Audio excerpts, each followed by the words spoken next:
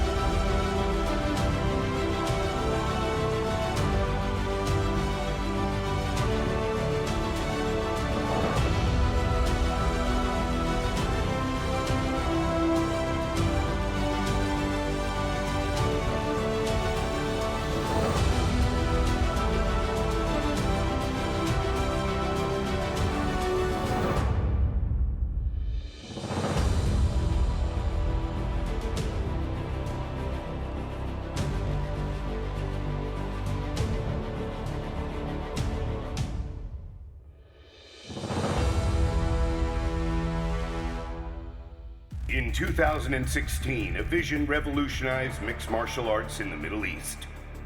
It all started with the evolution of MMA in a small island in the Middle East. The magnificent Kingdom of Bahrain, a land of ancient glory and bravery, thriving under great leaders and visionaries. The country is now home to the largest MMA promotion in the region, Brave Combat Federation.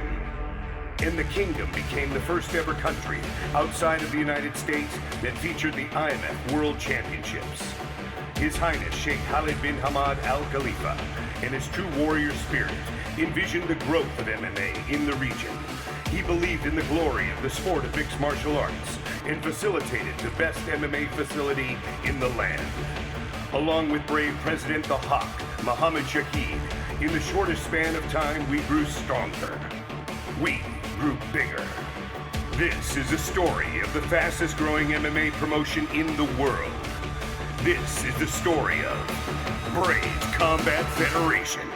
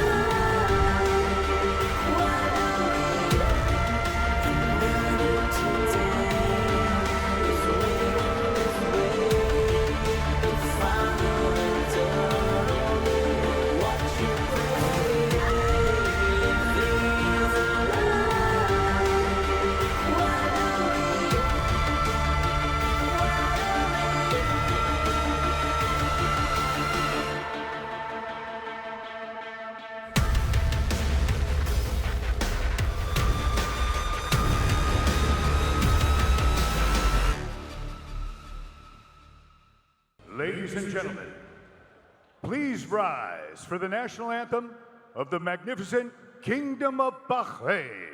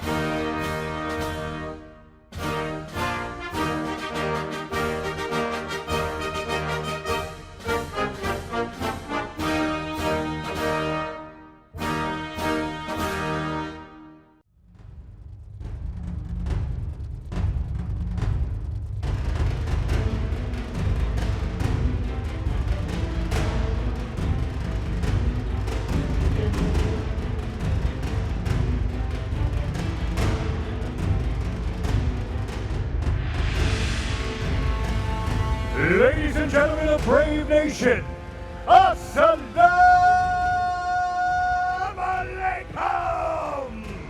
We are live from Combat Kingdom in the magnificent Kingdom of Bahrain, where the fastest growing MMA organization in the world returns to action for a legendary night for all the world to see. 3 title fights on the line, including hometown hero Hamza Kuheji fighting for the bantamweight title against Brad Katona of Ireland in a main event of the evening. Brave Combat Federation 57 is live right now. First off, I'd like to give our best regards to His Royal Highness Sheikh Khalid bin Hamad Al Khalifa. We are incredibly grateful for all the things you've done, changing the landscape of mixed martial arts worldwide and making the Kingdom of Bahrain the epicenter for combat sports. His Highness, you're a true life changer and dream maker, and we're blessed and honored to carry out your vision. Also, I'd like to send a shout out to Brave CF President, the Hawk, Mohammed Shahid, the leader of Brave Combat Federation, and the man that turns His Highness Sheikh Khalid's vision into reality. Ladies and gentlemen, before we begin, I have one question for you and one question only.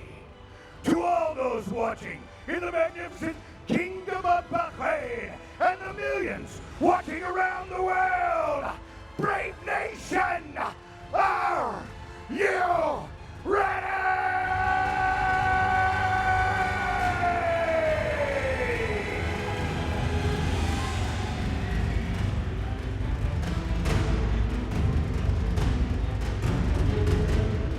Finally, a huge thank you to our partners, Green Hill, Gulf Air, Bahrain Jewelry Center, Wyndham Garden, Panama, and B1 for all their support in making this magnificent event a reality.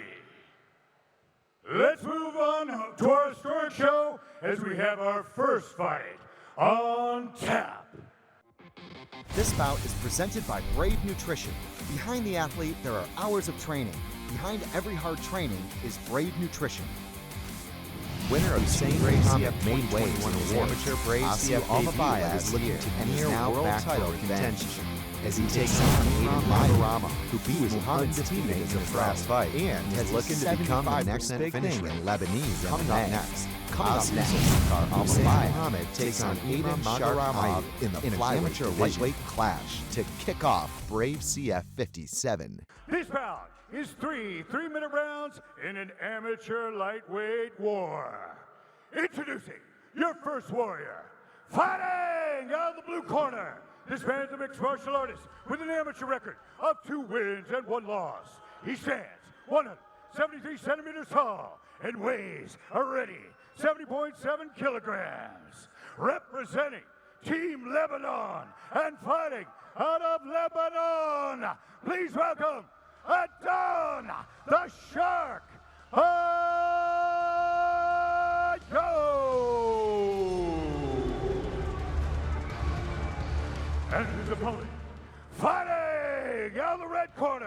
This man's a mixed martial artist with a perfect amateur record of 1 win and no losses. He stands 180 centimeters tall and weighs a ready 70.4 kilograms. Representing KHK, Team Bahrain, and fighting out of the magnificent Kingdom of Bahrain, give it up for Hussein Mohammed!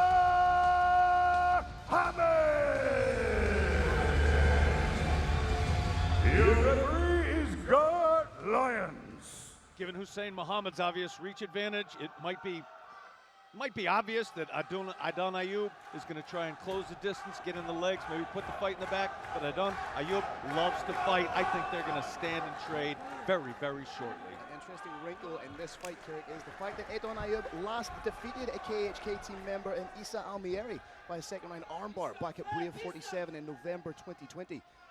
So could that be to the advantage of Hussein Mohammed? Nice shot over the top from Adon Ayub. As the shorter fighter, he knows that that overhand is going to be money for him. Big uppercut and a knee from Hussein. What a frenetic pace being started by these young amateurs. And on the takedown is Adon Ayub rushing Hussein Mohammed against the cage. Hussein Mohammed's got a fairly loose overhook on that arm, not quite a whizzer yet.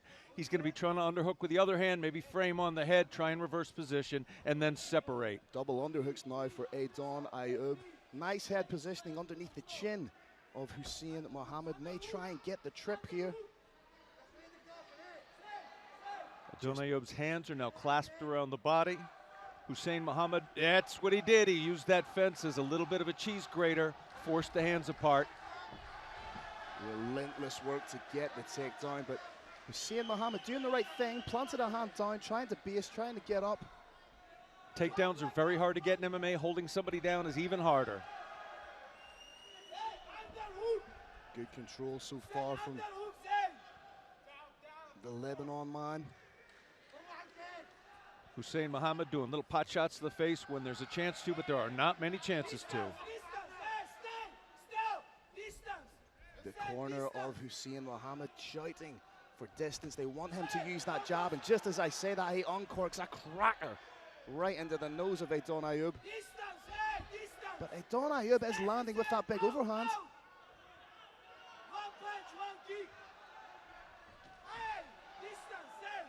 That's a nice kick from Hussein Mohammed. And what Mohammed really needs to do now is settle into the fight, start working off behind that jab, making sure that Adon Ayub can't get inside and initiate the clinch just as he has done. Very even game up there against the fence. Nice little shot, just a cheeky little uppercut from Adon Ayub. Little strength advantage for Adon Ayub. Hussein Mohammed obviously holding his own.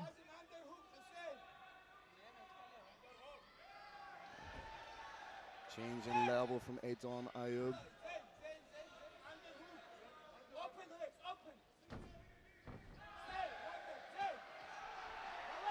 Adon Ayub being punished now with shots to the ear from Hussein Mohammed for attempting that takedown. Switches to the double, trying to give Hussein Mohammed something else to look about. Adon Ayub being very aggressive with his takedown attempts. However, simply attempting a takedown or even putting somebody down and having them pop back up counts very, very little. I'd like to see Adon Ayub focus on his striking just a little bit more in the next round. Very interesting first round. Frenetic pace started by both men. It was all about those big winging shots from Adon Ayub to open up and initiate the clinch. But then when Hussein Mohammed began to listen to his corner, utilize a little bit of range, he was being successful with that jab. You also have to keep in mind here that these young men are 19 and 22 respectively, opening what is perhaps the biggest card in the history of Brave Combat Federation. I've said that several times, but this time I really believe it. I do believe this is going to be the greatest night in Brave Combat Federation history.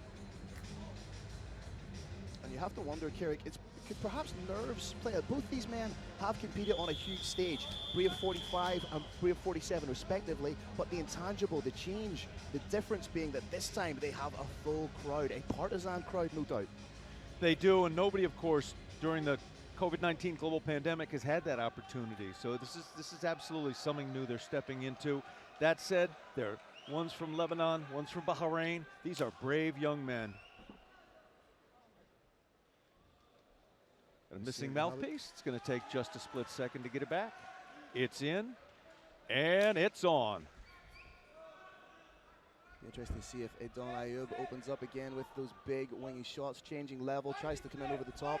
I want to see Hussein Muhammad throw shots and then move back, throw shots and then circle. He doesn't want to throw shots and keep moving forward. And he's doing it now. He's doing it now. He's moving in and out. He's using that range. Oh, he's landing at distance. He clipped him, and these guys are engaging in an absolute firefight.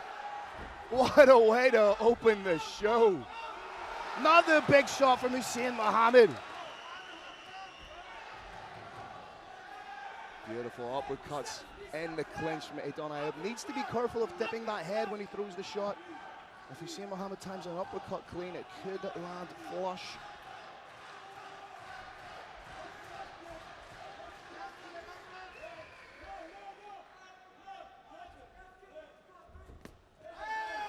Oh, beautiful 1-2 from Hussein Muhammad. He seems to have found the range a little bit better, but just as I say that, commentator's curse gets taken down. But Ayub incredibly closely matched. What this shows me, Kirik, is it really illustrates the level of amateur mixed martial arts in this region. It does, Phil. One of the things I love to see young fighters do is listen to their coach, and that's what we see right here. We've got Eldar Eldaroff, KHK MMA, head coach, shouting instructions, and his fighter is delivering on them. Hussein Muhammad just solidifying the position here. Great work by Ayub to turn in, creates the separation, and everything Ayub throws is with vicious intentions. Hussein Muhammad is now taking full advantage of that reach. When he was moving in behind his shots 2, 3, 4 times in a row, he's losing that reach advantage. Good shot in the middle again from Ayub, but Hussein Muhammad definitely switching it up a few gears in the second round. 1 minute to go. Those knees are also very, very intelligent. When you've got long, strong knees like that, it makes your opponent think twice about trying to get in close. Once again, just to reiterate, knees to the head are not permitted, as this is a unified amateur rules bout. Oh, great shot up the middle from Ayub. Perhaps a little bit of a shirt grab there from Hussein Muhammad. That knee looked a little bit close to the chin. Hussein Muhammad turning up the pressure now.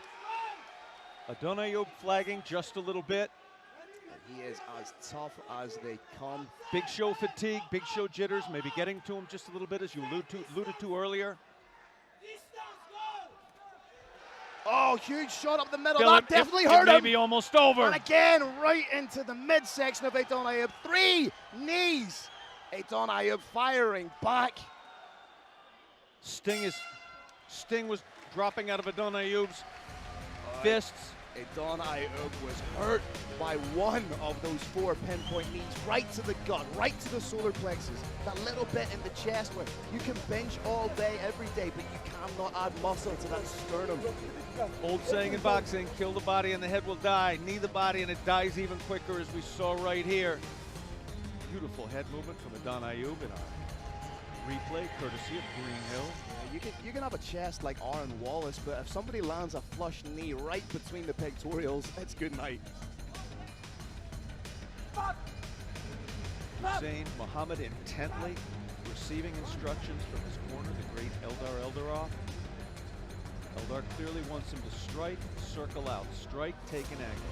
The interesting development is that I would usually be saying that the taller ranger fighter, Hussein Muhammad, should be trying to keep it at distance, but anytime he's been part of that clinch initiated by Ayub, he's fired off those beautiful pinpoint knees, so that's also a danger, and that's also going to stick out in the head of Ayub.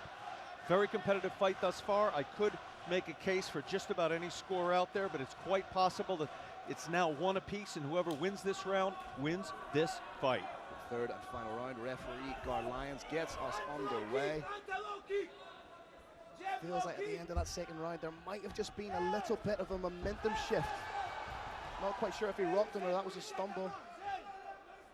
Ayub perhaps showing a little bit of inexperience by rushing in when he lands his shots, kind of smothering his work a little bit.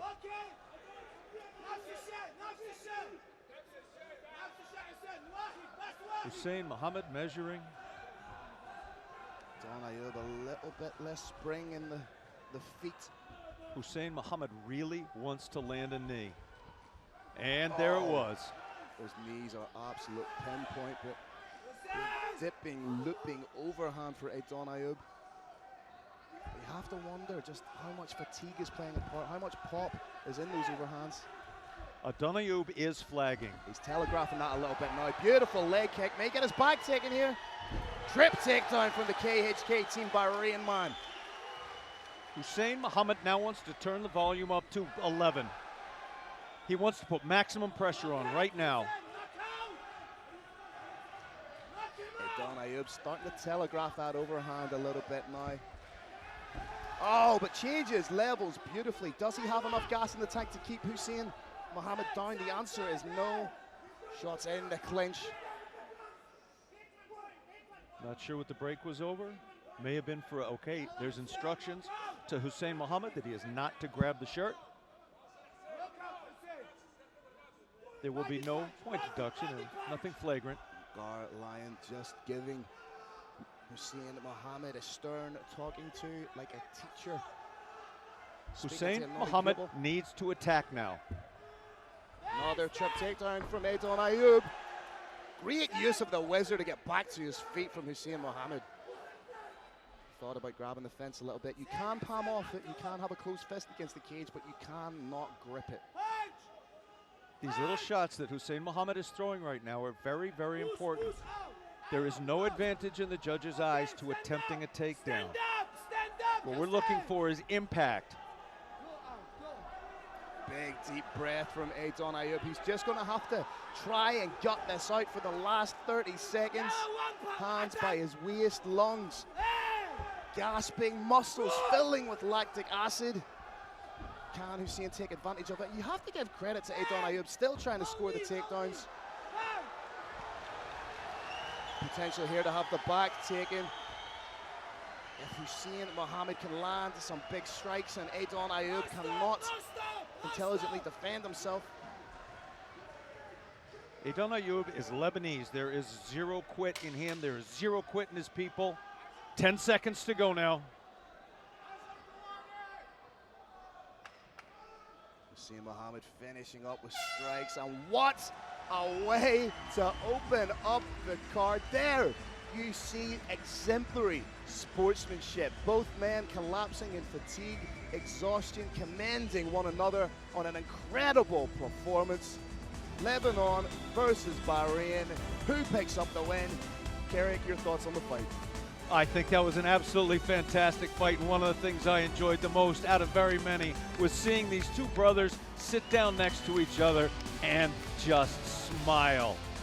As Shakespeare put it, he who sheds his blood with me shall be my brother. Not just mixed martial arts, but also a little bit of poetry from Carrick Jeunesse. The big man can do it all. Here you see some of the action, the big shots being winging in, but as the fight progressed, it seemed to be the superior cardio of Hussein Muhammad that made the difference in the fight. Big credit for the cardio that we saw here from Hussein Muhammad to his coach, the great Eldar Eldara. That's a man who tells you if it's time to wake up at 4 in the morning and do your 10 kilometers of road work, at 4 in the morning you wake up, you do your 10 kilometers of road work.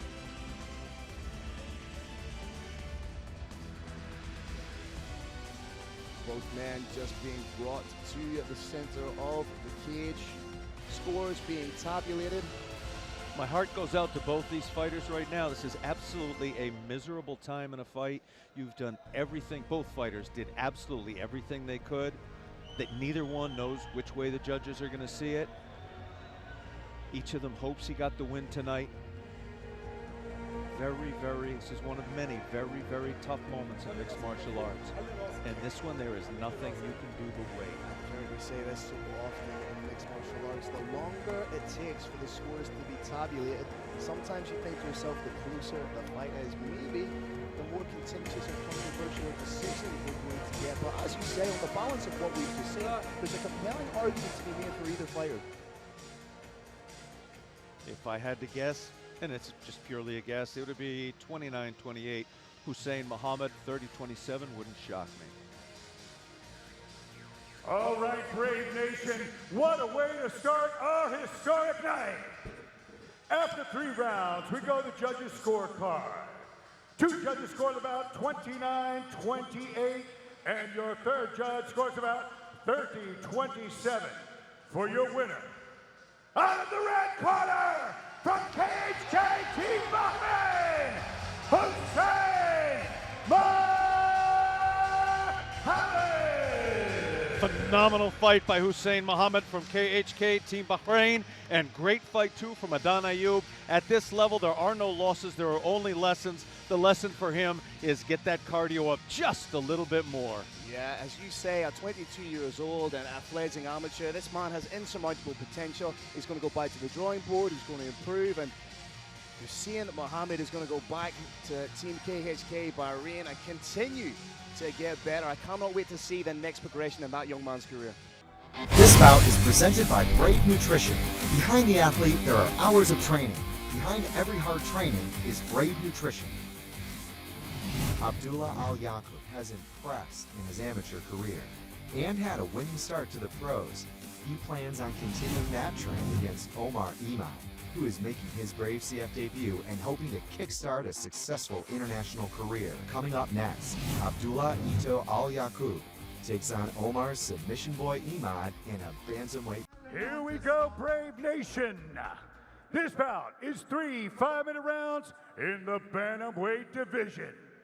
Introducing your first warrior. Fighting out of the blue corner.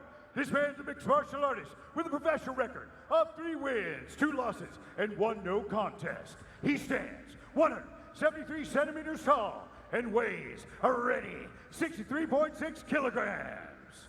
Representing Hell Team and fighting out of Alexandria, Egypt, please welcome Omar, the submission boy, Ahmad.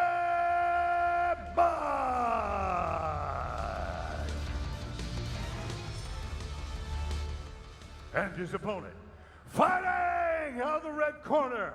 This man's a mixed martial artist with a perfect professional record of 1 win and no losses. He stands 164 centimeters tall and weighs a ready 60.4 kilograms. Representing KHK Team Bahrain and fighting out of the magnificent Kingdom of Bahrain, give it up for Abdullah Ito Al-Yakub.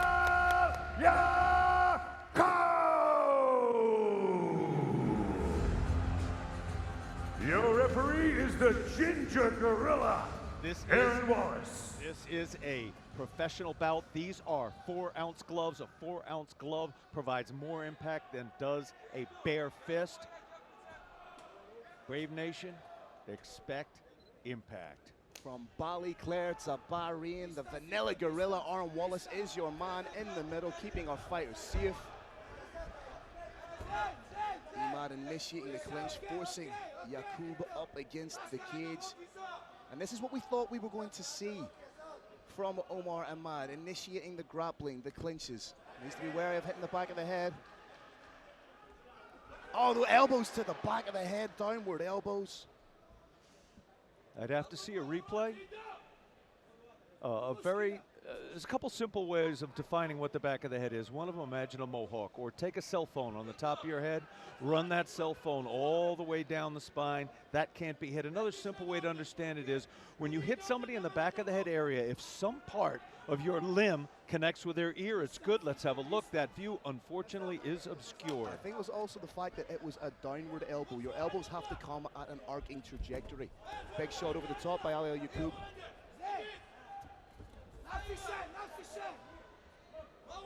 Changing levels well is Yakub.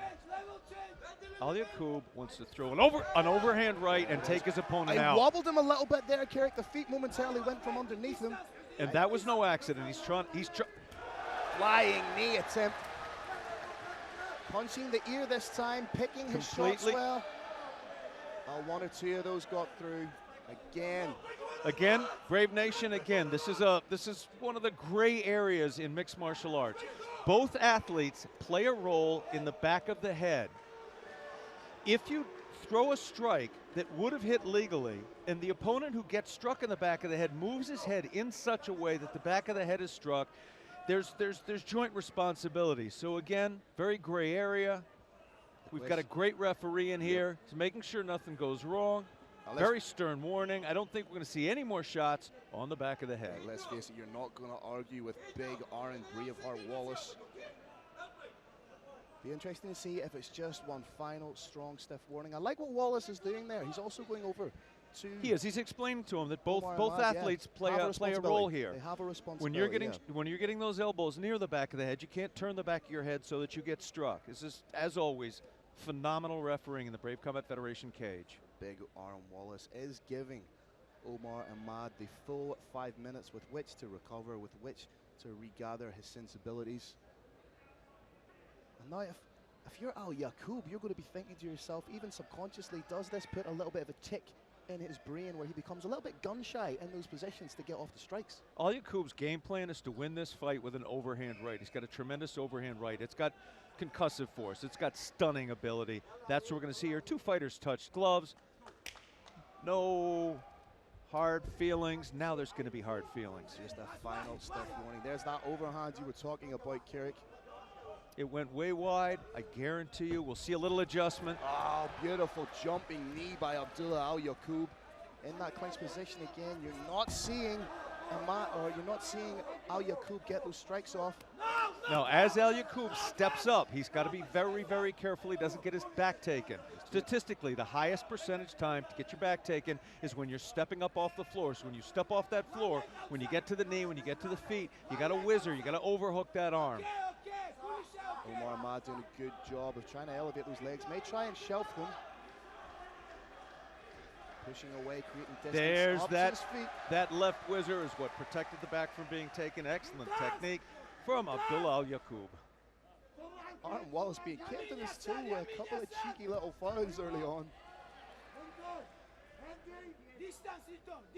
Nice reversal from Al Yakub. Now pressing Omar Ahmad against the cage.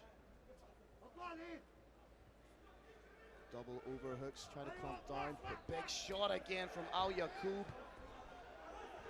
Head kick's there if he wants it. But the trouble with throwing the head kick is if you're not quick enough getting it back to the point from which you sent it, you then get taken down. That's right, Phil. If you watch too many highlight reel clips and you want to get one for your own, you don't understand the number of people that looked for that highlight shot and did not get it. Now you see Al Yakub thought about the hammer fist there. A little bit more tentative with his shot selection in those clinch positions. That was an absolutely legal shot. Yep. Omar Ahmad playing to the ref a little bit, is not going to get anything. Al Yakub trying to bring the head up of Ahmad, trying to dig in for underhooks. No punch. Control. Bit of a stalemate position right now. Omar Ahmad trying to get in on that single, get the fight to the ground where he feels that will be his clearest path to victory. Good balance so far being exhibited by Al Yakub. Almost has that leg out, trying to free him off, trying to create distance.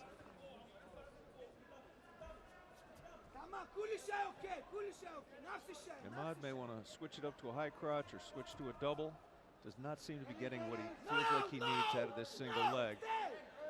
Eldar Eldarov instructing his fighter not to throw any elbows in that position. And big takedown by Omar Ahmad, and that's what I was talking about. Does Al Yakub then have to be very, very tentative and extra selective with his shots? He does. One of the characteristics of the KHK Team Bahrain fighters is they listen so well to their corner. Yep. We saw that one elbow. Eldar Eldarov was like, nope, and it stopped. That was very good advice. An elbow clearly to the back of the head might have been the end of the bout for a bout that I absolutely believe Abdullah Al Yakub is winning. At the moment, he finds himself taken down by Ahmad. And Ahmad is not necessarily doing much. He scored the takedown, but he's not doing a lot to progress. There is a thing in mixed martial arts called lay and pray. It's when you take somebody down, not to further your position, not to try and get a submission, not to cause damage with ground and pound, but simply to buy some time. Is it referee Arnold Wallace signing off the same hymn sheet, seeing enough there, or didn't see enough, as the case may be. Last 10 seconds of the round. Can someone land something definitive? Maybe an overhand right. Oh. A little bit late. A little bit of hard feelings maybe over a couple of things that transpired during that round. Very interesting round, Kerry. You have to wonder, has one of the most formidable tools that we saw of Ali Yakub been taken away from him a little bit with those 2 stern warnings? Because if he now throws an errant shot, you could see Ahmad playing up to it. And not only could he get a point taken away, you could potentially see a disqualification. I think it might well be a disqualification. I think it has been taken away. It's been taken away by a stern warning from our referee. It's been taken away by multiple stern warnings from his corner. We are not going to see any shots, I hope, that go anywhere near the back of the head. Now, near the back of the head can be one of the most, if not the most efficient strike in mixed martial arts. Back of the head is illegal. Last thing on earth you want to do in front of your home nation is lose a fight you are winning by throwing an illegal prohibited technique.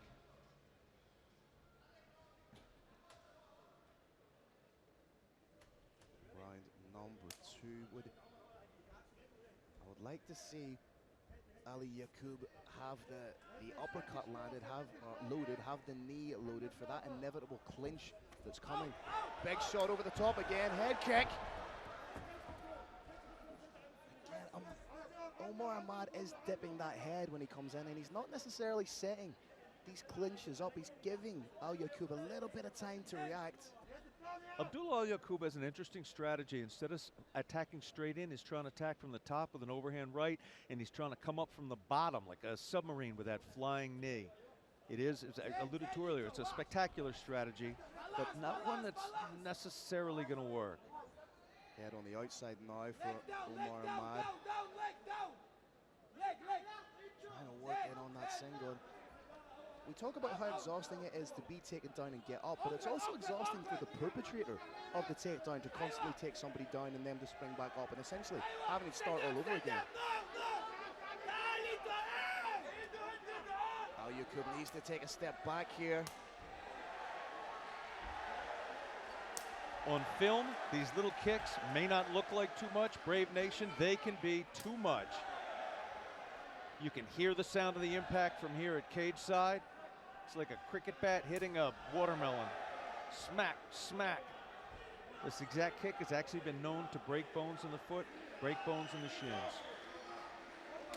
Oh, he had a little bit of a limp as he got up there, Carrick. I think his left leg might be a little bit impeded. Big overhand again from Al Yakub. Omar Ahmad has an excellent skill set. He's just not showing it all right now. Playing a little bit too much of a defensive game. Kicks in unchecked. In boxing, in prize fighting, in amateur boxing, defense scores points. That's not the case in MMA. Nice timing by Omar Ahmad. Ducked underneath the big shot. Again, beautiful use of the whizzer by Al Yakub. Finds himself in that anchor position of the half guard. May look to free him and unleash hell from this position. We're very close to being where elbows are the single most effective thing you can throw. Takes little energy, lands with great impact. Abdullah Al Yakub controlling with the underhook. Working the body, doing enough to keep himself honest. Omar Ahmad has the underhook on the leg. Was trying to use that to shift, create an angle for himself, but Yakub intelligently sits down on it. Omar Ahmad has a cradle of sorts from bottom. No longer. The corner telling Abdullah Al Yakub should step back right now, allow his opponent to stand back up, and then go back to trying to land that overhand right and jump knee. Omar Ahmad momentarily thought about attempting to stand up, but the thing There it is. Oh, I was just going to say they're about to be stood up. Again, a much stronger round. How heavily muscled is that young man's back? Beautiful sprawl, knee to the body, huge. The wind taking clean out of the seals of the submission boy. Omar Ahmad nodded, acknowledged that was a big shot. Omar may be hurt. He may be hurt. That body shot may have done even more than he acknowledged. Finding it hard to get his breath back, to get his senses around him, and is a little bit prone right now. Desperation takedown, heavy hips and sprawl from Yakub. You have to think it would be within his best interest now to stand up out of the guard. There it is. It's not the legs he wants to be kicking right now. It's the body. That body is compromised. When you get hit in the head, after even if it's a tremendous shot, 5 to 10 seconds later, as long as the referee hasn't stopped it, your head is clear. When you get hit in the body, it's cumulative. A little bit goes away, but not a lot. I can tell you Omar Ahmad's body still hurts. Abdullah Yakub wants to step back, allow his opponent to stand up, and commence to hitting that body.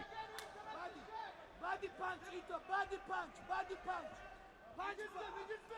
Oh, beautiful shot to the body from Ayub.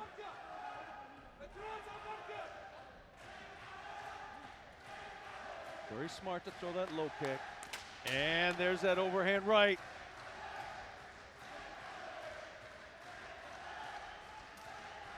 Again, very smart to throw that little pendulum kick, and round ends.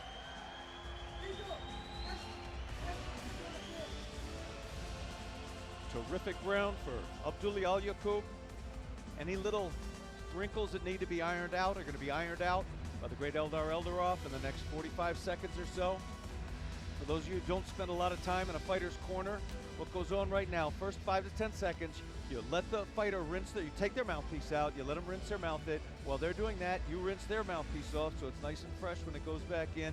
Give them a chance to catch their breath. If they're not breathing properly, you tell them to breathe properly, and then you give them 2 pieces of advice. One thing not to do, one thing to do, and then that's it.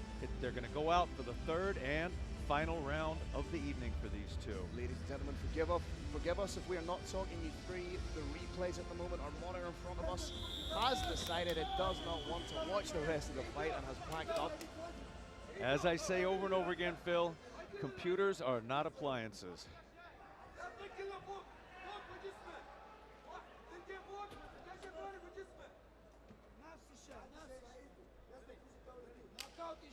I've got big respects for Omar Ahmad's skill set. I just want him, he's got great kicks, great punches. There's the beginning of some kicks. I want to see him let those hands go straight down the center.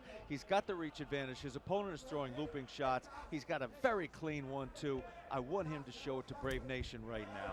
Nice inside leg kick. What I've enjoyed about the performance thus far from Yakub is the way he's grown into this fight. Faced a little bit of adversity again with a jumping knee. Needs to be careful in this position with those shots.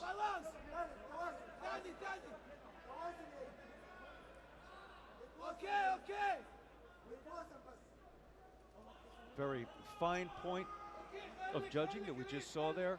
An open hand on an opponent's face pushing can have the potential to inadvertently push into the eyes. That, of course, is forbidden. There was not a warning there because it wasn't happening. There was just a reminder that no pressure can be put on the eyes from that open hand. Omar Ahmad trying to get the takedown. You wonder how much he has left in the tank. We did see him start to flag, start to fatigue a little bit at the end of that second round. Had a big knee to the body, which seemed to deplete the energy levels. Yakub working the body now. Abdullah Yakub very, very wisely is listening to his corner and no longer throwing hammer fists or downward elbows anywhere towards that back of the head region. We've got a quick timeout. I don't know what for. A little bit of an eye poke, perhaps.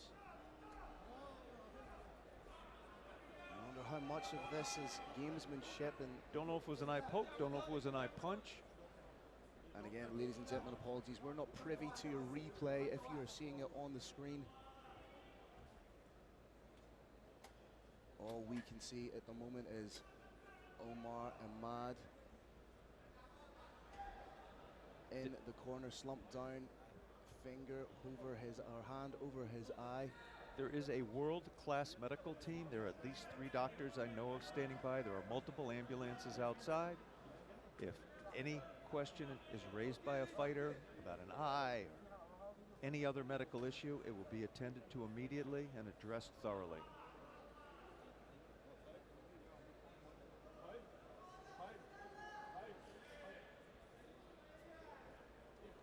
We're not quite sure what's happening. Got a towel coming over to dry the area.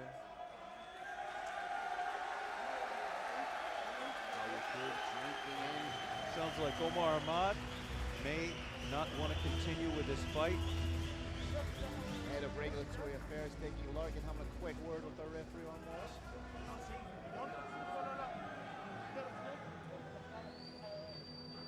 Arn Wallace, I think, believes the fighter can continue. Medical staff, I think the fighter believes the fighter can continue. The fighter does not want to continue. Omar Ahmad has chosen not to fight. Your winner, Abdullah Al Yakub from KHK Team Bahrain. It's not precisely the way he wanted to fight. Wanted to win that fight, but he tried his hardest to win that fight the way he wanted, with a big overhand right, with a jumping knee. We don't have an official time. We don't have the official word of precisely how it was stopped, but we do have a winner, Abdullah Al Yakub.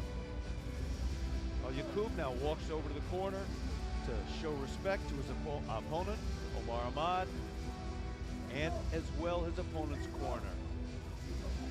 One of the many parts of mixed martial arts that I love so much is at the end of the fight, each fighter goes and speaks to the opposite fighter's corner, receives congratulations, and extends respect.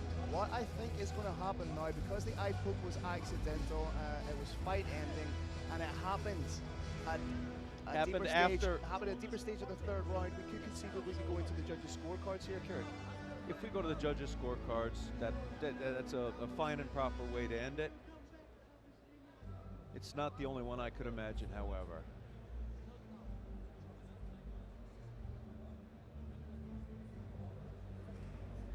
Here you see some of the work being done early in the 1st round.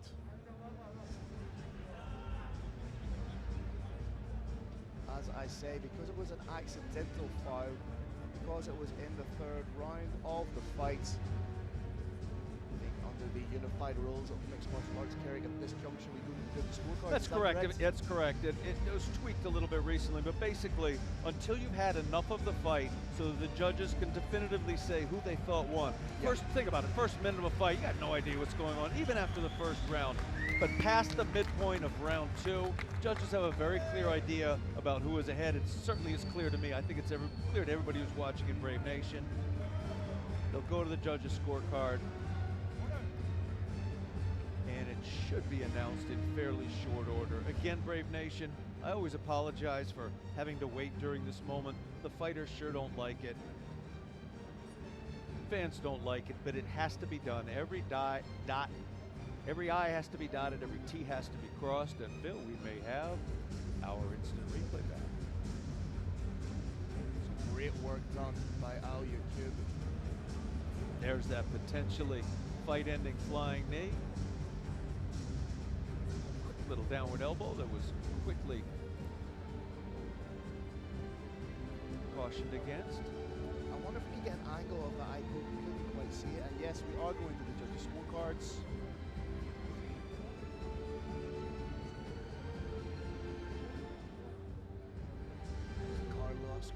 Yet to make his way into the cage for the official decision. But you have to say, with the greatest of respect to Omar Ahmad, as the fight was progressing, Abdullah Al Yakub was edging away. He was taking that, there was like the tortoise in the hare. He was gaining traction slowly but surely.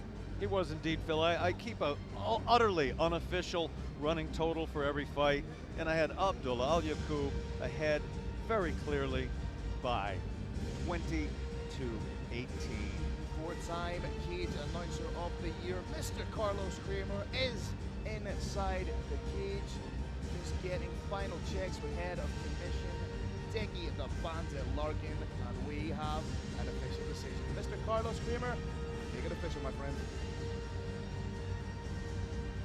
All right, ladies and gentlemen, another great war on our brave CF 57 historic night. This match comes to an end with a technical decision given to our winner out of the red corner from KHK Team Bahrain, Abdullah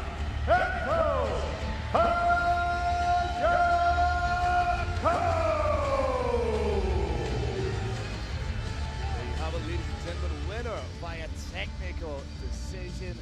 Abdullah Yakub runs his professional record. All right, brave nation in the magnificent Kingdom of Bahrain, Shukran, you are incredible!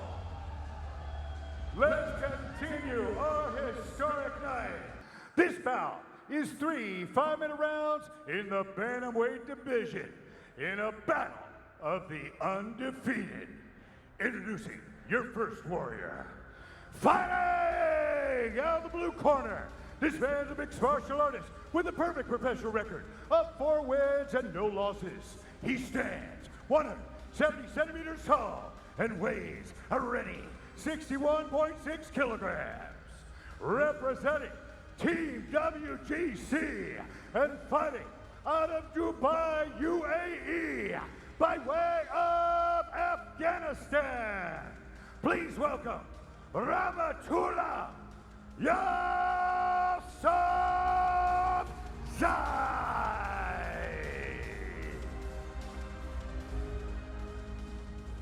And his opponent, fighting out of the red corner.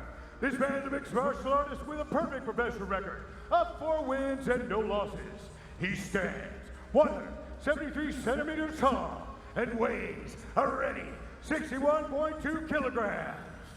Representing KHK Team Bahrain and fighting out of the magnificent Kingdom of Bahrain. Give it up for Madoff, Idrisoff.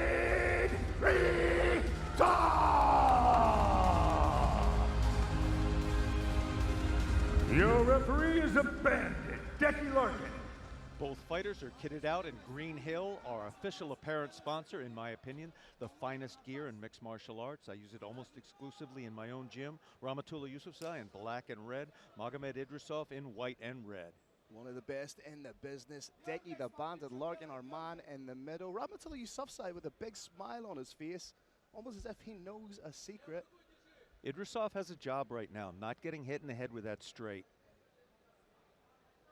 Absolute dynamite power in the rear hand. In the southpaw stance is Rahmatullah Yousafzai. Southpaw fighting is a little bit unusual. It prevents a wrinkle in mixed martial arts. Each fighter wants to keep their lead foot, as you saw right there very intelligently from Idrisoff. You want to keep your lead foot on the outside of your opponent's lead foot. That lines up your straight, sort of like a jab. And it does take the orthodox fighter a minute or two to get accustomed to fighting the southpaw, as there's such a rarity in mixed martial arts. Nice shot to the body from Idrisoff. Phil, I liken it to going from the United States of America to England and having to drive on the other side of the road. As you said, it takes a little bit of an adjustment. Everything's a little bit backwards. Oh, that is timing. Absolutely sumptuous timing. Anticipated the shot coming in from Rahmatullah, and this is where Magomed Idrisoff does some of his best work. Such a competent grappler. Phil, fans swoon when they see a flying knee, when they see a hook knockout, but timing like that, that level change, getting it on the hips like that, to me, that is every bit as beautiful. Just easily transitions from the guard to the side control position, low with the hips, has the underhook to control Rahmatullah on Rahmatullah's left side, just to stop him from turning the basin. Brave Nation, it's sort of common knowledge that that knee to the body from the ground doesn't do very much. Let me tell you, that knee from Magomed Idrisoff, it's doing too much. Rahmatullah reclaims half guard. But one of the real hallmarks of the KHK Team Bahrain guys is they get in these positions and they don't rush. They prioritize position before anything else. Trying to isolate the arm. The right arm is Idrisoff. If he can get the crucifix established here, which I believe he has, these don't need to be huge concussive shots. They just need to be accumulative. Triangle. Over, potential triangle from the top. Very, very. There is a double, if not a triple threat here right now. Could also work for the straight armbar in this position.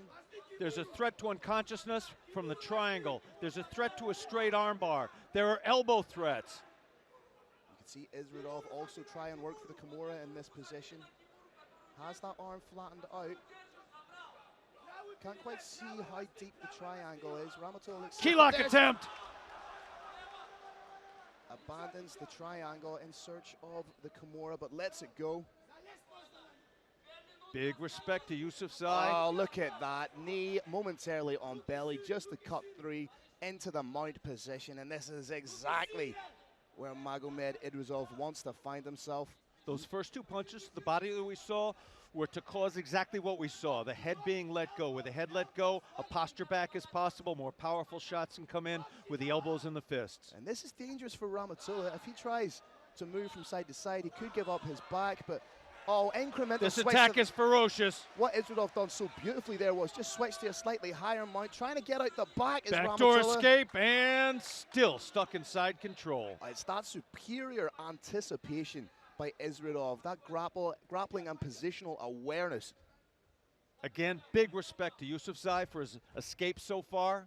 Unfortunately, under mixed martial arts rules, escapes don't count for anything. Defense doesn't count for anything. Very different sport than is boxing. Arm around the head here, needs to be wary of the Von Flue choke. Working ever so slightly into the north-south, abandons it. If he continues to work just like a ticking clock around the head, he could have got the north-south, but lets it go in favor of punching his opponent in the face. Again, could work for the Von Flue here, or shrug the arm off for the Kimura. Ramatola needs to let go of that neck. It's a dangerous position for him to be in. Ramatula's greatest skill set, of course, is standing up, putting his opponent to sleep with a straight. And this is the definition of mixed martial arts that we're seeing here. Whatever your opponent is best at, you shut that down, you try and employ what you're best at. And that's what we see so often in mixed martial arts. There's a misconception that guys go in there and just throw leather, and two men enter, one man leaves kind of method. But what we've seen with the evolution of the sport is just how intelligent these fighters are. Big shots being landed by Idrisoff to finish the round, really making a statement in the closing stanzas of the first round. And you have to say, Kirik, excellent pretty much round. From the get-go, it was all Magomed Idrisoff. Excellent round from Magomed Idrisoff. You could make an argument that that's a 10-8 round. I would give it a 10-9. Based on that, maybe I'm wrong. I was going to say based on a lack of significant impact. That knee to the body was mighty. Key lock attempt had something on it. And you see that the submission attempts, the multiple strikes from the top position.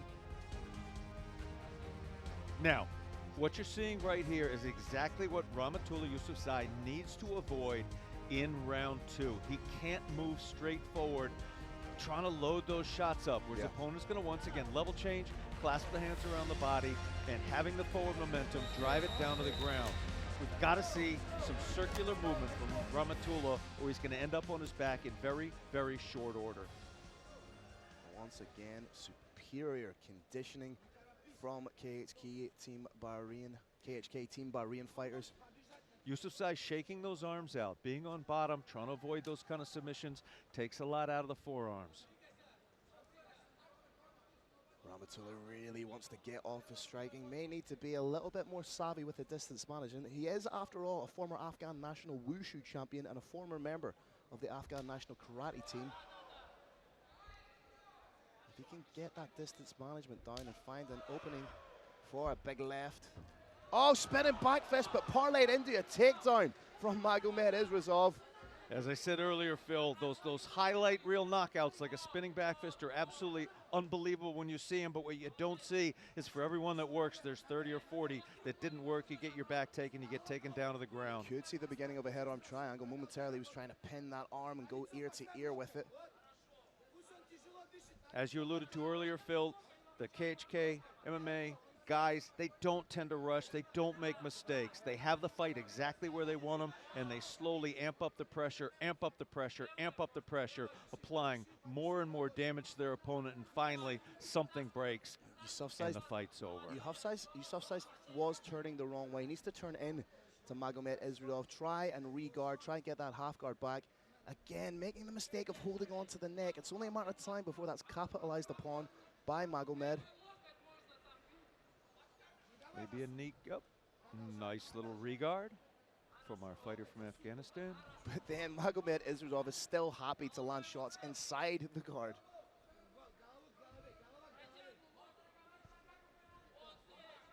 Again, it's economy of energy and efficiency of energy from Idrisoff.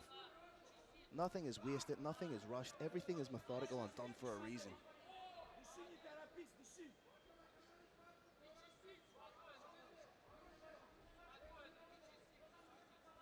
All the way down at the minute is Idrisoff, just landing those strikes. At this point, Rahmatullah Yousafzai probably wants to get a foot in the hip, try and create some distance, kick his opponent back, spring back up to standing. And this has to be so frustrating and demoralizing for Rahmatullah Yousafzai. Winning from the bottom like Royce Gracie did at UFC 1 is very, very difficult. In this, the modern version of the sport, and up against the cage, it's very, very, very difficult against a fighter the level of Magomed Idrisoff. I don't have enough varies. There are only 2 times I can really remember a fighter winning off his back, that being Bas Rutten against Kevin Randleman, and recently at Clan Wars back home in Ireland, Jordan Jumbo O'Neill getting it done, actually knocking out someone from his back. Idrisoff getting a little bit of a telling off for shots to the back of the head. Again, it's just constant methodical work. He knows what to do, he knows to do enough to stop this. It's almost Chael Sonnen-esque in its application. Foot on the hip from Rahmatullah Yousafzai. It's very hard to convey how physically debilitating, how difficult fighting is. If you haven't actually been in there, it may look like any other sport, like tennis, that you can go on and on. You can't. You have to marshal your resources very, very carefully so you don't burn out. That's what we see so much from these KHK Team Bahrain fighters. Well, put it like this, Kirik. You play other sports. You play football. You play soccer. You play tennis. You do not play MMA. Indeed, Phil. Indeed.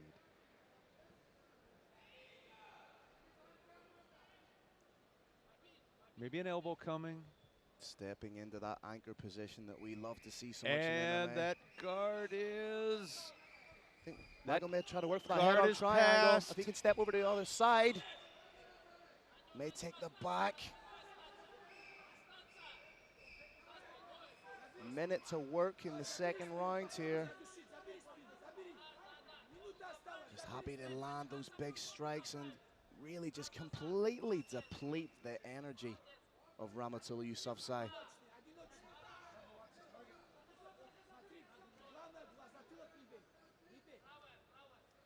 Working the body, working the head.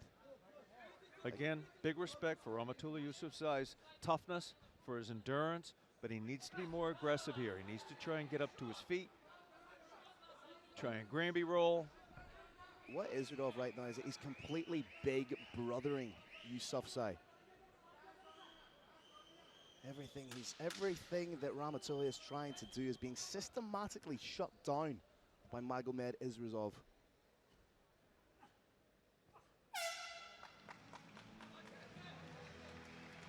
Now the interesting wrinkle going into the third and final round, Rahmatullah Yousafzai is smart enough and acutely aware of the nuances of this sport to know that he is down 2 rounds. His go-to weapon, if you like, is that big left, that big overhand, that knockout punch. Does he have enough in the tank to go hunting for that? And also, if he goes hunting for it, does that mean he's even more susceptible to the takedown? He's got enough. He does. He's got the strength still in him. He's got the heart still in him. 100%. I guarantee you, bet every piece of the money I've ever made or I ever will make, his heart is absolutely unbreakable. He's got a fairly bladed stance. That's a relatively easy stance to move forward and back with, and that's what he's got to do. When he comes out there, he cannot stand feint a little bit and throw a shot, or he's going to get timed and he's going to get taken down again. If when he comes out, he's in that bladed stance and he's popping in and out, then he's got a chance to land that straight, and that straight is, I believe, his sole chance of winning this bout. Idrisoff as fresh looking as he was in the first round.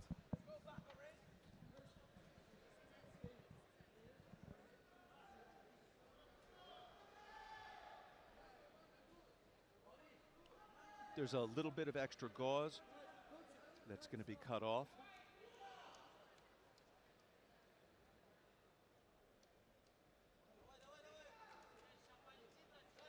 And if you're Rahmatullah Yousafzai right now, you know that you have to go for broke. But of course, Phil, if you go for broke too hard, you get to where you don't want to be the most even quicker. Yeah, so it's pick your poison.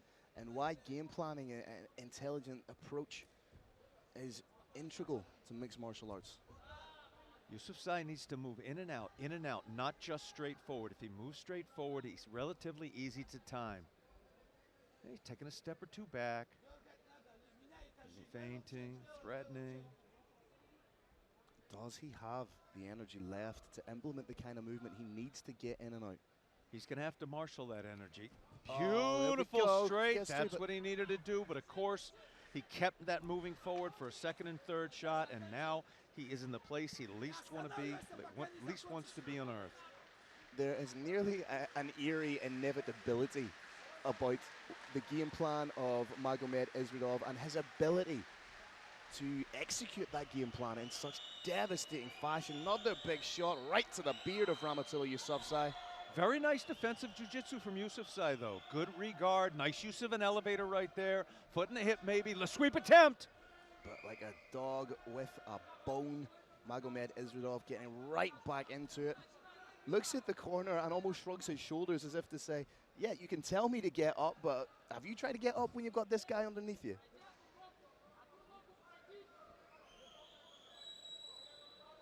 Gravity pulls just a little bit harder when Magomed Idrisoff walks around. That's a lot of weight on top.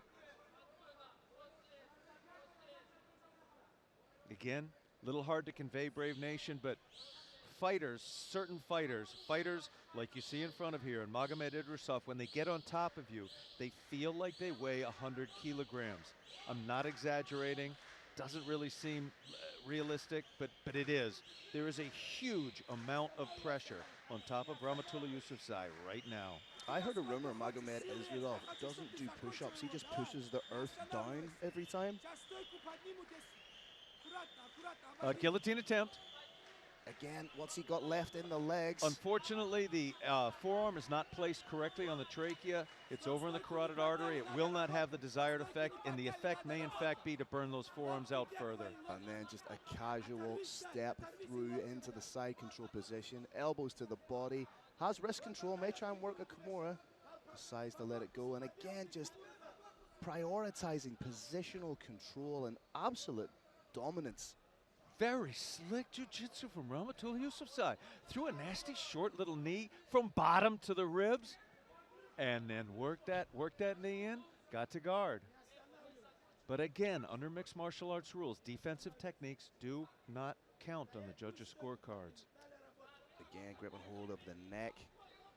Rahmatullah Yousafzai. Scope there for Idrisoff, just a step through again into side control, step over into it. There it is. Trying to work a Kimura. Can't quite see from our angle if he has it. We've got the far angle. I'd like to see a little bit closer. I'd like to see from the other side if he has it. Yousafzai was framing for a little bit with that forearm in the hip, trying to push his opponent's Oh, ribs there down we see. He looks the like knee. he looks like he has it. Steps over the head. There's the triangle coming. Could be looking at the beginning of the end.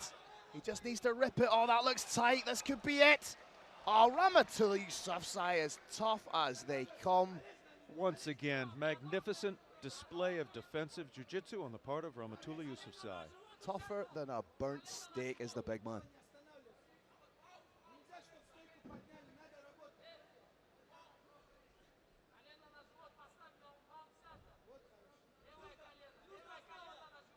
I know it's not really going to be much of a consolation for Rahmatullah Yousafzai should he end up going to decision, but potentially be a little bit of a moral victory. There is nobody on the globe who can question the toughness of Rahmatullah Yousafzai. Right into the mount. He's essentially gone through the gambit of every position you can on the ground in mixed martial arts. It's almost like an instructional video of how to. Back take may be coming. Rahmatullah Yousafzai momentarily. I like what Rahmatullah Yousafzai done there as he was turning. He landed a little short elbow. A little spinning elbow Oh, ahead, but and here comes the payback. Smashed with elbows from the top position. I can feel Magomed Idrisoff saying to himself, you like elbows? Here's one. 10 seconds in the third and final round, and what's been an incredible display from Magomed Potential Idrisoff. for a heel hook here. Don't know if he has time for it. What a fight and performance from Magomed Idrisoff. He done essentially, if I'm going to be hypercritical about his performance in the fight, I'd say he did absolutely everything except finish. Those finishes were not for lack of trying. There was absolutely strong submission attempts to the point where I thought an arm might have broken. Maybe we got to look at some of that in our Green Hill replay. That was the straight left hand that, with a little bit different timing, if Magomed Idrisoff wasn't so good with his distance management, that straight left might have ended it. Again, you see guard to half guard. There's those elbows that closed it out. Knee on belly into the mount, threatening with submission, landing elbows, landing big shots. The full gauntlet, putting on display his entire MMA arsenal in there. Quick question, Phil, while they're tabulating the scores, did you see any of those rounds as being 10-8? I think the last round there potentially could have been a 10-8 purely because I think Magomed Idrisoff spent around 4 minutes and 30 seconds in a veritable plethora of top positions. I agree with you. I'm going to call this one a 13-26, fairly unusual score in mixed martial arts. Not one you see every event by any means, but I do believe that it's going to be 30-26, or perhaps as likely 30-27. For those of you not aware of the intricacies of mixed martial arts events, each of the judges placed at a different spot. Their scores have been collected, tabulated by the head judge, handed over to Carlos Kramer, and the big man is about to make it official.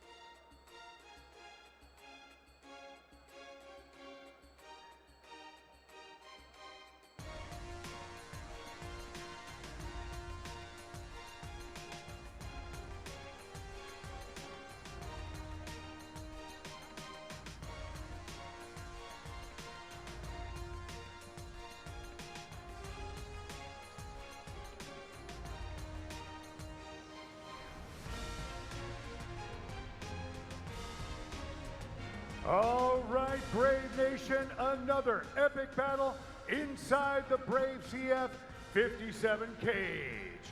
After 3 rounds, we go to judges' scorecards. Your first 2 judges scored about 30-27.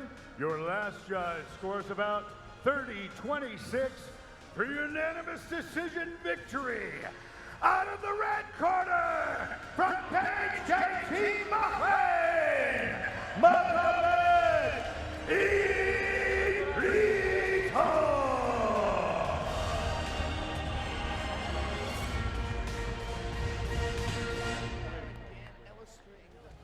All right, Brave Nation, let's continue with another epic bantamweight bout inside the Brave CF 57 kg.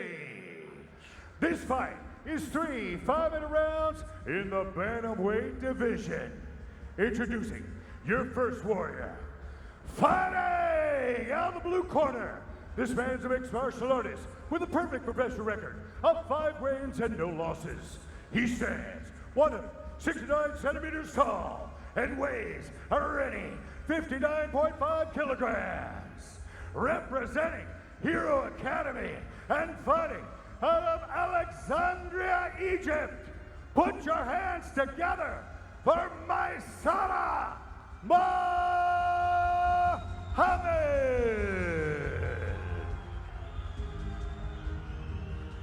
And his opponent, fighting out of the red corner.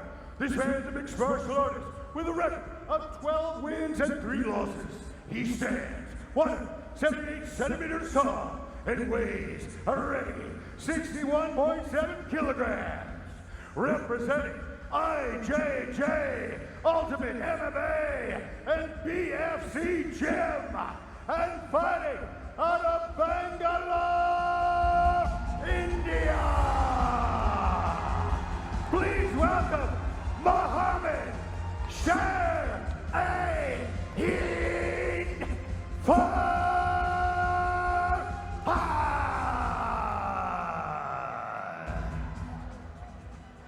Your referee is the Vanilla Gorilla, Aaron Wallace.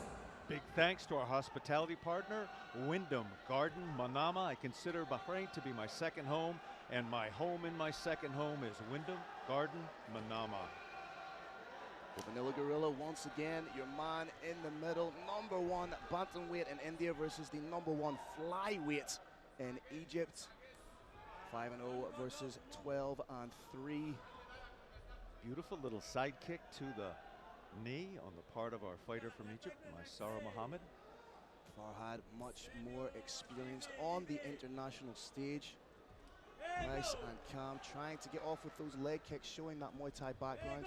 Changing levels well, kick to the leg, kick to the body. Wasn't quite on court with the hands yet. Little fake of the knee to try and elicit a reaction from Maysara.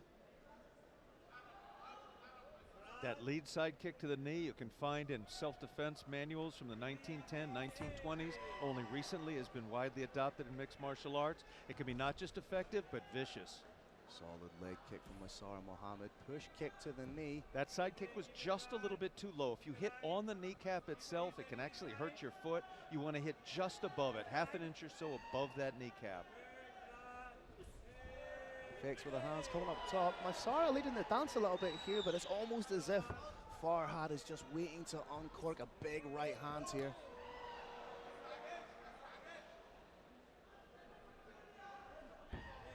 Farhad clearly getting some tells, getting some reads, trying to download knowledge about his opponent, but he's got to start using them because he is falling behind slightly on the judges' scorecards. Parlays a kick into a spinning back kick. Both men keeping a low stance. Neither one seems interested in clinching with a takedown right now. Interestingly, neither man has a win on their ledger by submission. They like to get it done on the feet, and if you have knockout power... Beautiful straight right hand. If you have knockout power with these tiny 4-ounce gloves. So I was alluding to earlier, Phil, when I said he's getting a lot of reads here. He's getting tells. He's learning what his opponent does at certain points, and then he's trying to take advantage of him with that big right hand. Maysara Mohammed got a big straight of his own. He's got it cocked by his jaw. Game plan of Maysara Mohammed seems to be to attack that lead leg, particularly the knee of Farhad. Attacking that knee joint, if it injures the joint, great, that's a win. It also allows you to maintain distance, keep your opponent where you can set up that high round kick off your back leg. It also takes the pop out of the step. As we know, Farhad's so good at changing and covering distance quickly. You take the knee out, you won't be able to be as quick to the punch, as sharp. Maysara showing, as you referred to earlier, a little bit of a karate stance, a little bit of a taekwondo stance, not setting down fully on his shots. It means they don't hit quite as hard, but it definitely increases the likelihood of them landing. No rush or impetuousness on the point, or on the part of Farhad at the moment. Both these fighters can knock the other one out in a split second. If either of them shows any impetuosity, it could end in a split second.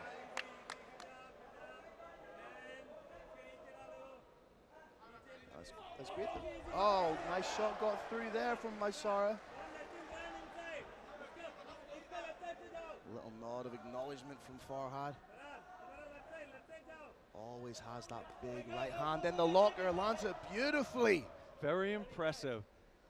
Suffered a three-punch combination, one of which hit. Delivered a three-punch combination, one of which hit.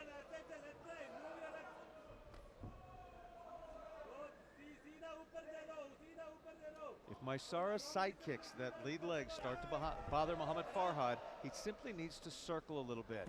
Nice that kick is no longer there when you circle around. Nice little check kick from Maysara, caught Farhad coming in.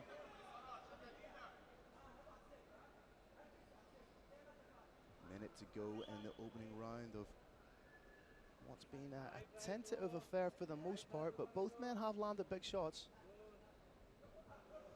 Little interesting psychological wrinkle. They're actually staring at each other's eyes. Ordinarily, in a fight, you stare at what's called the T. There's a line, line between the point of the shoulders, right down the middle of the body. There's a letter T right there.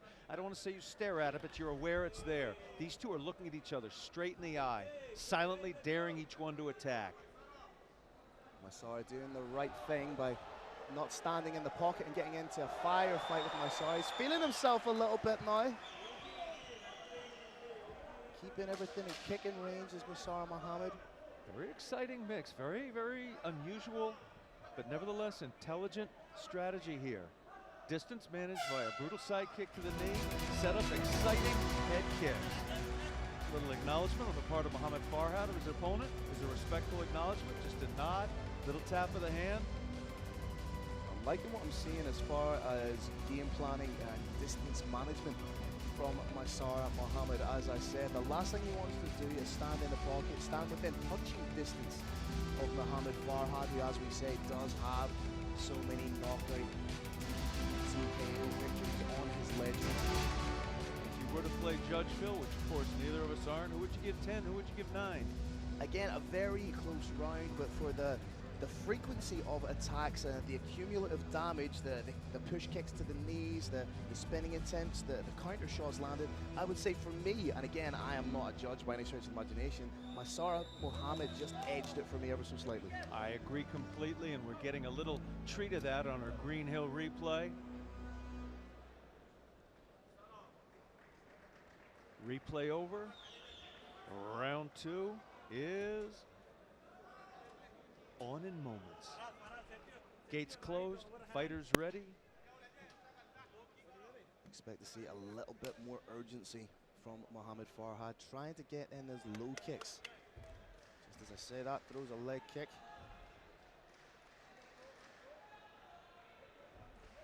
Chance of let's go Egypt. Starting to rattle through the crowd a little bit.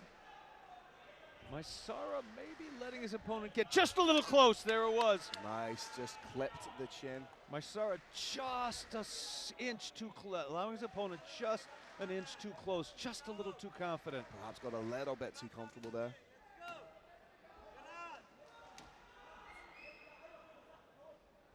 Farhad as yet hasn't chosen to close the distance and get into that danger zone.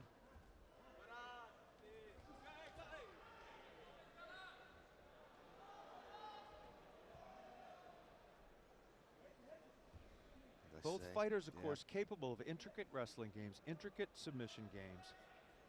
But right now they are intent, man-to-man, on seeing who's the better striker. Maysara Muhammad has held multiple regional titles in his native Egypt. Trying to put it all together now. You can see that he has that professional K1 boxing experience.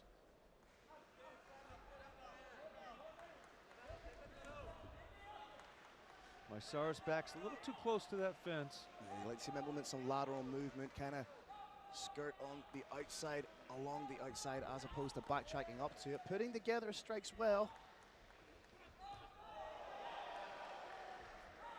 It just comes so quickly. And I think bantamweight seems to be a much better fit here for Maysara Muhammad. Interestingly, though, it's Farhad in on the takedown. Little change of pace here with big results. We did not see this coming. Big takedown, huge fence grab. Oh, we're gonna get a stern warning for the fingers inside the fence. The referee, Aaron Wallace, was not happy about that. Yes, the takedown was completed, but it stalled the momentum of the takedown a little bit. What we were going to see was a big dump takedown, but what we saw was the impact being lessened from the fence grab, which allowed Maysara Mohammed to get back up a little easier. Be very interesting to see where this fight has started from. See restarted from standing. There you see, and it just takes a little impact out of it. Right back into the action.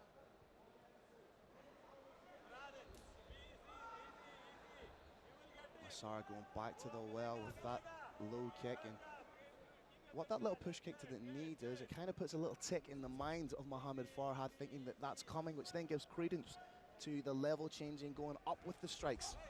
Same thing with that little feint of an outside single. Showing the uppercut to try and elicit a reaction, turns it into the straight. Isn't far away when he's going to the head with that kick. I think Mohammed Farhad should have pulled the trigger when he saw that back exposure.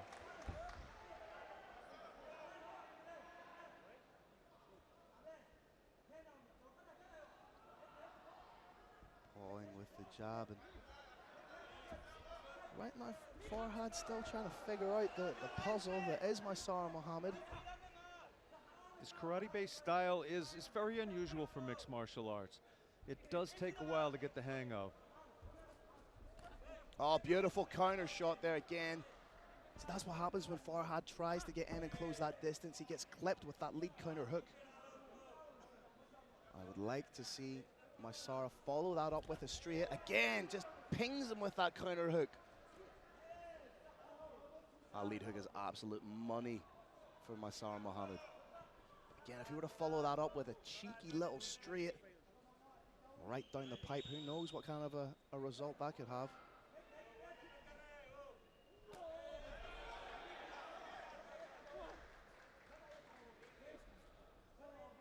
If anything, it's Maysara Mohammed who's been turning up the work rate a little bit in the second round. I think he edged it out in the first round. That may have given him a degree of confidence, lent him a little more fire for round two. Yeah, giving him that little bit of a bump to think, yeah, I deserve to be in here with somebody like Mohammed Farhad.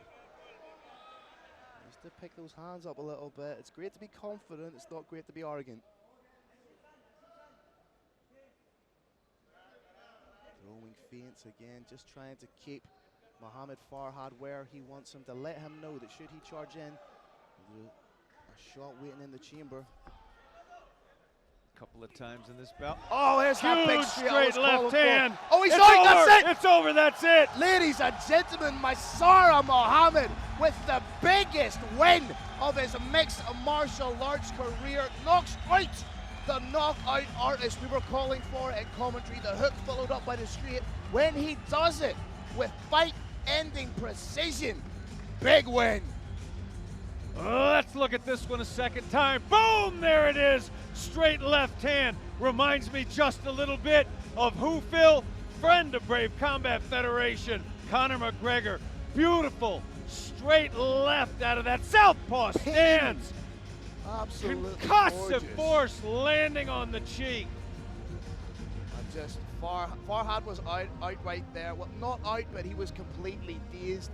Referee Aaron Wallace giving Mohammed Farhad every opportunity to continue in the fight. Forced to stop the action. Maysara Mohammed moves to 6-0 with his 4th win by a KO or TKO.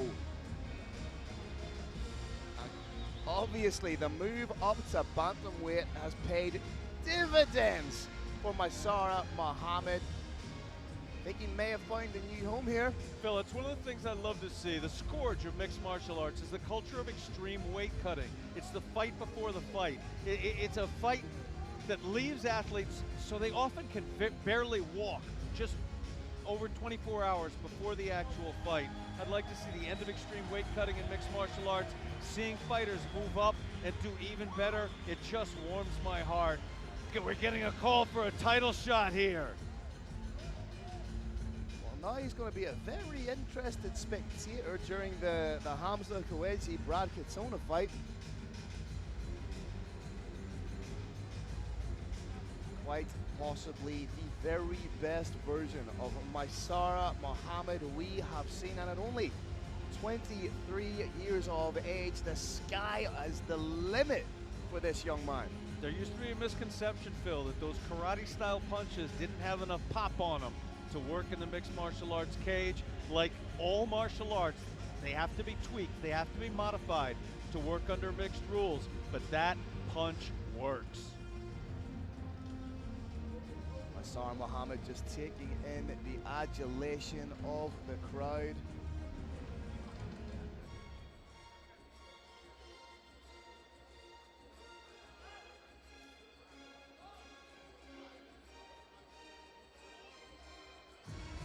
Celebrating with his coaches, and as I say, who knows what's next for this young man? Referee Wallace calling him into the center. Carlos Kramer is ready to give the official decision.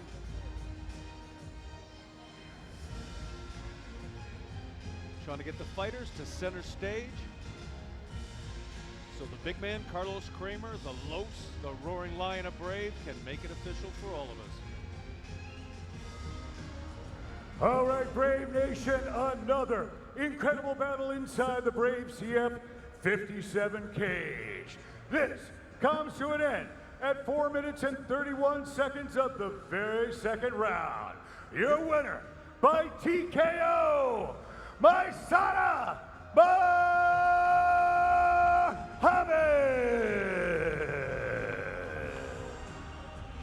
Makes the gesture that he wants. All right, Brave Nation, let's continue.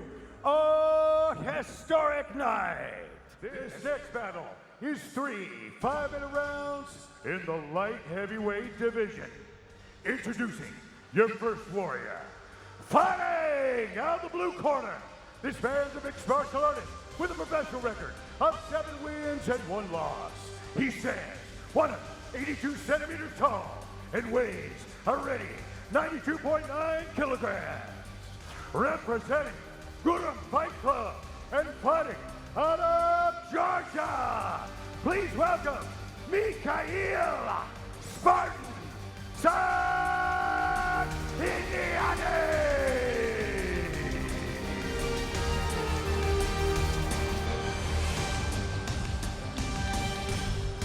And let's welcome his opponent, fighting out of the red corner.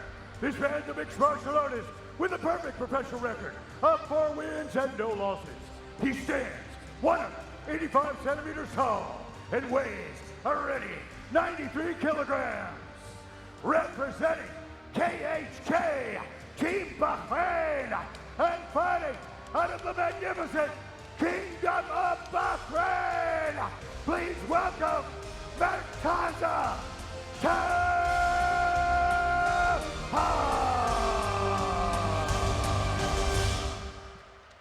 Your referee is a bandit, Decky Larkin. Brave Nation, you are about to witness power. Let's make some noise! Always exciting to see big light heavyweights in there. Murtaza so workmanlike in his approach, gets in, gets it done. Another day at the office for the big man. Light heavyweight division, in my opinion, the most dangerous. Heavyweights tend to be not always in the greatest condition, not always the greatest athletes. Start getting smaller, don't hit quite as hard.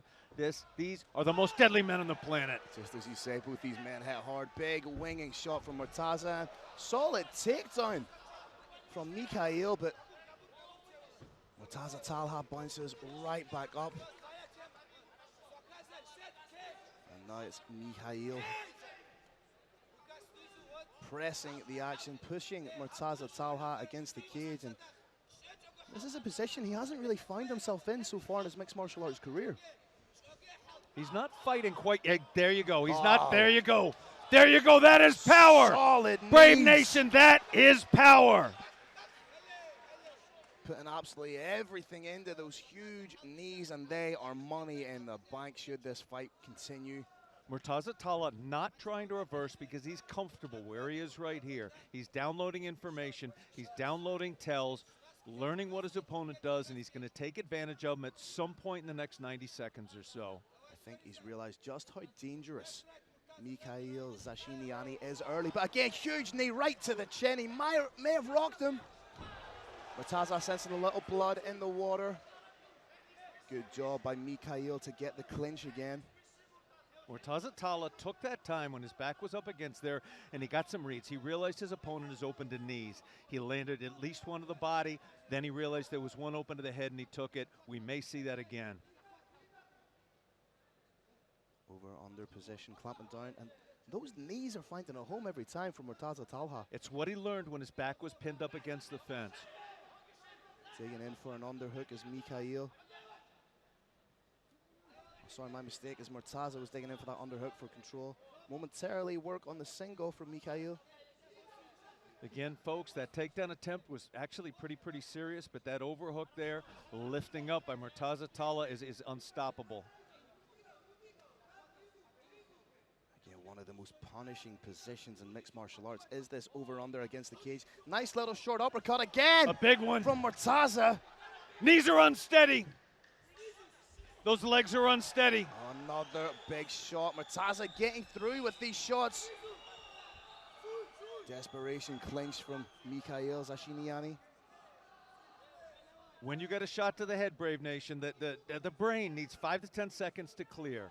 That clearing process has probably happened by now. Legs are back underneath the fighter, but it's easier to take that head again. One more shot's gonna have a little bit more effect than it did the last time.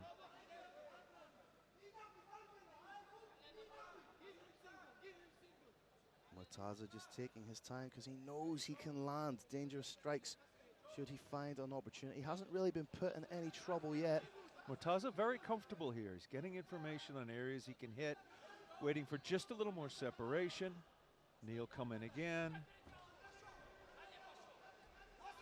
Great work to change the position from Murtaza. Changing defense into attack. Has back control right now, just landing shots. Nice little elbow. Digging in for the underhook to try and raise that level is Mikhail Zashiniani. Each fighter now getting a chance to test the other's defense against takedowns. Forced to drop to a knee. Nice control of the ankle, very subtle. Takes the back. One hook's in. Murtaza does have a win on his ledger via rear naked choke. Second hook is in, Brave Nation. Pressure on those hips coming. Devastating pressure on those kidneys coming. Does have a decent little high, went over the top, bar. got the arm bar. Oh, he's belly down, that's it. It's over. Another finish for Murtaza Talha. That is power.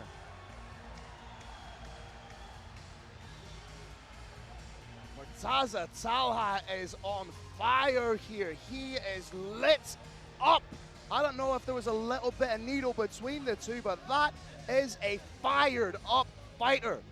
Brave Nation, who's the man? Eldar Eldarov in the corner now, just calming down his fighter, just saying to him, Murtaza, you just won in the first round. Be happy. Murtaza Talha making a big statement, big showing. There's it, the hips are in place. Hands are pulling up in the wrist, hips are driving down. There is only two options here, snap or tap. Hips down so heavy, gets the tap, has the point of the elbow the whole time. Textbook work from the back take to the arm bar. Again, we see the little shove there. And it was followed up by a little toss of the mouthpiece. Maybe it was an attempt to engage in a friendly game of mouthpiece frisbee. Or perhaps it was expressing a little degree of being upset over something that transpired between the two of them. I just hope they take Murtaza for an ice cream or something afterwards. He deserves it. Hey, who doesn't like an ice cream? You can't be mad when you're having an ice cream, Kerry. I also hope he doesn't listen back to the commentary. That adrenaline dump is passing out of his body. For the record, folks, heart rate right now about 145, possibly as high as 150. In a couple of seconds. All right, Brave Nation, another insane battle inside our historic Brave CF 57 cage. This comes to an end at 4 minutes and 22 seconds of the very first round. Your winner by armbar from KHK Team Bahrain, Martaza Talha.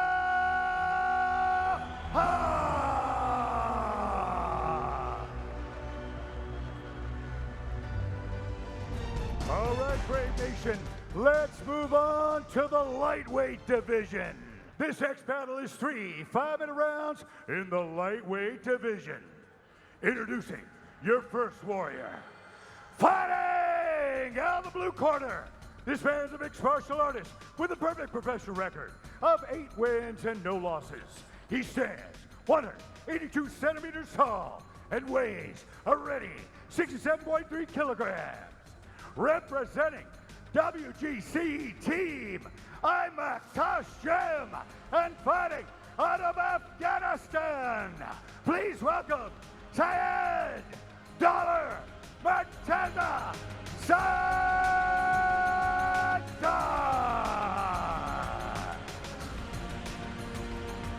And his opponent, fighting out of the red corner.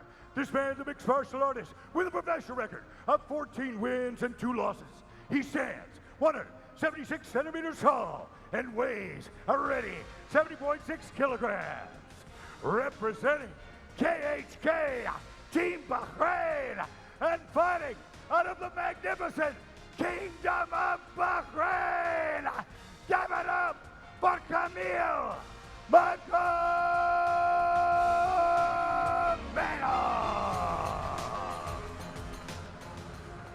Your referee is the Vanilla Gorilla, Aaron Wallace. The warrior Sadat from Afghanistan is facing across the Brave cage from a tank. And when you have a tank coming towards you, you got to get out of the way. Referee Aaron Wallace is your third man in the middle. I don't think it's going to be any surprise to anybody what the game plan of Magomed is. A decorated former world champion in Brazilian Jiu-Jitsu. 12 of his wins by submission, 4 rear naked chokes, 4 guillotines, 2 arm triangles, and 2 triangles, which shows just how dangerous he is with a multitude of submissions.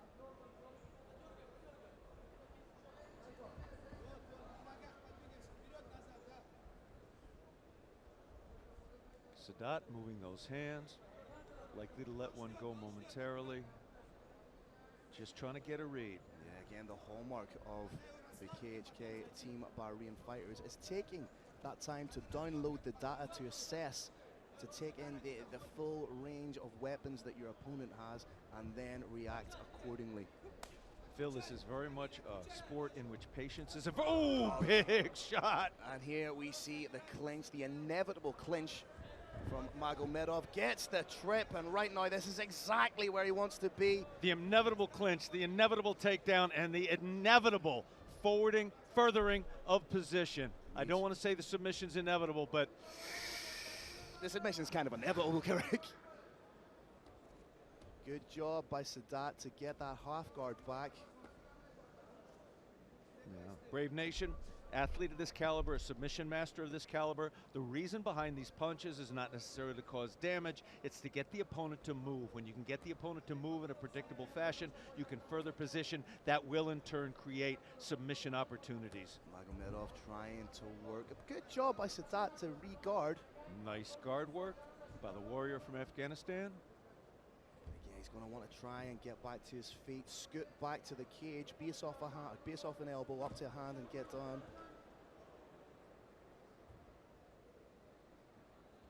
Little bit of body, head maybe coming up. Oh, quick. Steps through brilliantly, doesn't he? Looks like he's trying to pass to isolate. half guard. Looks like he's trying to isolate the arm on the left side of Sadat. He may well try and isolate both. He's got one isolated. He may slide that near shin across the bicep, elbow area, pinning both of them. Here we go, trying to work for the Kimura. I think Key get that lock. figure 4 grip. The hands are coming closer together, closer together, closer together. Interestingly, though, he's never won a fight via submission. Or sorry, by a Kimura. He does have 12 wins by submission. It would be his first Kimura. But Vicious elbow. Lets it go just to crash an elbow into the dome of Sadat. One of the main techniques, Brave Nation, behind throwing an elbow on the ground is you try and hold the shot back and then spring into it. You saw a perfect example of it there. Sadat really needs to try to get back to his feet here. He's just being punished in every conceivable way by Magomedov. Brazilian Jiu-Jitsu is, of course, a beautiful defensive art. Oh, just cuts right through into the mount. Sadat needs to be careful of throwing up those arms. Nice regard from Sadat. You have to give credit to Sadat for when he finds himself in those positions, he is working well to get the guard back, the half guard. He is, but unfortunately guard is purely a defensive position. Yeah. He's got to open those feet up and start trying to sweep, start trying to stand, start trying to strike, to submit, to take the back. There's a whole number of options here, but trying to survive with a man like Magomedov on top of you is not a great option. Just cuts through into originally half guard, then side control, and may try and work that arm again. Oh, there's the mount, like a hot knife through butter.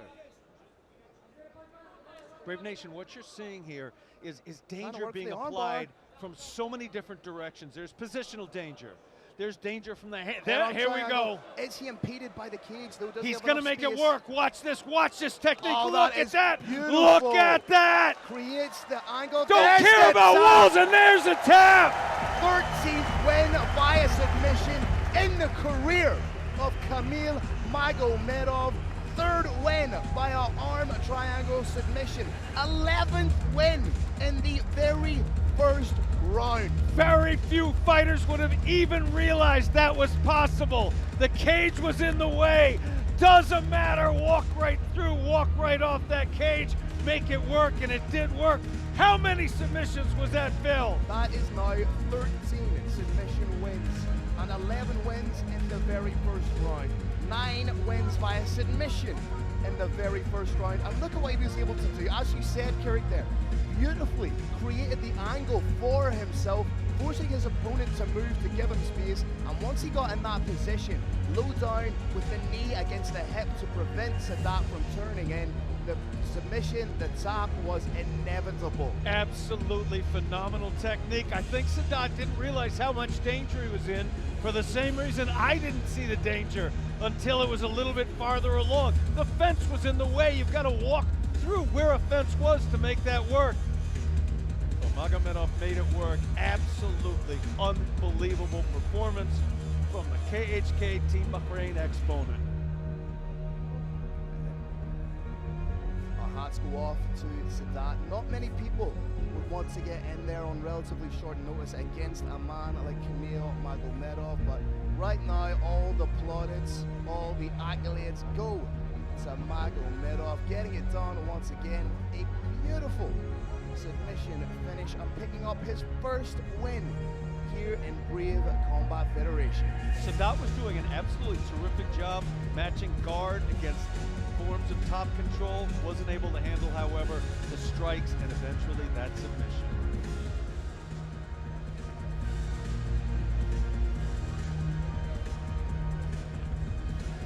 All right, Brave Nation, what an explosive finish that comes at 4 minutes and 7 seconds of the first round. Your winner by head and arm triangle from KHK Team Bahrain, Kamil Magomedov.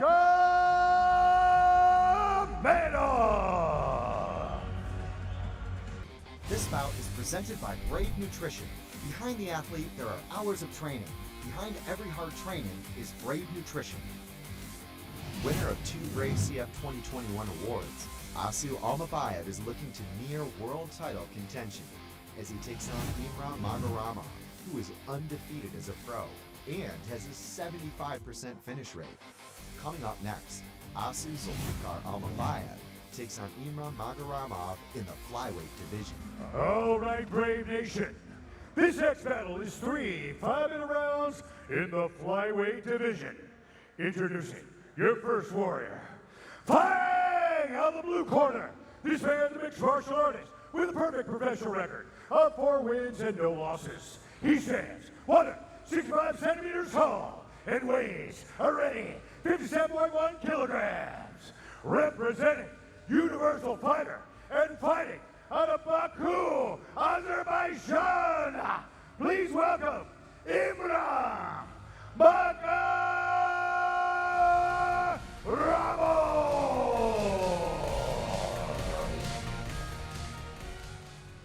And his opponent, fighting out of the red corner, this man's a mixed martial artist with a professional record of 14 wins and 2 losses.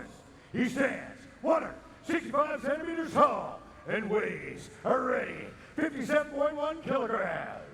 Representing Dar team and fighting out of Almaty, Kazakhstan, please welcome Ayub Zalfikar Alumbayev.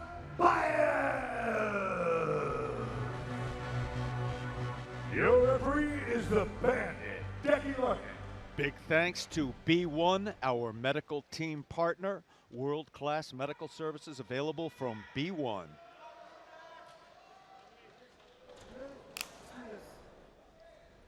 Cage is locked, fighters are loaded, we are ready to go.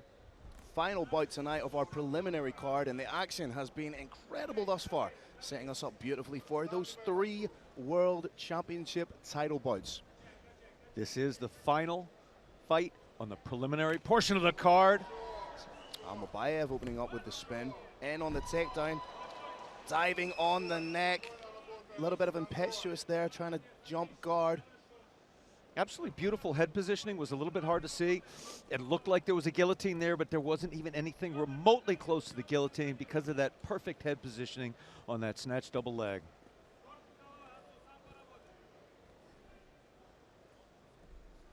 Alumbayev's strength really lies in his grappling and his flair for the submission finish. Isn't afraid to throw big shots standing from unorthodox positions, as we saw with that spinning kick. Alumbayev needs to get busier. He's actually losing this little striking battle. Takedowns do not count for much in mixed martial arts unless you cause some impact with strikes, pass to further position, go for a submission. So far, we're actually seeing more strikes from bottom. Alumbayev needs to turn it up. Trying to roll those hands inside is Alumbayev to get them free and land his strikes. Both guys just fighting for position, exchanging grips and underhooks. Needs to be wary of the armbar. Looked like he was trying to bring the arm across there just to isolate it. Alumbayev starting to bring it. Starting to bring it. If Agorama is to get any kind of offensive work done, he needs to open up that guard and try and create angles for himself. Ooh, legs went up, maybe for an armbar momentarily there, possibly a triangle. Did look earlier like he was trying to work for the armbar, but the guard was closed. That's a nice shot from Alumbayev. As you rightly said, Kirik Alumbayev is the #1 ranked professional flyweight in Kazakhstan and the #1 ranked professional flyweight in all of Central Asia. Open guard here from Agorama. Oh, looks like he's trying to creep that guard up to try and secure something, but solid positional grappling and almost stubbornness from Alumbayev in this position. Working those legs up after the midpoint of the first round gets a little bit difficult. Body gets very slick with sweat. Hard to secure a grip with the legs high up on the body. Decky Larkin may want to see a little bit more from the fighters fairly soon.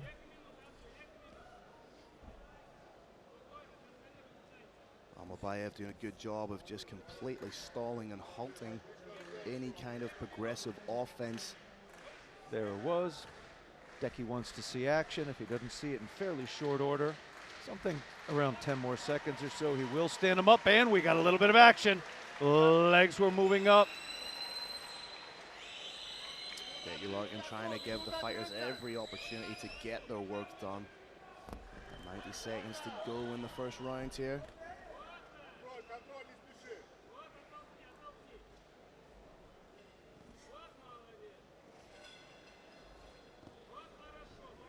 Alumbayev starting to open up a little bit more with the shots, but right now in top position as far as he's concerned, and potentially the judges are concerned, he's winning the fight, so he doesn't need to take any unnecessary risks.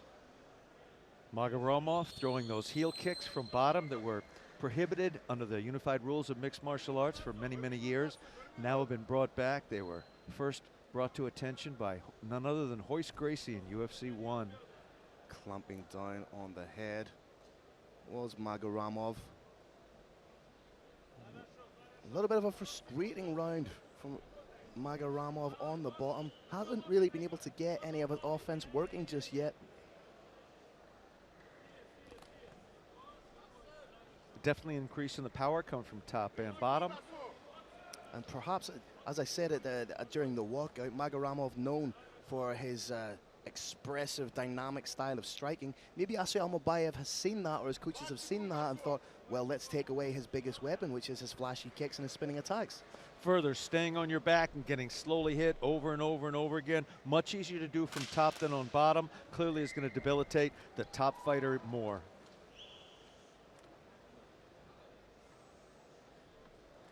Seconds away from the round ending. There it is. There you go. Solid, if not particularly eventful round for Alumbayev, who was able to completely and systematically shut down any offense of Imran Agorama.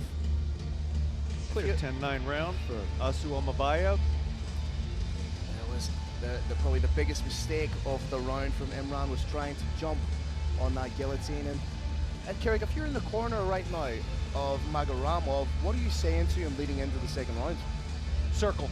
It's that simple. He can't come straight at his opponent, or he's going to get clinched, pushed up against the fence and taken down, or the opponent's simply going to level change and take him down, as you saw right there. Thank you, Green Hill, for that terrific replay. There is the jump to guard. The forearm was not in position. That left elbow needs to be quite a bit lower for the opponent to be in danger from that guillotine choke. There was literally zero danger because of the perfect head positioning showed by Alumbayev. And transversely, if you're in the corner of Alumbayev, are you just saying to him, lather, rinse, repeat, more of the same, or are you telling him to up the tenacity, the frequency, the work rate? The corner says lather, rinse, repeat, but put the spin cycle on a little bit higher. Just do everything a little bit harder, a little bit more viciously if you would. Spinning attack from Agorama, replied by Alumbayev. I do love it when that happens in mixed martial arts, Phil. Somebody tries something real cool, other fighter says, yeah, I can do that too. Just watch. Alumbayev now stalking, perhaps trying to pressure and clinch against the cage. Try to spin an attack, but Agorama done well just to evade it, stepping into the side. There's another spinning attack from Agorama. And again, answered, and the double. Is it going to work? Brave Nation, is this takedown going to work? Oh, there it is. Asked, answered, yes it is. It was almost like watching something tragic happen in slow motion. You knew it was going to happen. You could just see the pain etched across the face of Imran Agorama, because he knew it was happening. It's the first takedown you learn in jiu-jitsu. Secure that body lock right above the hip. Pull the hips in close, walk them backwards, drive them down. But basics win fights. Solid wrist control by Alumbayev there. Maybe looking to pass that arm underneath. Nope. Agorama gets it free. And again, shades of the first round. Quick exchange on the feet and back to where the first round played out. There's a little debate in mixed martial arts. It used to be when you took somebody down, you wanted to push their head up against the fence because it shut down their grappling game so much. Then wall walking attempts, methods to scoot your body up were developed, pushing against the cage, and now it's a little bit more of a debate. I would say the majority of fighters actually want to do what you saw Alumbayev do here, which is pull the fighter off the cage, but now he's driving him right back against it. He's going to try and drive that head up hard against the fence. It means the opponent can move less, and it means any attacks that come are going to be able to come from one side only. Alumbayev definitely has the cardio to sustain this type of a grinding approach. Has gone 5 rounds before in his professional career against Canadian veteran Chris Kalidzis back in October of 2019. Nice solid shot to the body, then the head.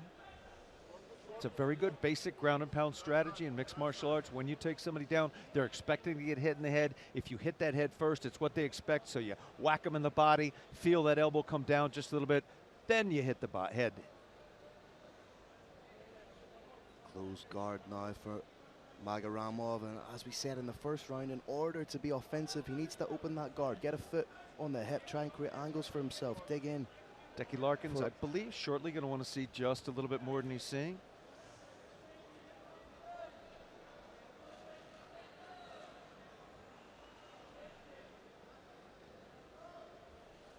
Needs to square the hips a little bit more as Alumbayev does so, just incrementally keeping himself safe.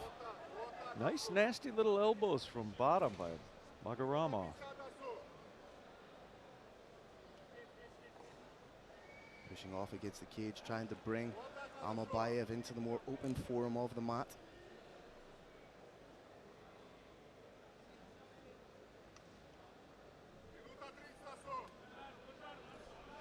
"90 seconds to go in the second round here." It often looks on television like these shots are all pity pats, but I promise you some of these are very painful, particularly the elbows that we've seen, particularly from bottom. There's a couple of nasty little elbows coming both directions.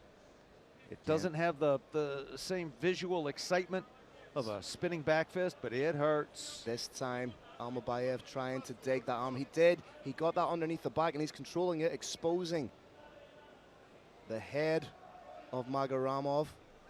Just has that arm pinned under his back. Magaramov, even with one arm, is doing an excellent job of defense. Very, very impressive jiu-jitsu here. Oh, eats a big shot for his trouble there.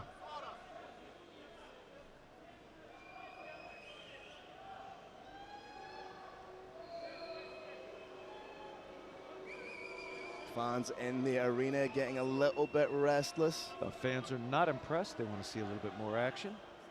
But like I say, Alumbayev's winning this fight. He's doing just enough to keep himself in this position to prevent referee Decky Larkin from standing them up. And the impetus now really lies with Magaramov to do something to change the position.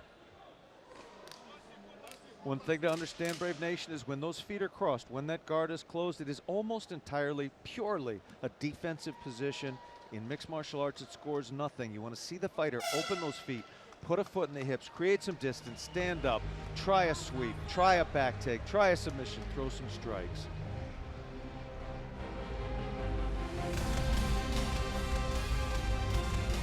Alumbayev clearly ahead, 20-18.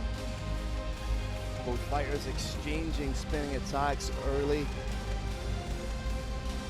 Again, leading into that slow, almost slow motion takedown from Alumbayev.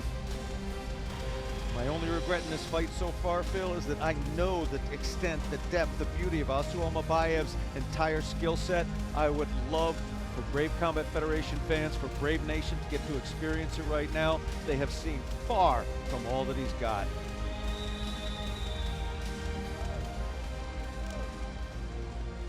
A little bit of urgency has to creep in from Imran Magaramov. As you say, Kirik, he needs to maintain as much distance as he can. Stay on his bike, circle, circle, circle. Cannot let Alumbayev get close distance clinch and takedown. He hasn't shown any ability to even come close to standing once he's been taken down. That's happened for 2 rounds. I have every reason to believe it would happen in the 3rd round.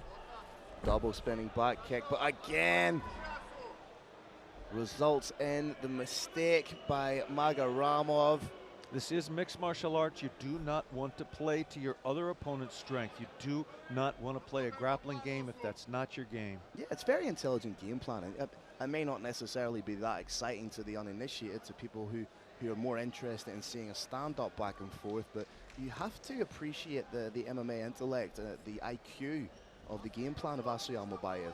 Absolutely. If I had to sum this game up in a single word, it would be this one: winning.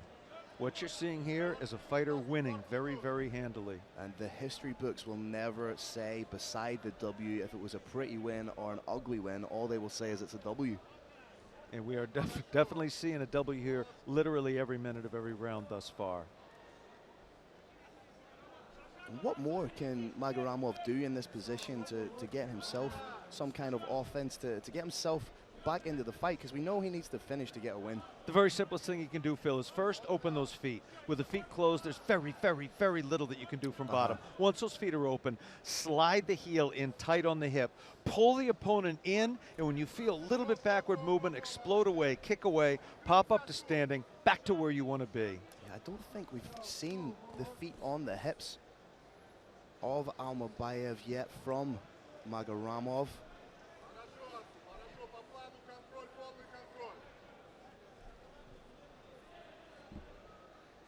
The great, little stand up here. Very good call from the bandit, Decky Larkin. Decky Larkin just became the most popular man in the arena after that stand up. Back's too close to the wall. Agorama has his back too close to that cage. When his opponent closes, he's not going to have the distance he needs to escape. He's not implementing enough lateral movement for my liking. Just showing the jumping knee, and again, just shy with that spinning attack. And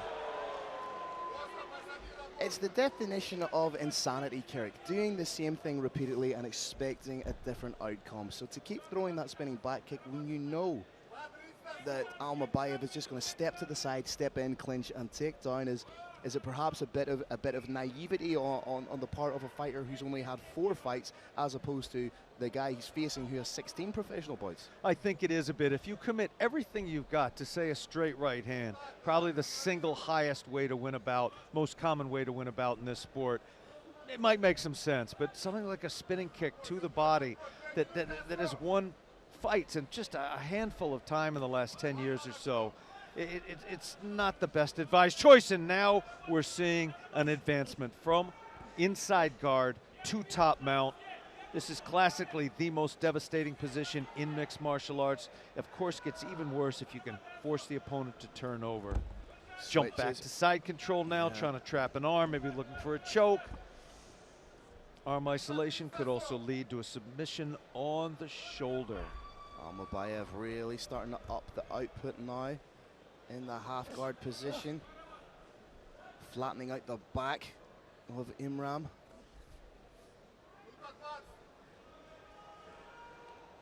And again, it's just very, very, very smart wrestling and cage control from Alumbayev. Alumbayev very briefly trapped, and he's trying it again. He's trying to control that arm of Agorama. And it may not necessarily be an exciting performance, but Alumbayev's under no obligation to make it an exciting fight. His duty and his main purpose is to get in there and get the win, and that's exactly what he's doing. He is absolutely giving the fans a dominant performance here.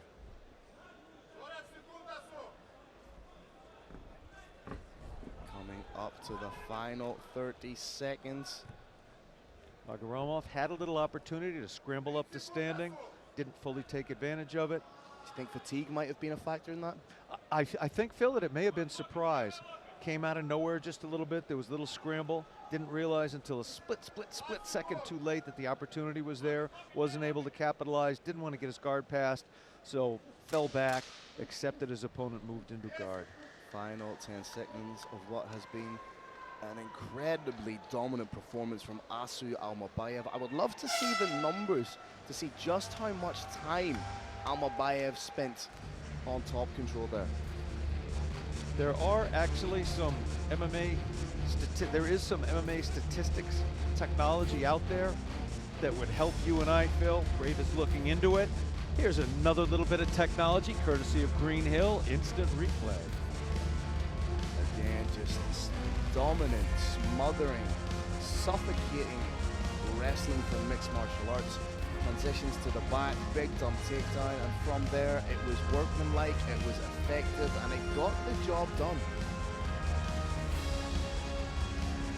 And again, things like that elbow to the rib on television, it may look like it's not very, very hard, but it does hurt. There was that little scramble. And once again, a return to a very familiar position in this bout, the guard. Very valuable learning experience for Imram Agorama. when he goes back and he watches this fight, which I'm sure he inevitably will, he'll be thinking to himself, why did I continue to throw that spinning back kick? He also showed a very impressive ability to defend himself from the guard. That is the purpose of the guard, to defend yourself against a bigger, faster, stronger opponent.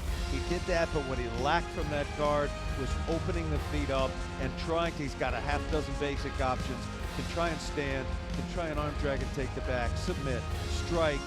Didn't do any of that, and Carlos is now going to give us the result of the choices he made.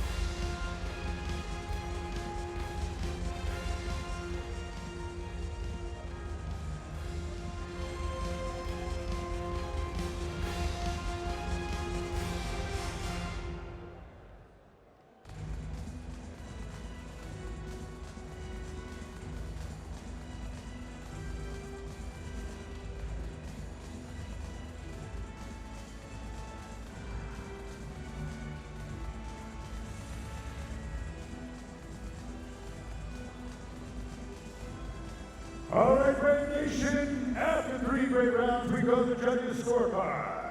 All 3 judges scored about 30-27 for unanimous decision victory. Out of the red corner, Arno Zalpipran Alumbayev.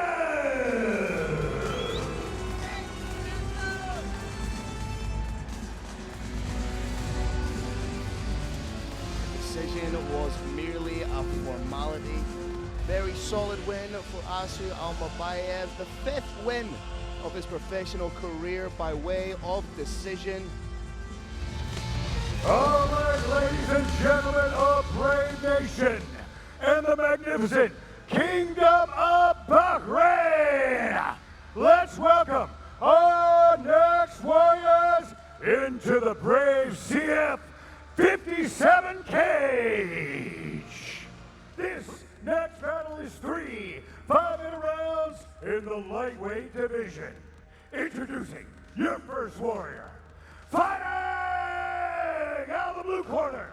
This man's a mixed martial artist with a perfect professional record of 22 wins, 7 losses, and 1 no contest. He stands 173 centimeters tall and weighs a ready 70.5 kilograms. Representing Enzo Gracie Jiu-Jitsu and fighting out of Azerbaijan. Please welcome Action Warrior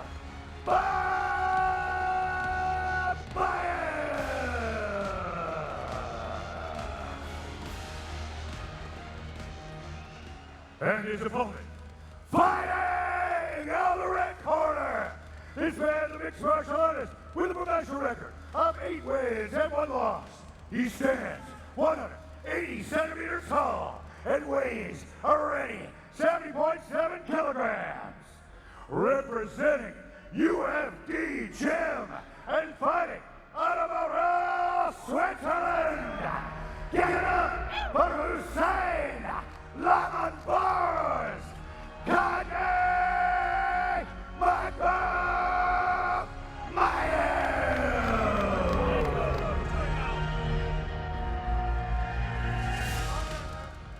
Your referee is the Vanilla Gorilla, Aaron Wallace. Tail of the tape, you can see Action Babayev, 13 years, the senior of Hussein Agorama, and also shout out to Carlos Kramer. No one does it quite like the Roaring Lion. Vanilla Gorilla, Aaron Wallace is your man in the middle, and we are set for our first bout of the main card. The great Carlson Gracie said, punch a black belt in the face. What do you get? Brown belt, punch him again. What do you get? Purple belt. That absolutely is what Hussein Agorama is going to want to do here in the Brave Combat Federation cage. Punch his opponent in the face. As we've seen so many times, that Chechen style of wrestling can shut down the offense of the guy if he's just a strict jiu-jitsu guy. Nice leg kick from Hussein Agorama. Lands it and gets out of the danger. Very active from the get-go. Kick landed, shake of the head from Babayev. As we know in mixed martial arts, when you shake your head at your opponent after they land a strike, invariably means that it had a little bit of an effect. That's mixed martial arts body language for ouch. Everything Hussein's throwing is coming just a little bit quicker, with a little bit more ferocity than anything Babayev has got off.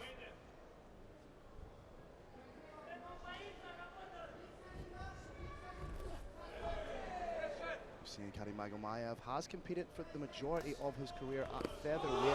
Oh, Staggered him. Shot, he wobbled him. Flying knee would have ended it. Taking his time, trying to defend the takedown, does so beautifully. Brilliant technique. Oh, but then eats a hook for his trouble. Takedown landed by Babayev. Push away, right back up, head kick, perfectly legal. Hands are off the ground. Phil, both fighters may be staggered just a little bit here. Well, choosing to take a reprieve. Doesn't look like it. You know the way that Karimagomedov fights, he wants to get right back into the action. I do believe there was a little period where both of them were rocked, Phil. Both of them weren't quite sure where their feet were. Nice footwork from Karimagomedov to evade the spinning attack of Akshin Babayev.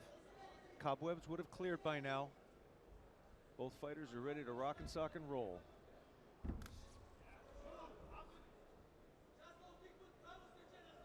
Akshin Babayev has spent sort of intermittent little periods training out at Tiger Muay Thai, so does have striking in his arsenal.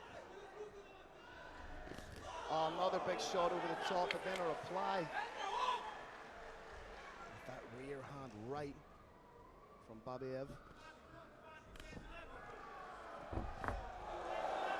Wasn't far away with that spinning back kick to the head. Nice stiff jab from Hussein Karimagomedov. Very light on the feet as Hussein, moving back and forth, side to side, being as elusive as he can.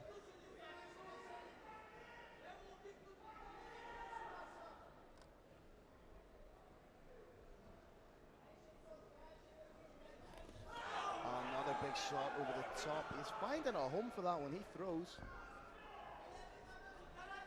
Almost like he's whipping a baseball or something when he throws it.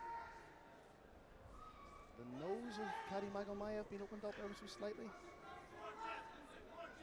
Akshin Babayev stalking, using that probing jab, occasionally using a long guard to protect himself, whipping those kicks in. There you go. These are all characteristics of the great Tiger Muay Thai. Karimagomedov says, if you throw a leg kick, I can throw a leg kick. A little bit more static and plodding as Babayev, whereas Karimagomedov's a little bit better than movement. Akshin is rocked, and again he closes very wisely. Needs to watch out for the guillotine. Does Karimagomedov put the pressure on now, forcing the retreat against the cage from Babayev. Good stiff jab again. Shots are really starting to add up for Hussein. Babayev's throwing back there. Phil, this is one of these rare moments in the sport where at any second either fighter could win by an instant knockout. Brave Nation, do not blink right now.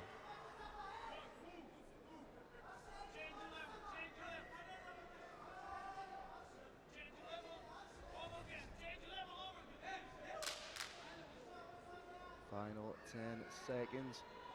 And what's been a great curtain raiser to the main card.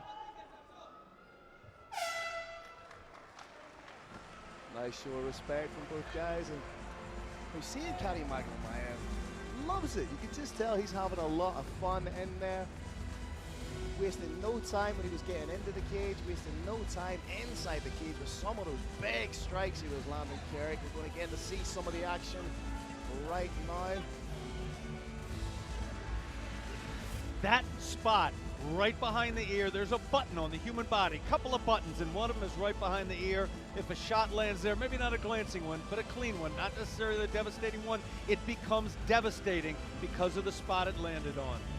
Human beings do have an off switch of sorts. One of them's right behind the ear. When you clip flip that switch, it can be lights out. At the very least, you get the staggered effect that you saw right there. I would have liked to have seen that head kick landed by Ahmad. There it was again, right behind the ear, body staggers. I do believe we're going to see that again in this, the second round of the opening card on the main card of the night.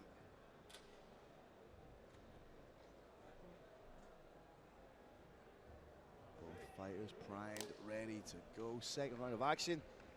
Nice show of respect to get us underway in the second round. Expect Hussein to again drop level and land that big overhand, fake the takedown. I'd like to see him almost touch the inside of the knee to give Babayev that stimulus to react to, and then crack over the top with a big shot.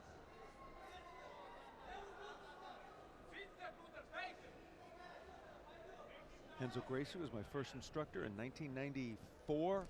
I'd love to see some of that Gracie Jiu-Jitsu come to play. I was 6 years old at the time, Carrick. Just up and down, constant movement. A little bit too far away for that overhand. Nice straight from Babayev. Trying to get the timing of Hussein down, but Hussein's being a little bit, intentionally a little bit erratic with that cadence, that flow that he's implementing.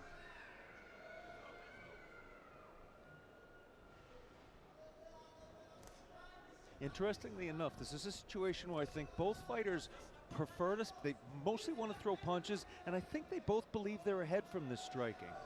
I could make a case for either one of them. Not sure about either. Big overhand by Kubanichbak.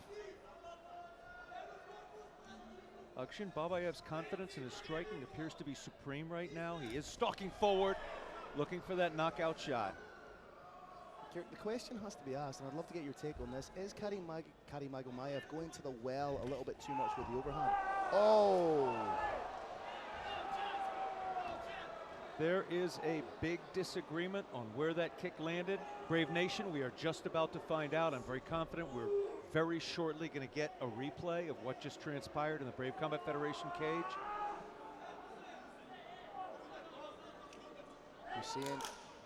Kubanichbak is confident that the kick was not below the belt, that it was not an errant strike, but no question whatsoever in my mind, Kubanichbak did not do that intentionally. That simply doesn't happen with fighters of this caliber. Not knowing whether something happened does not necessarily mean it didn't happen. As is often the case with a low blow, we are going to see that back in the replay just for a little bit of clarity. Babayev does have a full 5 minutes to continue, but he seems to be in an insurmountable amount of pain right now. Many times in the history of mixed martial arts, we've seen solid kicks to the groin, and here comes our replay. Oh yeah, it was low. Yeah. Phil, the kick when it hits at that upward angle can cause the cup to move up and cause an enormous amount of discomfort in the struck fighter. That's the thing. With that cup can act sort of like a reverse guillotine. It's certainly by far the most debilitating angle that kick can come from. If the kick comes in horizontal to the ground, it's bad, but that vertical angle is bad, bad, bad, bad, bad. That's the thing with a replay of a low blow.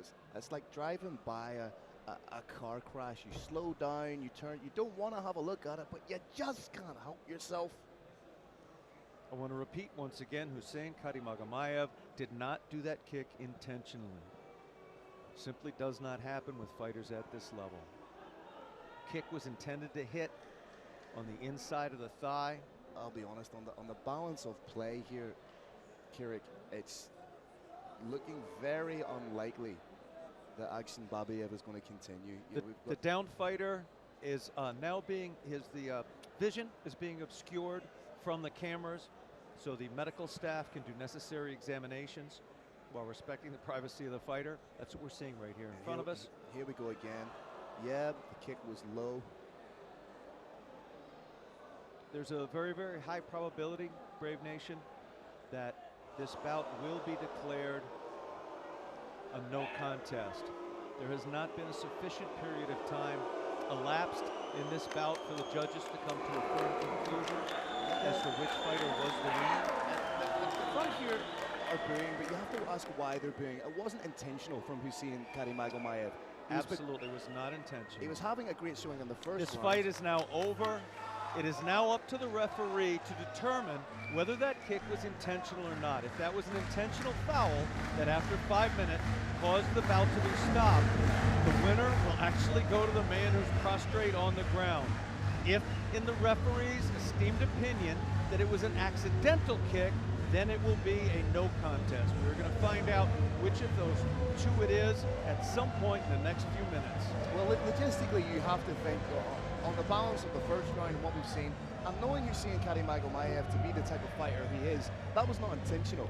Correct. It was a fantastic first round. He had landed some great strikes. You could even make the argument that he won the first round 10-9, so there was no need for him to intentionally do anything like that. Correct. Ordinarily, the determination that a blow is intentional would come after perhaps the second or even the third time that a referee saw that foul.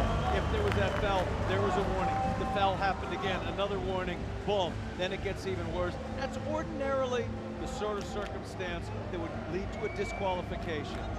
At this point, it's all completely up to the referee, however. A little bit of a disagreement in the cage, as very often happens in these matters. Safe to say, the corner is not impressed.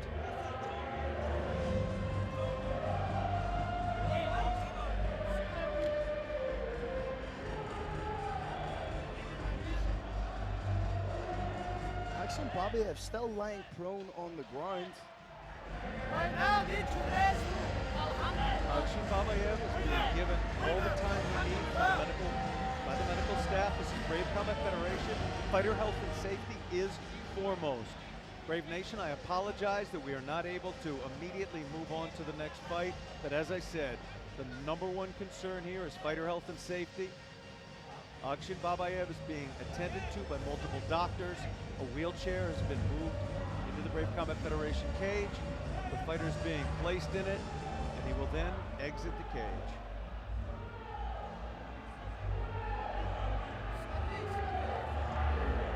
Of course, not the kind of action that is expected to be wanted. Accidents do happen.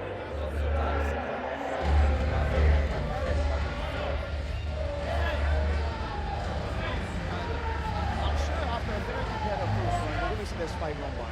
Oh, we're absolutely going to see this one again. Brave Combat Federation plans, but we do have some incredible events coming up in some incredible locations all across the globe. I am not just hopeful, but confident that it's going to be in one of those hopefully as soon as possible. You know more than I do. You could be dropping knowledge on me.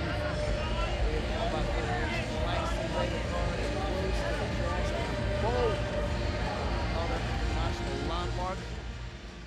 All I can tell you about the next one is that Carlos Kramer, who lives on the West Coast, is going to head to it in one direction. I'm on the East Coast of the United States. I will be heading there around the globe in the other direction. Personally, I hope it's Belfast because it's 20 minutes up the road from me, but Brave being the international expansion global platform and force of nature that it is, I'm sure we will be traveling the globe a few times over by the end of the year. Good news, Brave Nation. Alumbayev is now leaving the Brave Combat Federation cage. He's able to stand and walk under his own control. Carlos Kramer has entered the cage and is just about to make it official.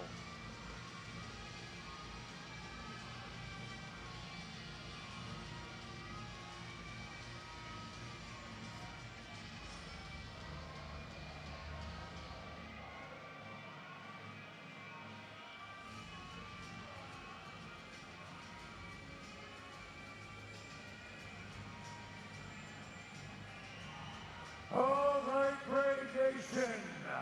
At 1 minute and 41 seconds of the first round, referee Aaron Wallace stops the fight due to an accidental low blow. Ladies and gentlemen, we have a no contest. Being entirely honest, yes, and no contest, but the boos here from the crowd they're a little bit bemusing to me, as it's not the fault of either fighter. Both these guys are incredible athletes, and I'm sure we will see this run back. This is the world's toughest sport, in which both athletes are trying their level best after a decade or more of training in multiple combat sports to stop the other person under those conditions. Not everything you intend to do happens. If it did, the fight would be over within seconds from whoever initiated it first. Every time you try something, your opponent does something to stop it.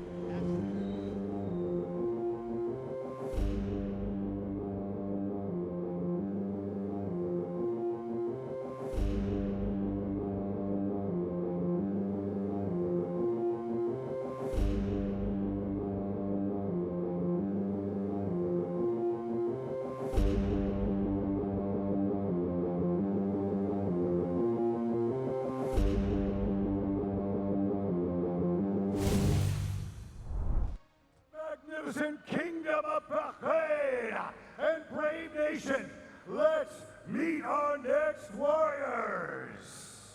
This next battle is 3 5-minute rounds in the lightweight division. Introducing your first warrior. Fighting out of the blue corner, this man is a mixed martial artist with a professional record of 11 wins and 6 losses. He stands 179 centimeters tall and weighs already 70.4 kilograms. Representing Ahmad Fight Club, please welcome Kumkar Pasha Osmayev.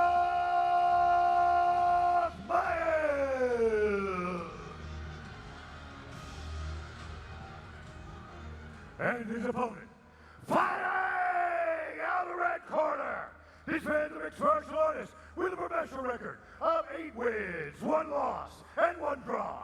He stands 193 centimeters tall and weighs already 70.4 kilograms. Representing Team Crossface and fighting out of Watford, England, please welcome Sam, the Future Patterson.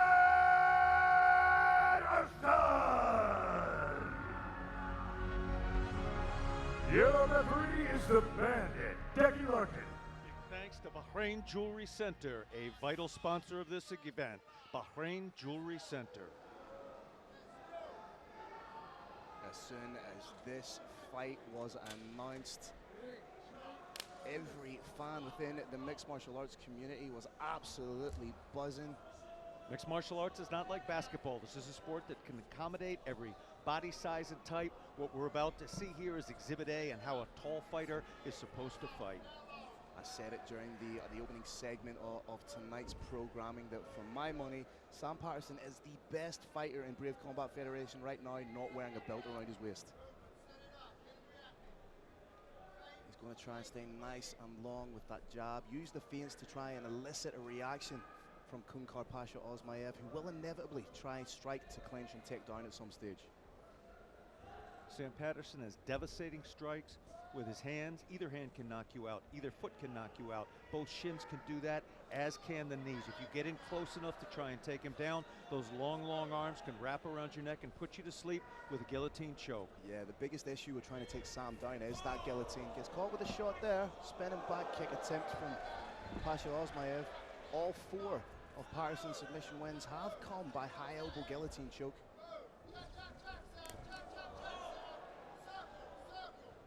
Pasha Osmayev coming in a little bit wild with the shots. Turning it up and finding the range is Sam Patterson. Nice straight right down the pipe.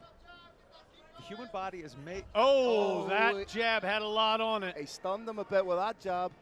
What you saw right there, Brave Nation, is timing. If you hit somebody moving away with your best shot, it's not likely to do it, but a solid shot, even a jab off the lead side, if you can catch your opponent moving in, can have a stunning effect. But I like that Sam Patterson's not rushing his work. He momentarily stunned Pasha Osmayev. A less experienced fighter would have tried to rush in there and land a big shot and end up in the clinch, but Sam happy just to work behind the jab for a little bit, find those openings and commit to the shots when he knows they're there, Kirik.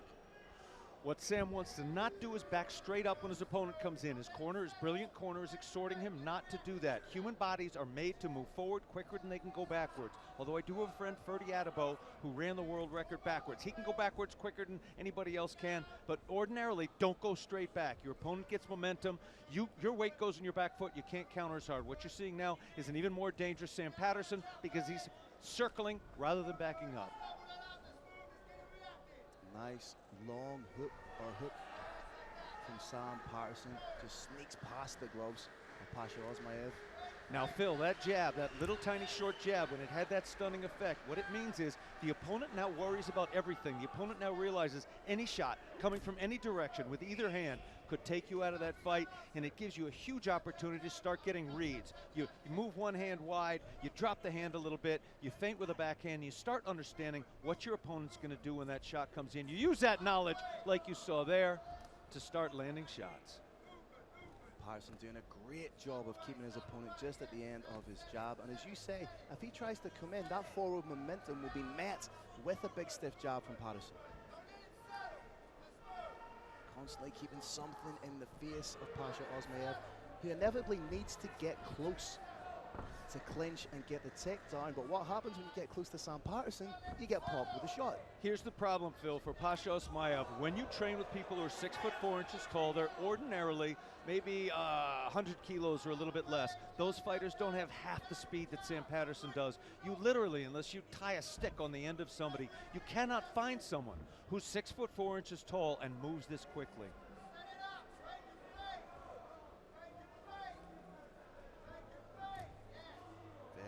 Very intelligent striking work, and just a real clinic in how to control and manage the distance. Oh, another stiff jab. Accumulation of shots from Patterson. Turning it up with a little bit more frequency, putting a little bit more pep in that right hand too.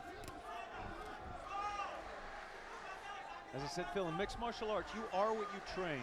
You are what you train in the gym, and there is no way you cannot find somebody who moves like Sam Patterson with that limb length. There's only one on the planet, and you're looking at him right here, Brave Nation. We've seen just the type of concussive knockout power that Sam Patterson has.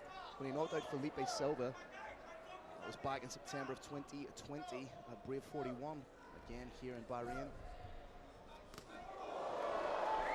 Spinning kick more so on the gloves than anything else.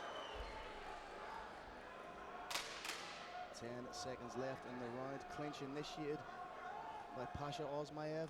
Very, very smart of Sam to throw little tiny shots to the face. That clinch is a neutral position. Judges see you throwing some shots to the head from there. They're probably going to give you the edge during those seconds of the fight, even if you didn't initiate it.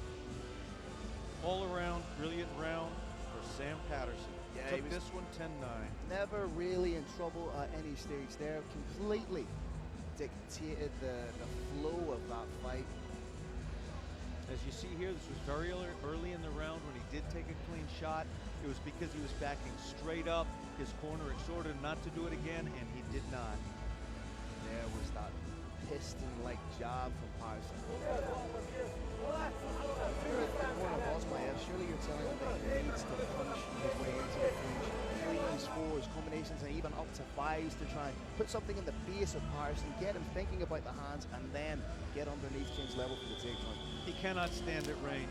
He's not winning that fight or anything even remotely close to it. He needs to get in the clinch, get into his opponent's hips, because Brave Nation, once two fighters are within reach of each other, once they're holding on to each other, range doesn't matter. You're the exact same size when you're holding on to each other. That is where Kunkar Pasha Osmayev needs to be.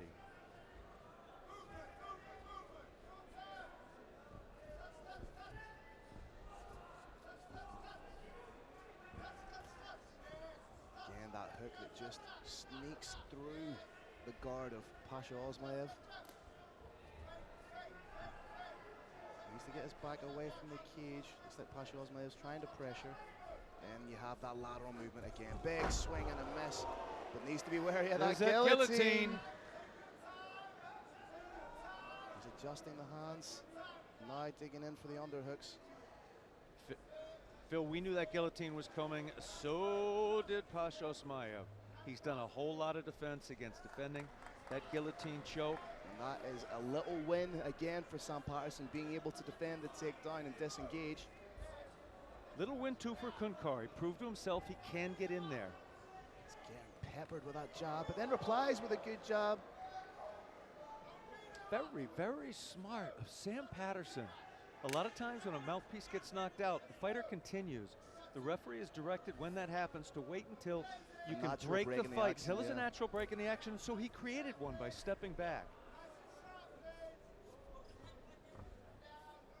There is a reason they call this man the future.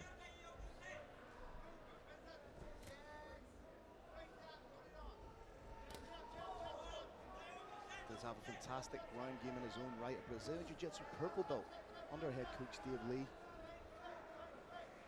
Made his Brave CF debut all the way back at Brave 9 on 5 days' notice against Hardeep Rai in November of 2017.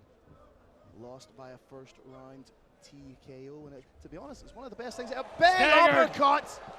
Huge from Sam Patterson, does the right thing, stands off, inviting Pasha Osmayev up.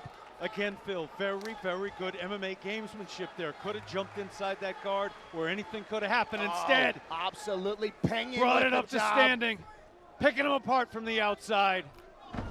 Big takedown from Pasha Osmayev. Patterson right back to his feet.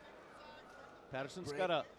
What Patterson has to do is push those hands over the hard point of the hip, then use that hip to move at quick turn, make the space for a quick turn, looking for an overhook, got that. Now he's going to dig the other arm in, got that, make some space, separate to where he wants to be. Nice work from Patterson to get the separation. Worked on separating the grip, digging in for the underhook, and he's landing those shots.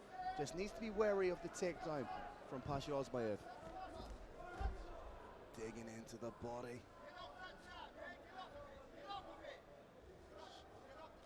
Oh, good straight shot again from Patterson. Oh, there's the uppercut. I love that Patterson's not rushing or crowding, smothering his work. Lands a shot, assesses, gets back in.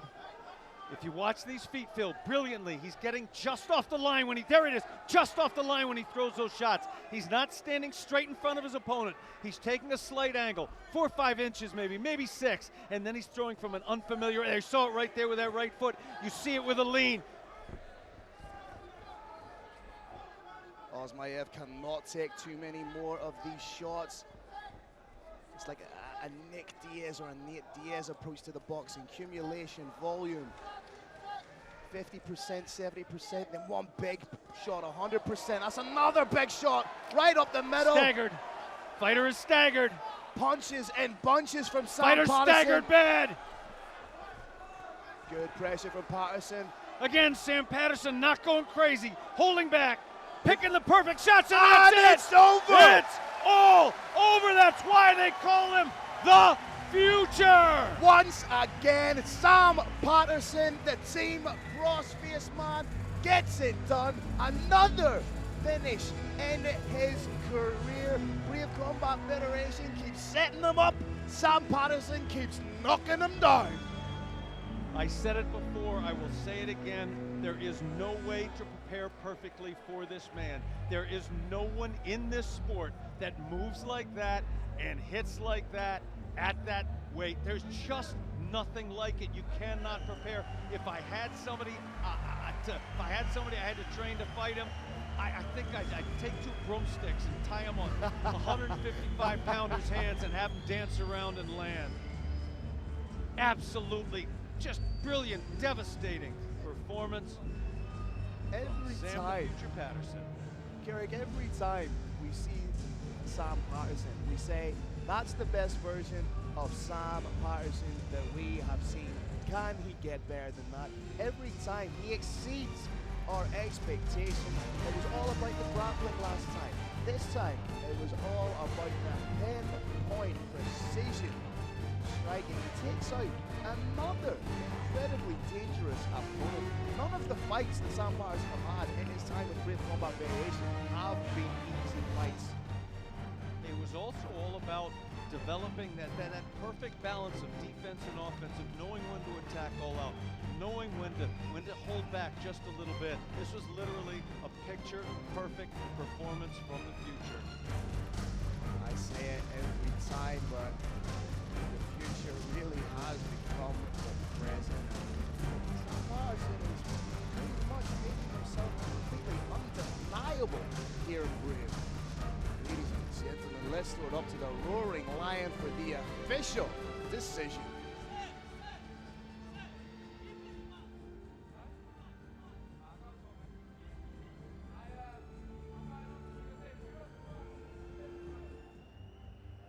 All right, Brave Nation, another explosive battle that ends at 3 minutes and 53 seconds of the second round. Your winner by TKO, Sam the Future Patterson.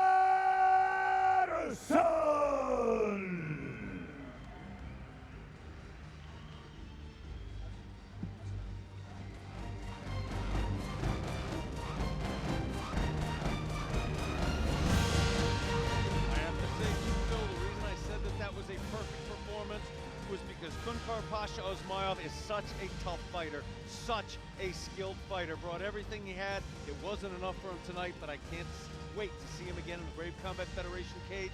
And that being said, what time is it, Phil? It's World Championship time, ×3. The first of 3 World Championship fight. First up,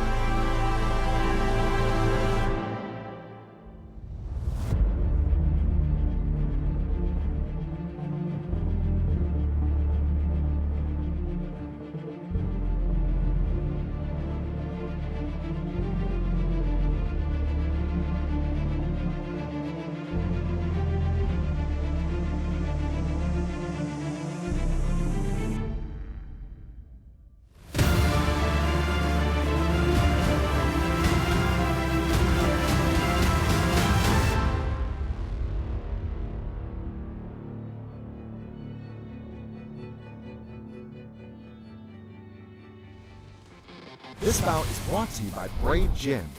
Training for mind, body, and spirit. Brave, it's more than a gym.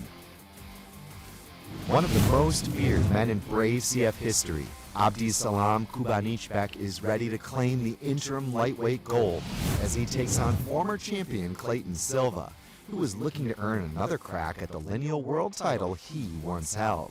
Coming up next, for the Brave CF interim lightweight world title, Abdisalam Omak Kubanichbak taking on Clayton Predator Silva. All right, Kingdom of Bahrain, and the millions watching around the world, this begins our 3 title fights in a row as we make history together. Let's bring out our warriors. This next battle is 5 5-minute rounds for the interim lightweight championship of the world. Introducing your first warrior, fighting out of the blue corner. This man is a mixed martial artist with a professional record of 15 wins and 3 losses. He stands 190 centimeters tall and weighs a ready 70.3 kilograms. Representing Full House and fighting out of Belo Horizonte, Brazil, introducing the former Brave Combat Federation lightweight champion of the world, Clayton Predator Silva.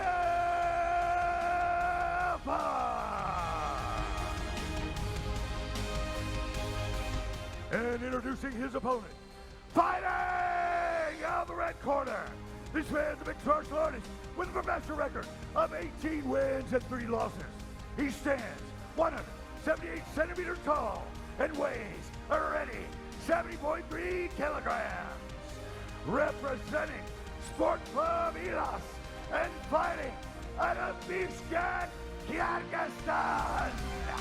Give it up for Abdisalam Ulo Omo Kubanichbak.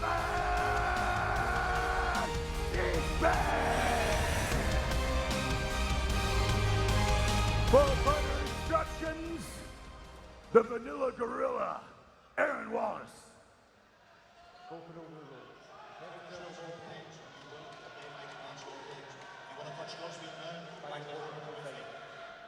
I'm going to go out on a limb and say that neither of those fighters understood a word the big man from Ballyclare said there, but this is mixed martial arts. They've been here before. They know the rules.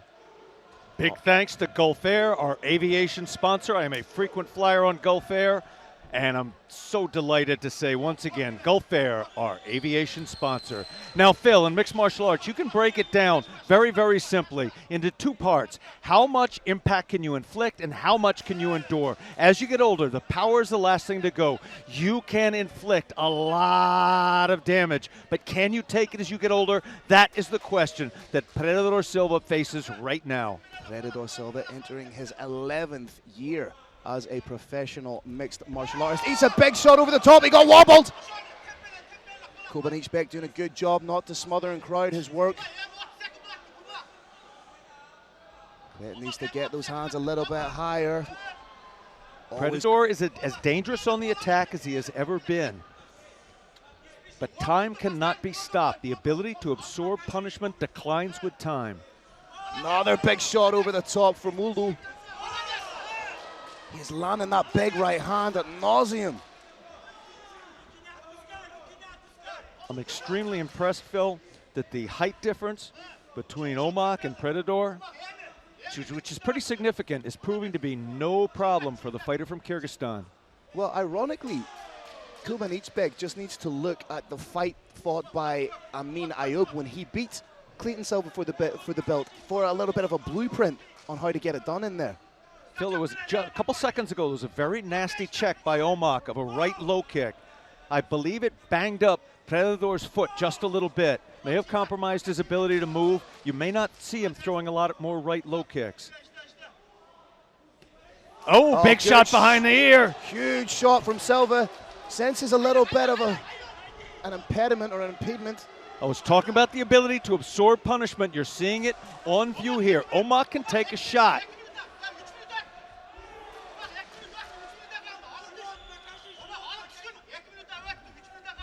Trying to get in on the clinch and get the takedown. Clayton Predador Silva is a bona fide Brazilian Jiu-Jitsu brown belt, but if there is such a thing, I would say Abdisalam Kubanichbak is a black belt in mixed martial arts. High cross, and that's the strength of Omak. Air Kyrgyzstan landing hard. Just solidifying the position, and this is where Ulu does some incredible work, just systematically breaking down his opponent. Kubanichbak has a couple options here. He can try and pass that guard, or, as you saw here, if it doesn't go his way, he can follow it up, take that back, and from there, anything can happen. We got 1 hook in, we got 2 hooks in. Fighter is not too high. He may try and hip pressure's coming. Just stretch out. Huge pressure coming. Hipping right in, he's underneath the chin. Forearms in place, huge. Short time now. Short time, Phil. Oh, this is short time. Silva doing the right thing, fighting the hands. Oh. Beautiful defense by Predador Silva. Educated Brazilian, or educated Bahraini crowd, loving the work of the Brazilian here. Broom sweep, takedown, tables are turned, we had 1 hook in, positions are reversed. Incredible fight so far, drag takedown from Kubanichbak. Omak back on the back. Just now forcing. Beautiful little takedown, scramble, scramble. Who's gonna win it? Nice straight right. Ducks underneath, just uses the shots of Silva to invite him in and then take him down. Again, taking the back here. Surprised he didn't try and get some hooks in there. He was landing shots cleanly, and he had, I was about to say, he had so much luck with that little kick sweep takedown. He knew he could do it again, and he did. He's going to shift his hips back just a little and then start putting, a little too high. He's going to shift the hips back and then starting put pressure on those hips. Drive his opponent's knees back towards the camera, flatten him out, and from there, if it's successful, we're going to see a second attempt at that choke. That first attempt was thwarted. I guarantee you Omar learned something in losing that first submission attempt. Whatever he lost is going to be on full display very shortly if he has his way. Landing big shots. Again, he's quite high up the back here. I'd like to see him get a little bit further down. Right in front of us, landing huge shots. The impact is in, that's and it. It's all over. It's all over. Ladies and gentlemen, Abdi Salam Ulu Kubanichbak. Oh, wait a minute. Oh, I thought. But wait, fight fans, there is more. I believe there's going to be a strict caution against striking to the back of the head. We're going to get a little look at what happened right now on the replay, thanks to Green Hill. Oh, with one clip the back of the head, 2, 3, maybe 4. Initially, I thought referee Arm Wallace was stopping the fight. In my over-exuberance, I got a little too excited. Apologies, ladies and gentlemen. Clayton Predator Silva. I think he's claiming he's not able to see properly at the minute. His vision's impeded. Oh, this would be a terrible way to There end is the an fight aspect like of mixed martial arts, combat sports fans, where it is not to your advantage to downplay when you get hit with an illegal blow. There is not much in it to your advantage.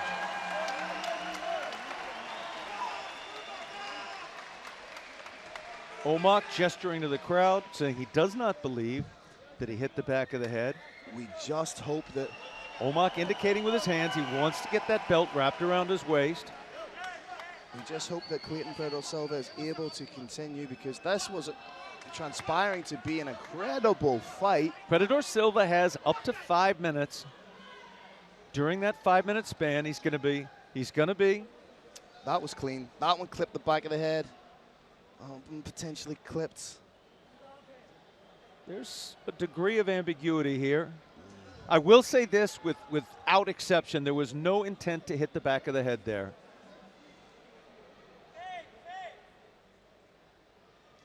I think like many people in the crowd here, we both thought that the fight had been called to an end. Medical staff are now attending to Predator. They have a couple more minutes. That's a very long time in the sport. He's being spoken to. He's being asked about his vision, about his clarity of thought, maybe even asked simple questions like, what day is it? What city are you in? There can be language issues in our sport. This event has 24 fighters from 15 different nations between them. There's probably 30 or more languages spoken. We've got an excellent translation staff standing by here to assist as necessary.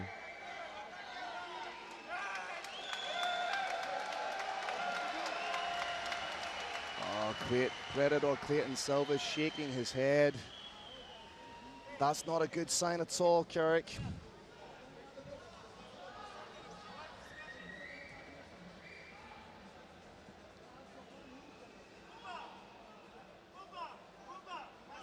As I say, that had all the makeup. First round had all the makings of a fantastic fight, and it's just such a shame we find ourselves in this situation.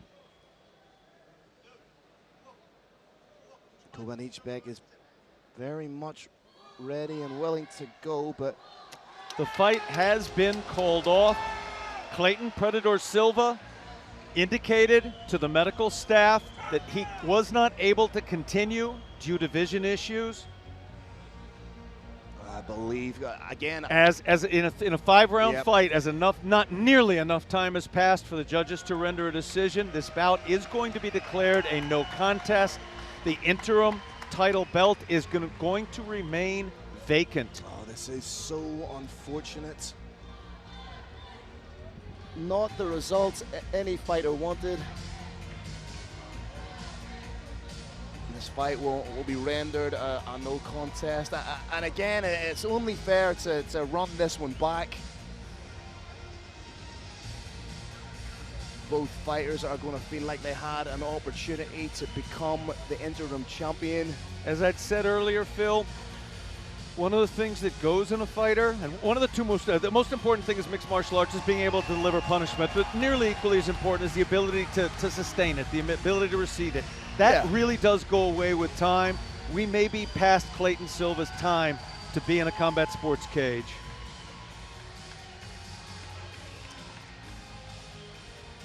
No fairy tale ending for Clayton Predator Silva. No championship reign genesis for Abdisalam Ulu Kubanichbak.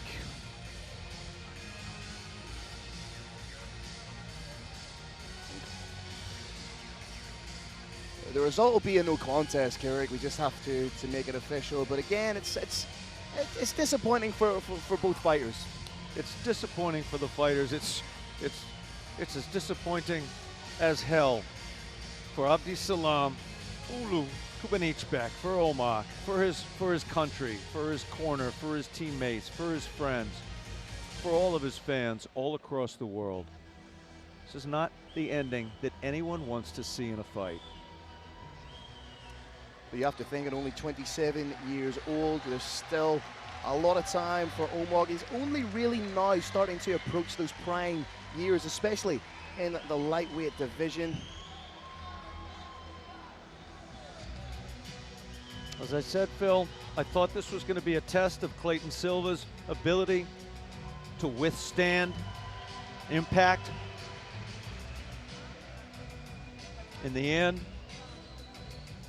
after some blows that got at least dangerously close to the back of the head area, he indicated after 5 minutes he did not want to continue. Yeah. That may indicate that his time in the cage has elapsed. And another factor that comes into play here. Kubanichbak hits like an absolute Mack truck. So if he's in that position and he's landing strikes and they're unintentionally going errant, he hits with a lot of power. They're going to have that effect on his opponent. And of course, when you have back mount, opponents facing down, not only do you not see the punches coming, and the worst punches in all striking-oriented combat sports are the ones you don't see, but your head is up against the floor. You've got you gravity can't on your move side with it. too, You can't roll with the punches. And gravity, bad word. You got gravity on your side too when you're on top.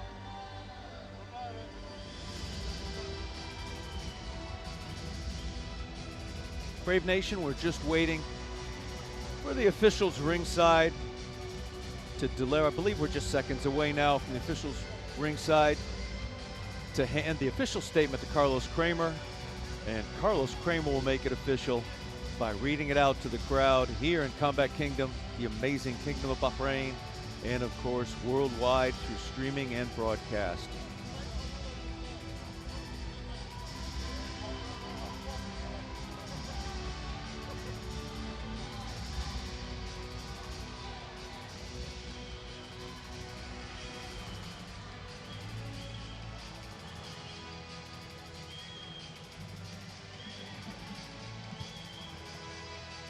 All right, Brave Nation, at 4 minutes and 41 seconds of the first round, referee Aaron Wallace stops the bout due to an unintentional blow to back of the head. The fighter unable to continue. This bout is ruled a no contest.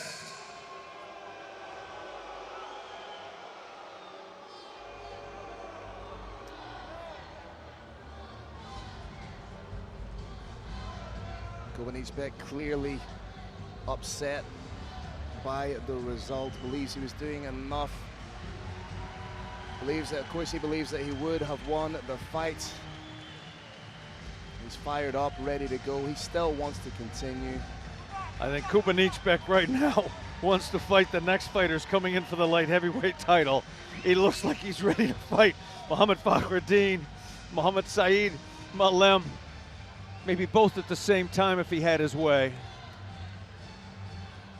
I'll be honest, perhaps because of the language barrier, he may not be quite sure what the result of the fight was.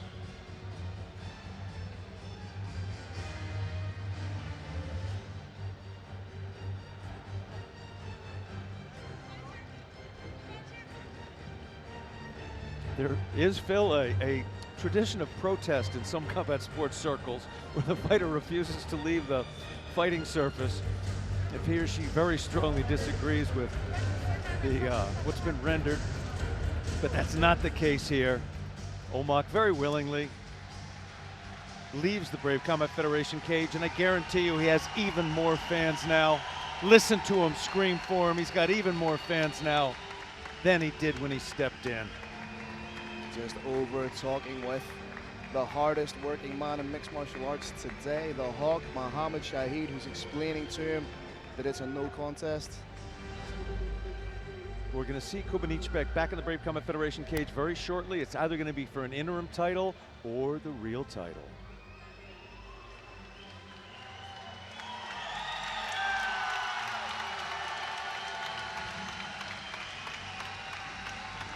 Mohammed the Hawk Shahid just placed the championship belt over Omar's shoulders. Give it up, Bahrain!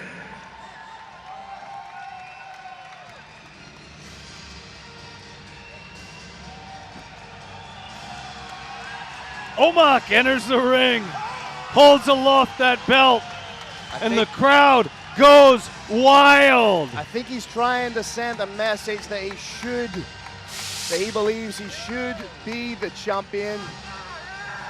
Once that belt strapped around his waist. I'm not quite sure why he's wearing the belt, but another little minor wardrobe malfunction. Upside down belt. Now we got a right side up belt. And we've got a very happy Omar.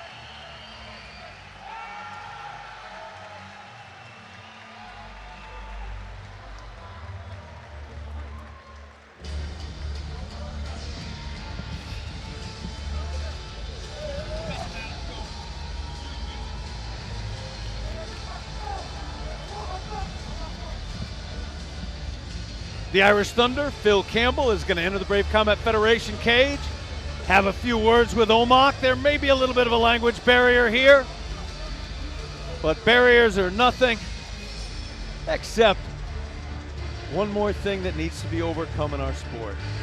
And let me tell you, to reach this level, you have to overcome an awful lot of barriers. All right, ladies and gentlemen, after a disappointing finish, we're going to grab some words with Kubanichbak. Kubanichbak, talk me through your thoughts on the fight and your thoughts on the finish. Talk me through your thoughts on the fight and your thoughts on the finish. Okay. Кубанчик, что ты думаешь, если бы, например, ты закончил бой, да, и тут как бы ничья произошла? Assalamu alaikum, Bahrain, Mohammed Shahid, Halid. Assalamu alaikum, спасибо вам. Огромно. Мен сопернигим, ол чарчап қалды, мен билдим, кузар ойлаганга, он чыкпайт эле. Он чарчап, вынос весь, он уже сдохнул.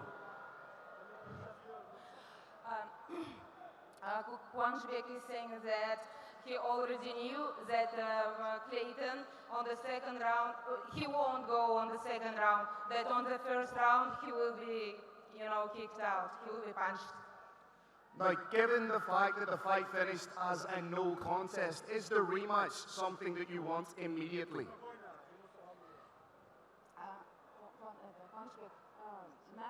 Rematch болады. Siz осыған не дайын болдыңыз ба? Қалай ойлайсыз? Азыр жеңсе düşüyor. Осыған. Мен кеше интервью беріп аттыр, эстен кейін айтып кеткем. Мен 100% бұл бойға 5 раунд, 5 раундтың бойға готов бұл. Сборда жүрдім, сбор мощный өтті. Мен 5 раундқа даяр болчумун. Kubanichbak, he came here to kick Clayton, and he was ready for 5 rounds to kick him out. All right, ladies and gentlemen, give it up one more time for a fantastic competitor, Abdisalam Kubanichbak. Здесь, это Ахмед Амир, да? Кто там чемпион, настоящий. Давайте выйди, клетка. Сюда, выйди, сюда. Выйди, сюда. He's calling Ahmed Amir. He's calling Ahmed Amir He's calling Ahmed Amir to the next fight.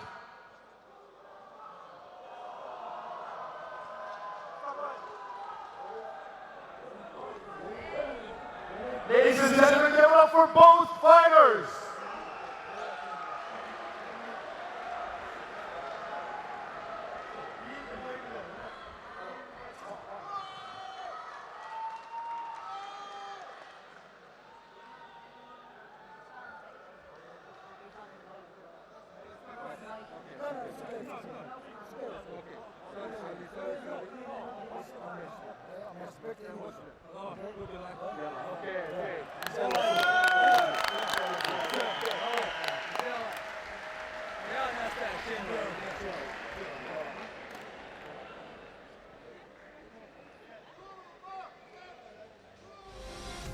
This bout is presented by Brave Nutrition. Behind the athlete, there are hours of training. Behind every hard training is Brave Nutrition. A bitter rivalry is nearing its completion as middleweight world champion Mohammed Fakhredine gets another crack at the light heavyweight world title against his arch enemy, Mohammed Saeed Malem, who has vowed to become only the second light heavyweight world champion in Brave CF history. Coming up next, Mohammed, the latest Fakhredine, takes on L'Ambiance, Mohammed Saeed Malem, for the vacant light heavyweight championship of the world. All right, Brave Nation. Did I tell you, Kingdom of Bahrain, you are the best fans in the entire world? The best MMA fans are right here in the magnificent Kingdom of Bahrain. Let's make some noise. Introducing your first warrior, fighting out of the blue corner. This man is a mixed martial artist with a professional record of 11 wins, 3 losses, and 1 no contest. He stands 183 centimeters tall and weighs already 91.9 kilograms. Representing Strike Academy and Bulgarian top team, and fighting out of Zashiniani by way of Algeria. Introducing your Brave CF light heavyweight world title challenger, Mohammed L'Ambiance Saeed Malem.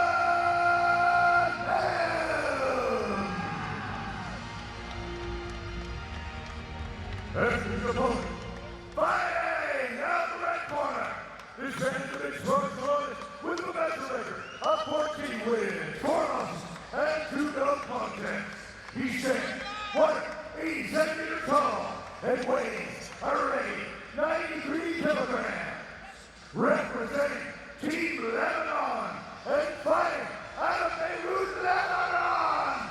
Introducing the reigning Brave CF middleweight champion of the world and the Brave CF light heavyweight world title challenger, the pride of Lebanon.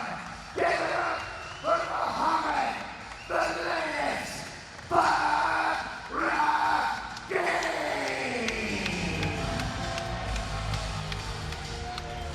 For fighting instructions of the bandit, Yakub.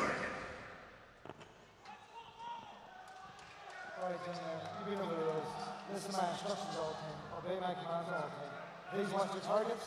If you want to touch gloves, do it now. Come out fight. Good luck. To be clear, Brave Nation, the middleweight championship of the world is not at stake. Mohammed Fakhredine will retain that.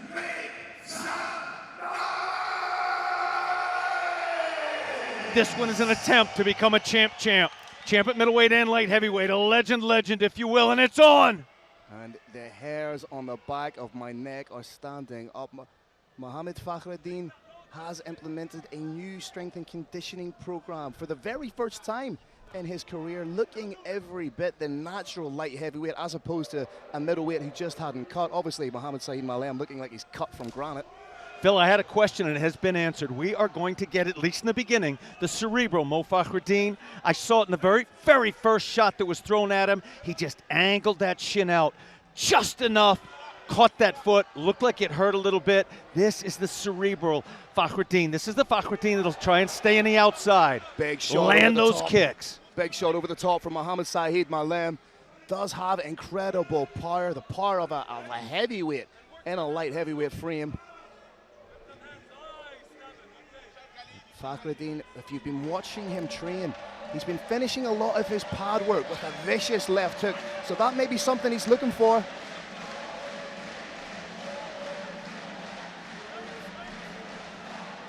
Fakhro's keeping a good safe distance, got a lot of space behind him, and big shots from Fakhro. He was faking the leg kick there to get the reaction, then busting forward with the big hands. That leg kick's coming, Phil. It's coming. In 2019 against Christopher Silva, he broke the man's leg with a leg kick.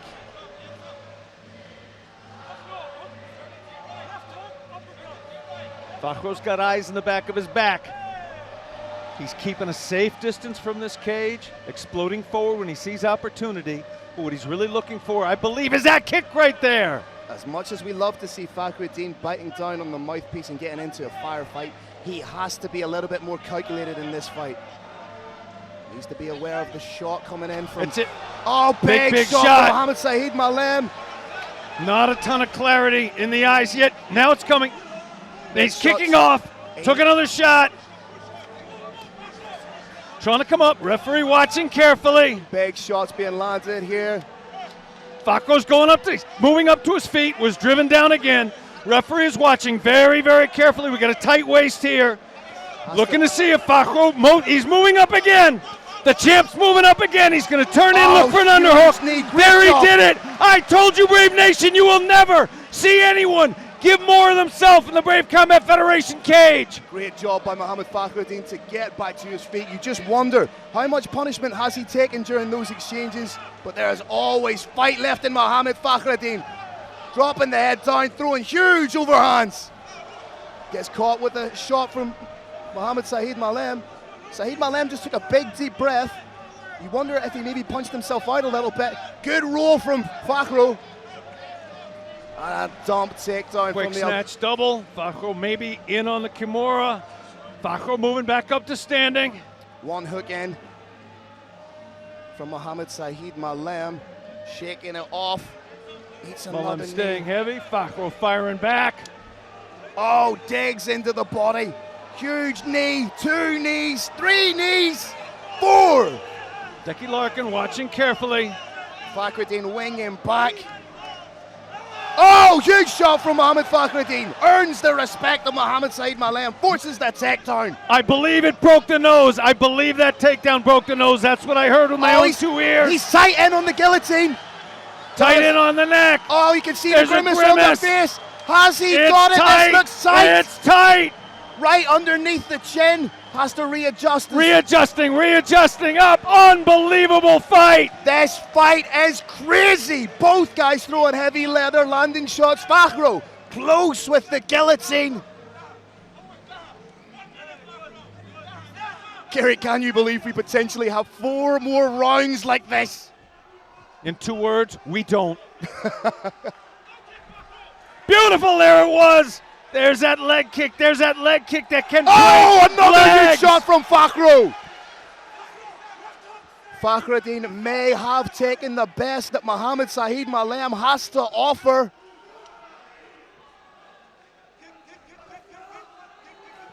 Another big shot could completely change the complexity of this fight for Mohammed Fakhredine.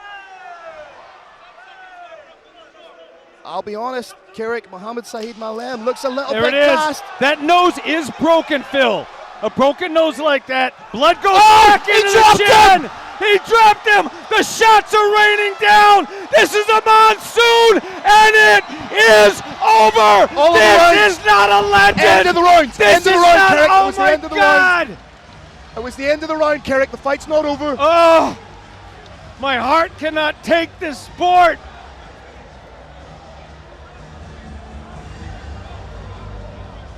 That was everything we had hoped for, times 10. Carrick, the fight is still live. I think everybody here thought that the fight was over. The fight is still live. Mohammed Saeed Malem hit a big shot, but he has a minute to recover. Ladies and gentlemen, this is why we love Brave Combat Federation. This is why we love Mohammed Fakhredine. Let's get back and see some of the action.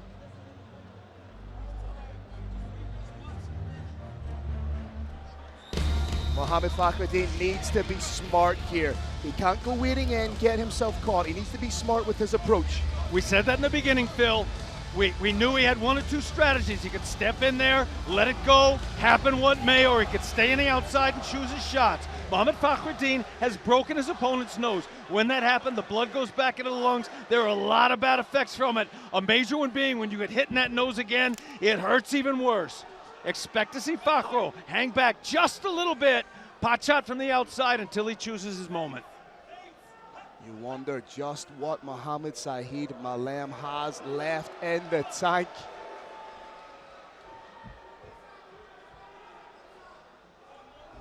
Oh, that leg kick is massive. There is only so much more that Mohammed Saeed Malem can take. One more second left in that first round and you would have seen an end to the action. I think quite a few people in here thought that the fight was gone. Malem is one of the most dangerous men on the face of the planet Earth. He too could end this at any moment with a split second, but it's going to be a lot tougher if he's got a broken leg.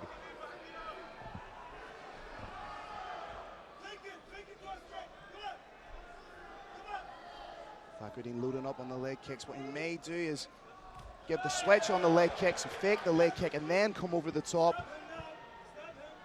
L'Ambiance not checking those kicks yet in the absence of a check. We may see a little hand feint. Oh, he dropped him again! Dropped him again!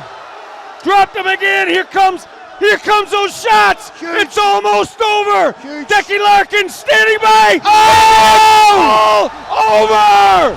That is a legend! That is not a legend! Brave Nation, that is a legend! That is a champ! That is history! That is Mohammed Fakhredine! Somebody else trying to get in the Brave Combat Federation cage, cause a little bit of trouble. Here comes another shot! Mohammed Fakhredine, there it is! The two biggest rivalries in Brave Combat Federation history, both taking place in front of us. Ladies and gentlemen, we thought the bad blood would be squashed, but old foe Tahir had other ideas. The Hawk Mohammed Shahid needing to get into the cage to calm things down.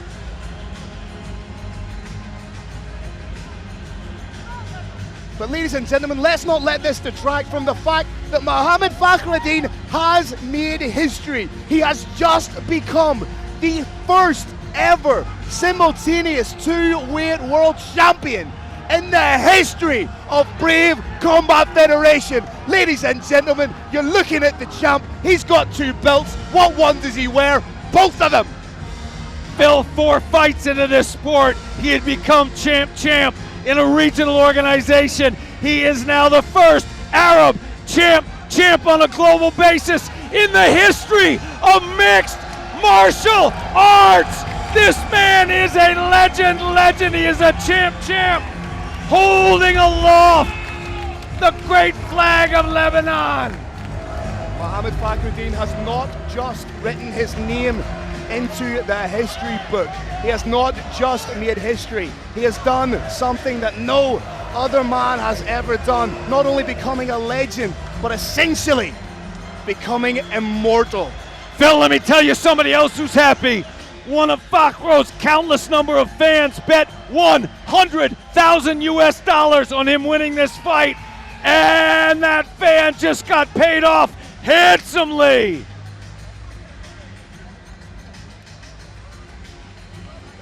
We're just letting the excitement dissipate a little inside the cage. Phil, I have never been more excited in mixed martial arts. I have never been more excited in any sports event. I have never been more excited in my life than what just transpired in the Brave Combat Federation cage. Have to give a shout out also to the Vanilla Gorilla, Arham Wallace, marching over to the cage, taking the champ away from the situation with those double underhooks. You never lose it, big Arham Wallace. I'm not sure exactly how we're going to do the official ceremony for this.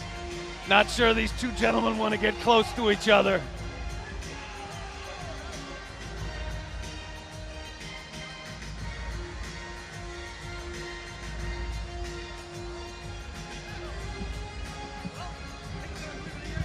We've got a little replay of this extraordinary action, courtesy of Green Hill.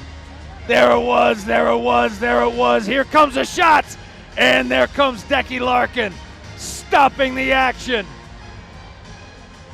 There it was, that shot, that spot behind the ear. That's how you turn a human being's lights out. Big, big shots coming in, and there comes Decky. Boom! That's the spot. That's the lights out switch right behind the ear. Even a relatively light shot can stop it. A monster shot like that one you saw from the champ, from the legend, Mohammad Fakhredine. That will put the lights out of anyone on earth.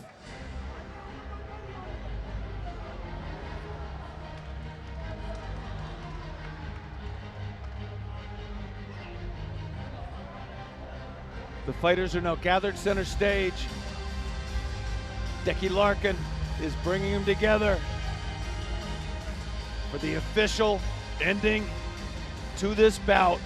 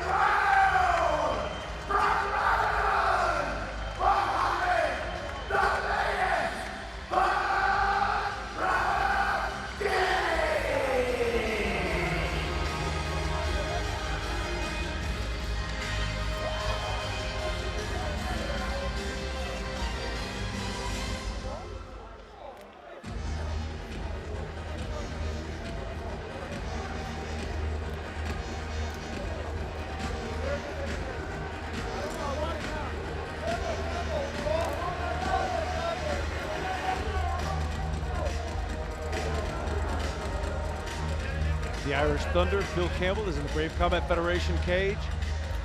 There's obviously an extraordinary celebration taking place around the explosion, destruction, terror, and mayhem that we just witnessed. Irish Thunder, Phil Campbell, standing by with a microphone to do a post-fight interview with the champ.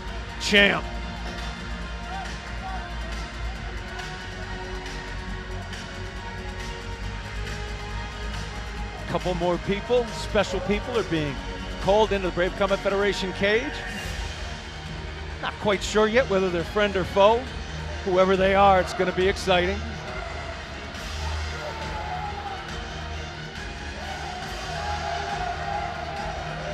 And it was friends, and they are celebrating.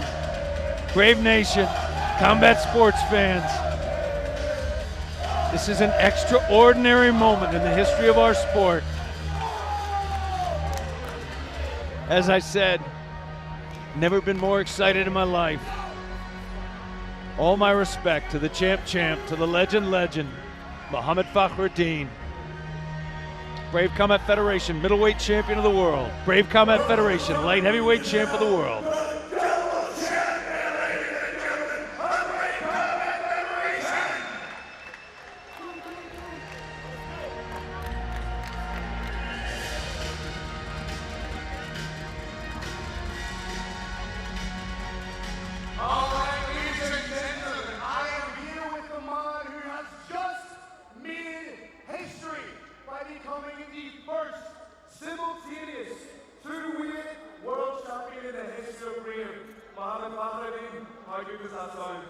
Oh man, it feels like heaven. I am speechless right now. I want to thank everybody in the crowd, everybody in Brave that made this fight happen, my team, everybody back home, everybody that supports me around the world. I love you all. Let's go!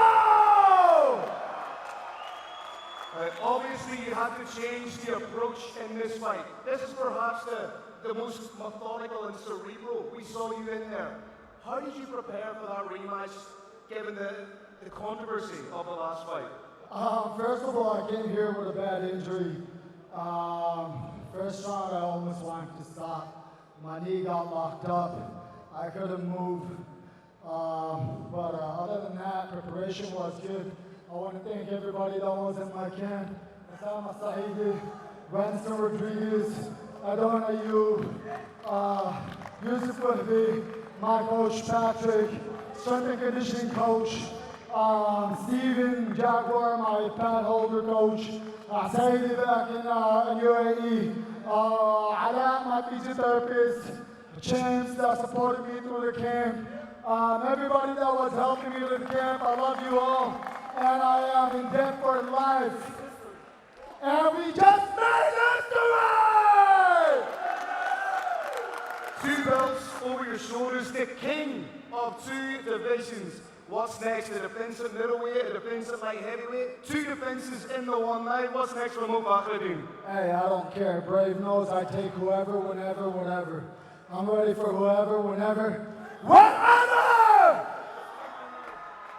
Come on, Ranger! The floor is yours. What do you want to say to the people back home who've been supporting you the entire length of your career? You have the weight and expectation of an entire nation on your shoulders. What do you want to say to the people back home? My family, I love you all. They've been through thick and thin with me. I love you guys for the support. I love you guys for everything you've done. All my friends back home, all my family back home, I love you all. And I can't wait. I'm back tomorrow night, baby! The floor is yours. Any last words? What do you want to say, champ? What's next? I'm waiting. Give my manager a call. He's right there, Jason. I want to thank him and his loving family. And I'm ready to go. Ladies and gentlemen, give it up one more time for the double weight champion of the world. Ladies and gentlemen, Mohammed Fakhredine!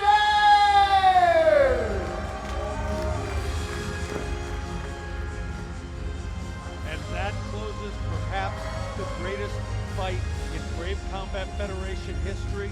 But here's the thing, Brave Nation. The next fight we're going to have, that one, too, may become the next greatest fight in Brave Combat Federation history.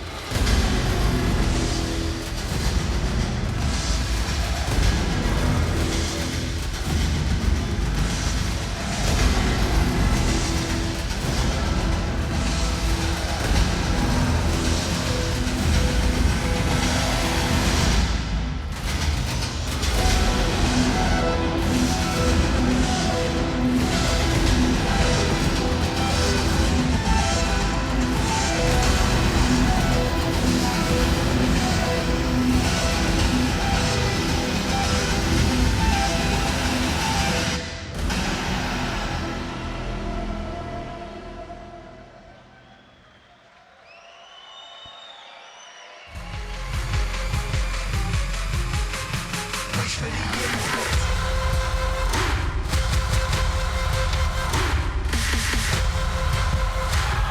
You catching that contact, reach for the impact.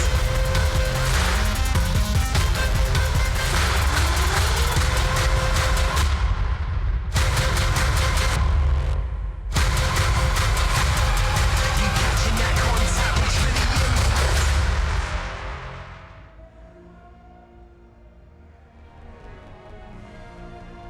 All right, Brave Nation. You want drama, you want excitement, you want thunder and lightning. You got it here tonight at Brave CF 57.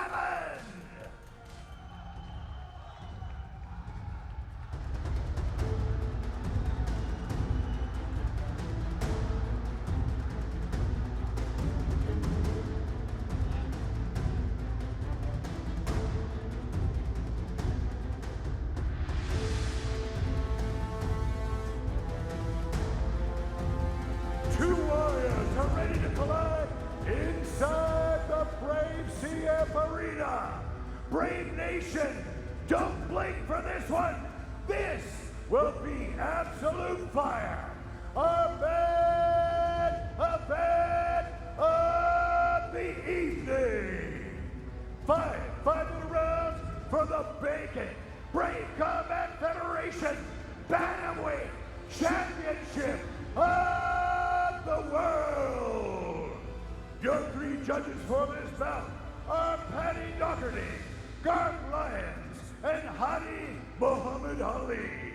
Your referee in charge of the action inside the cage is the Bandit, Decky Larkin.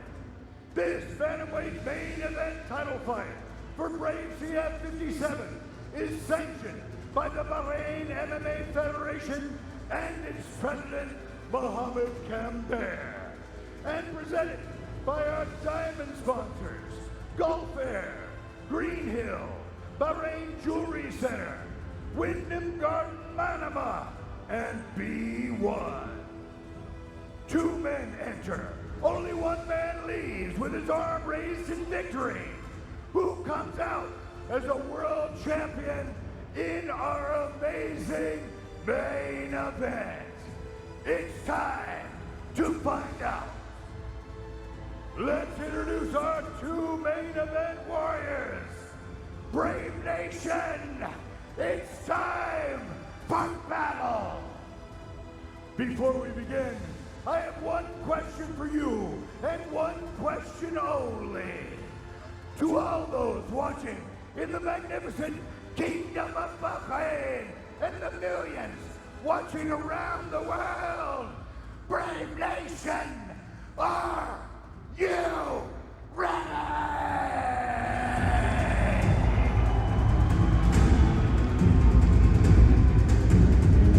Introducing your first warrior, the challenger, fighting out of the blue corner. This man is a mixed martial artist with a professional record of 10 wins and 2 losses. He stands 168 centimeters tall and weighs a ready 61.1 kilograms. Representing SBG Ireland and fighting out of Dublin, Ireland by way of Winnipeg, Manitoba, Canada. Presenting the first challenger, Brad Superman Katana.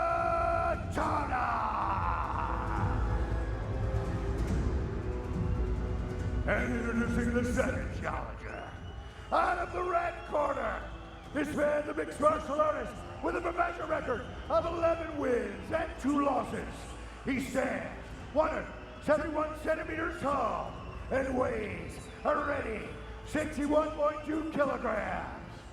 Representing KHK Team Bahrain and fighting out of the magnificent Kingdom of Bahrain. Give it up for the pride of Bahrain, Hamza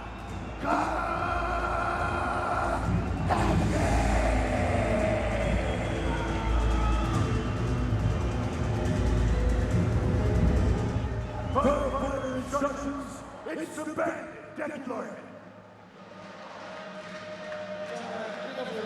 Listen my instructions all the time. Obey my commands all the time. If I tell you to stop, you stop. If you want to touch gloves, do it now. Go back to your corners, come out and fight. Phil, we just saw the greatest fight in Brave Combat Federation history, in my opinion, and we are just about to see what may be the greatest fight in Brave Combat Federation history. Here we go, main event time. These are two extraordinary athletes. They can strike with the best in the world. They can wrestle with the best in the world. They can submit with the best in the world. Anything can happen. Anything will happen. The excitement level has just maintained from our co-main event. Partisan crowd firmly backing the Bahraini man, Hamza, the pride of Bahrain, Kuheji. Kuheji stalking, checking a low kick. But this is not something that Brad Katona will be fazed by. He's the type of man that, whether he's fighting in front of thousands or whether he's fighting in a closed arena, very smart technique. Hamza reaching out, trying to touch that hand. When you touch that hand, you download so much information. Information about distance, information about how tight your opponent is. Once you make that little physical connection, information is downloaded almost by magic. Then you can use it to land a jab, level change and get in. Any number of other attacks, and there you go. Just pops the jab in the face of Brad Katona, coming from that southpaw stance. Look at that left hand, cocked by Kuheji's face. There it was! Doesn't quite get through. Brad Katona evading, slipping well. I think he's wanting to play the counter-striking game with Hamza Kuheji. He's waiting to see what stimulus he gets from Kuheji to react.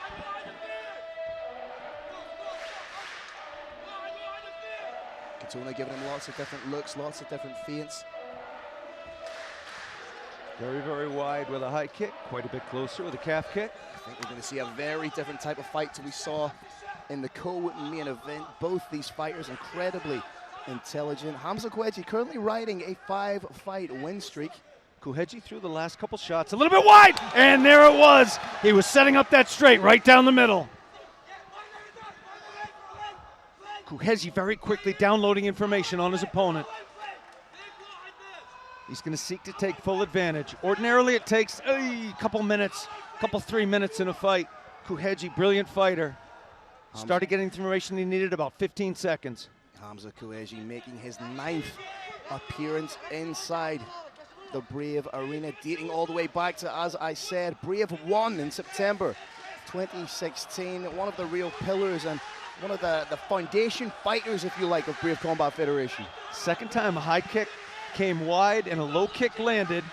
The next time you see a high kick. Nice stiff jab by Brad Katona.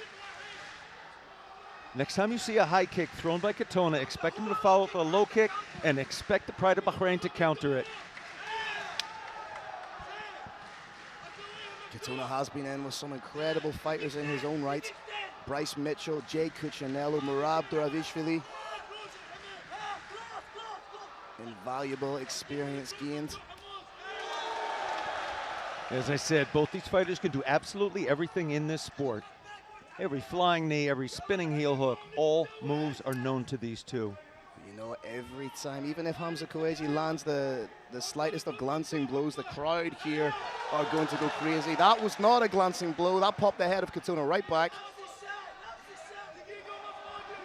Hamza Kuheji downloading information, getting more and more information, then using that information to set up his best shots. One of those shots being a straight left. Beautifully checked.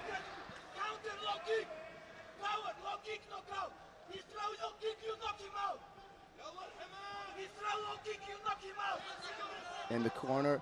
Very clear, very brilliant instructions from the corner. When that low kick comes in, because it is a little bit predictable, come straight down the center with your straight, knock your opponent out. Katona now feinting, trying to see if indeed that's what his opponent's going to do. Interestingly though, preaching into the final minute of the fight, neither fighters initiate any kind of clinch or attempted a takedown. Hamza Kuheji known for his very strong wrestling base, but then did show some great boxing against Aiden James back at Brave 42. Brad Katona skirting the outside. We've got short time now, 30 seconds, Brave Nation.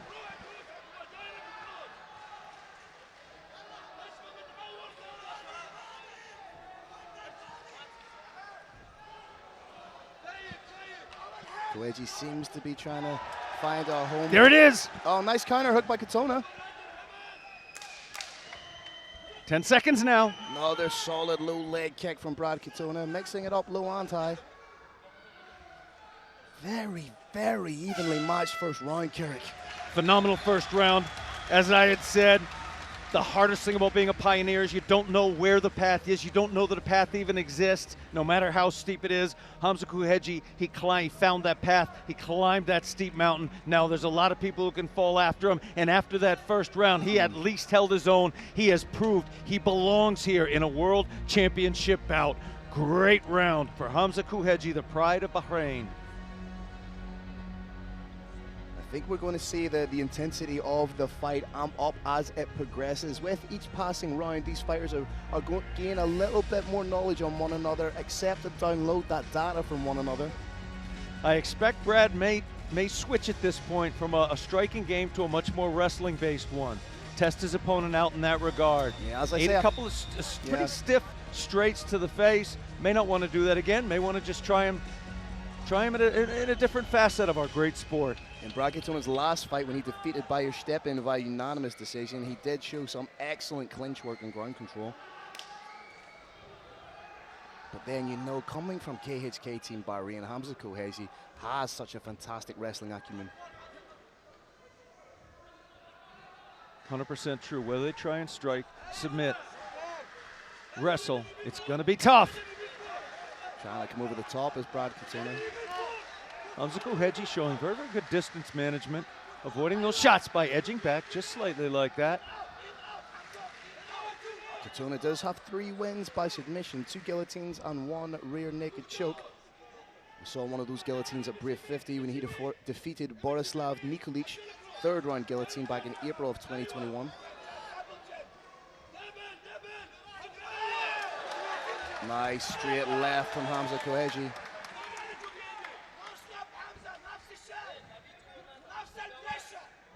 Look at Hamza Kuheji's face. Look at the face of the pride of Bahrain. This is what total human concentration looks like.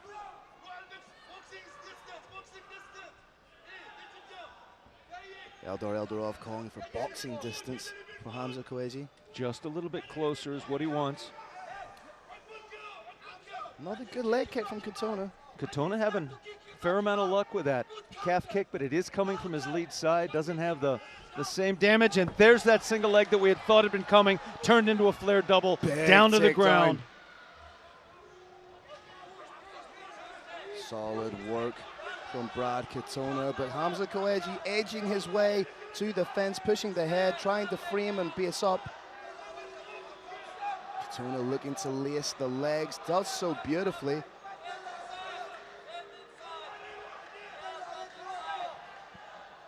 Hamza Kuheji now working his hands inside. You always want inside control in this sport. You don't want to be like a zombie coming in, trying to envelop your opponent's body with both arms. You want to get those arms inside. Solid wrist control from Brad Katona. May looking past that under the back. Kuheji's path now, you're seeing it, is elbow, hand, knee, foot. The danger, in that order. The danger for Kuheji getting up right now is he's going to have Brad Katona on his back. Katona may use a little trip takedown here.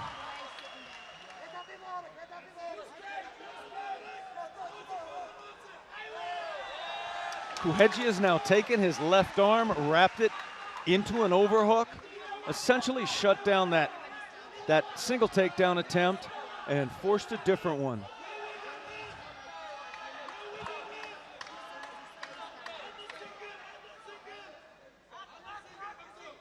Katona trying to get in on that single. Nice little back up elbow. Hands are nearly together. Hands are locked around a single. Katona trying to just pick at that ankle. Switches back to the single. Could go high crotch. Oh, nice little downward elbow by the pride of Bahrain, forcing his opponent to raise that hit up much, much higher. Katona can no longer try and pick that ankle. Good, solid positional control being exhibited here by the SBG Ireland man.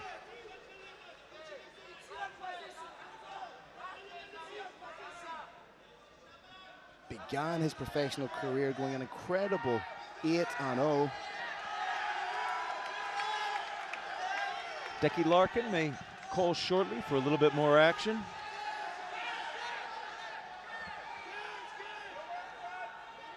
And this is one of the most impressive facets of Brad Katona's fighting style. Super pressure in your face, smothering. Doesn't give his opponents any space with which to work. But Koeji doing a good job so far of defending a second takedown. We've got just under 1 minute to go in this the second round, Brave Nation. Little bit of blood, another takedown, that's two. 2 for 2 is Katona so far.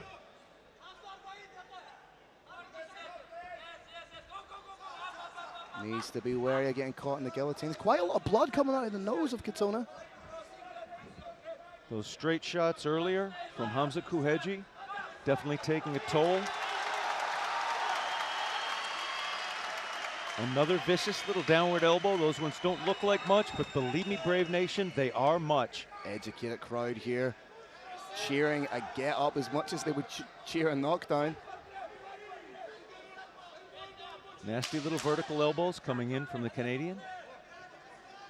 Carrick, it'd be interesting to see if Katona's broken his nose, because as I so often say, that nose is leaking like a badly installed kitchen tap. Broken nose can be very, very debilitating for a fighter because it typically causes blood to go not just out forward through the nose, but also backwards into the lung. Yeah. It compromises breathing. Jess Isaacson, one of the best cut people in the business, tending to Brad Katona. I hope we're going to get a little look at the replay. We might even see where that nose damage came from. We do always appreciate the Green Hill replays here at Brave Combat Federation. There we go, all nice and clean for the third round. I believe, Phil, that we do have blood coming out of both nostrils, which is very, very indicative of a broken nose. Break, yeah. Yeah. Last thing Katona wants to do is blow that nose. God, that was such a beautiful takedown. The same way as in striking, one will never work unless you've got two, and vice versa. That single into the flare double is very necessary at this level in the game, and it's just a beauty to see.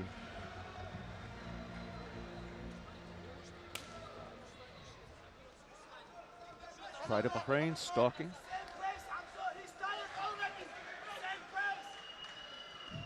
Brad Katona heard in the corner. They heard him say he was tired and he just gave a wry smile. Fighters like Brad Katona do not get tired. Interesting, Phil. Katona is pulling his head straight back now twice in a row of incoming shots. A third time now. That further indicates to me that there is some big damage to that nose. And that's going to force Katona to breathe out of the mouth, which leaves the jaw a little bit slacker. When that jaw is clenched and you're biting down on your mouthpiece, you're incrementally less susceptible to the knockout. Nice straight there from Brad Katona.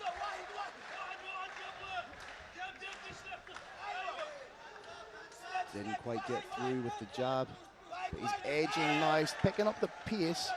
I think he's seen something that he's trying to exploit here in Brad Katona, whether that be the compromised nose.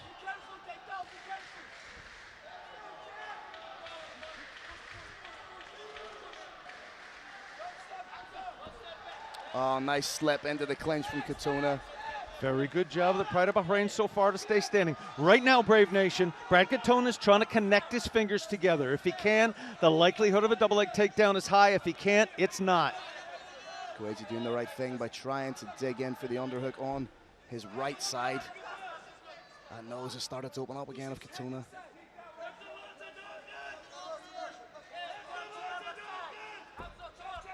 Wisely switching off to a single.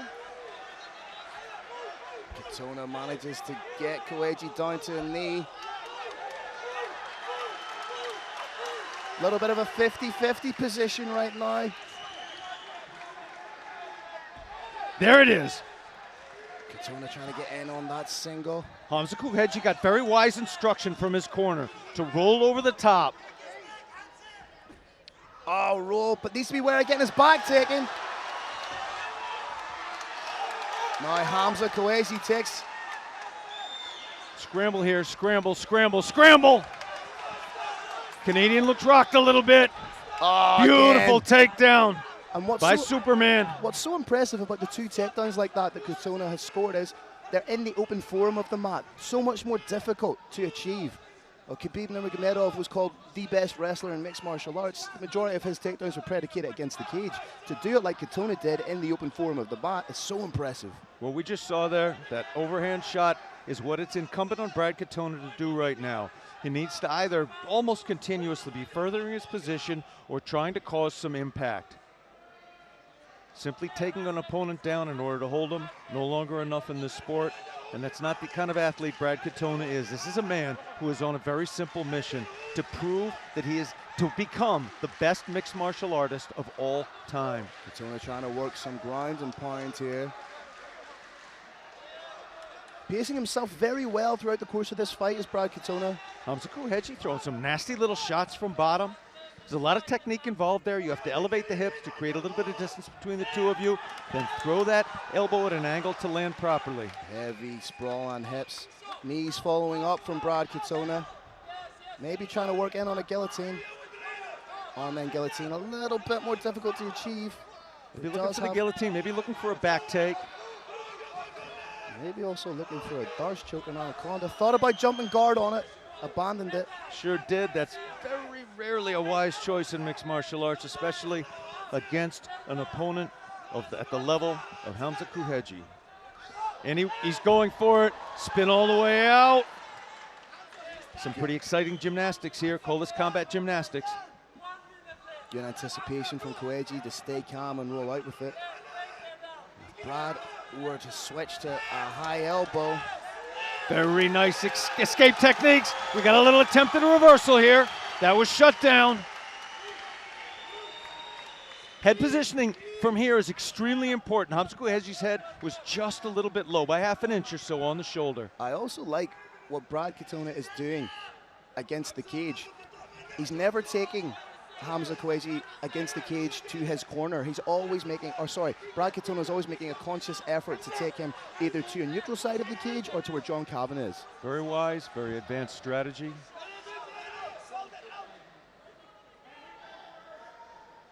Another takedown would be huge here for Brad Katona. That's what we need to see just a little more of. This is a very, very close round. Just a handful of significant strikes could absolutely turn this round in favor of one player or the other. Round ended. Literally one clean shot from either party might have done it. We have an extraordinarily close fight going now into the championship rounds. Realistically, I'd say that at this point in the fight, there's an argument that Hamza Koueji shaded the first round due to the wrestling and positional control. I would have to say with conviction and honesty that it's Katona 2 and 3. I actually have them neck and neck right now. Not my favorite thing to do. The championship rounds are the most telling thing in mixed martial arts. It doesn't seem like 10 minutes is a long time, but after you fought your heart out for 15 minutes, fighting for another 10 minutes is a Herculean undertaking. Yeah, Kerrick, most fighters are used to going to the judges at this stage of a fight after fighting for 15 minutes. These guys have another 10 minutes.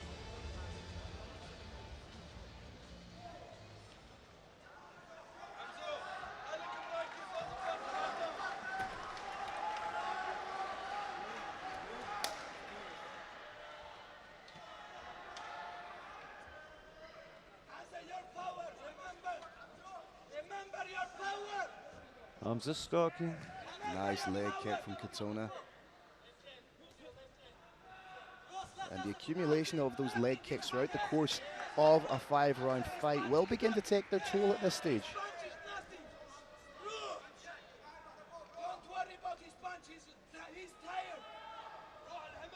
Hamza Koueji's left hand is coiled. And there it goes. Oh, Katona with a lovely counter though.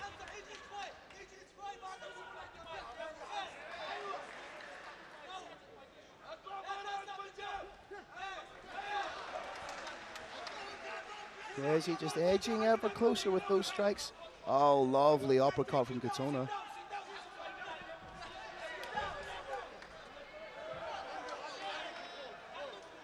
Katona now pressing Hamza Koeji up against the fence right in front of Coach Eldar Eldarov. Katona couldn't get his hands together around both those legs very wisely. Has switched now to a high crotch. Oh, and he was successful. For how long we have yet to find out. Ran the pipe beautifully on that single, but Koeji, as you say, doing the right thing, frame into your hand, up on a knee, gets up beautifully. Now he needs to dig in for his own underhooks. Katona now has double underhooks. They try and bounce off the cage and reap a leg.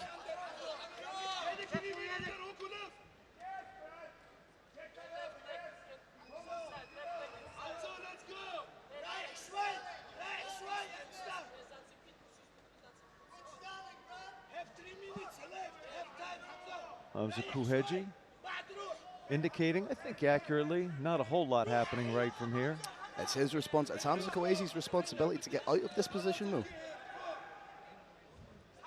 Phil, I am loving Brad Katona's sneaky little rising elbows there. They are very nice. They are happening sometimes, and they are always threatening.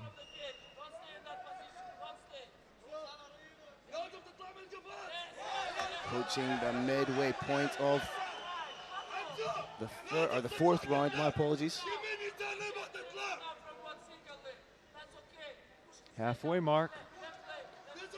Not a lot of definitive action. Serious pressure being exhibited again.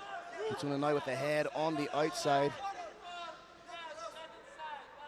And as we said in earlier fights, this is a position that is so debilitating and grinding for both men. It's not just the man defending the takedown that's putting us all into this, it's also the man trying to execute the takedown. Gotta say, Phil, I am loving the elbows from both these fighters. Katona's from the bottom up, Hamza Koeji's from the top down. Koeji trying to hit the switch here.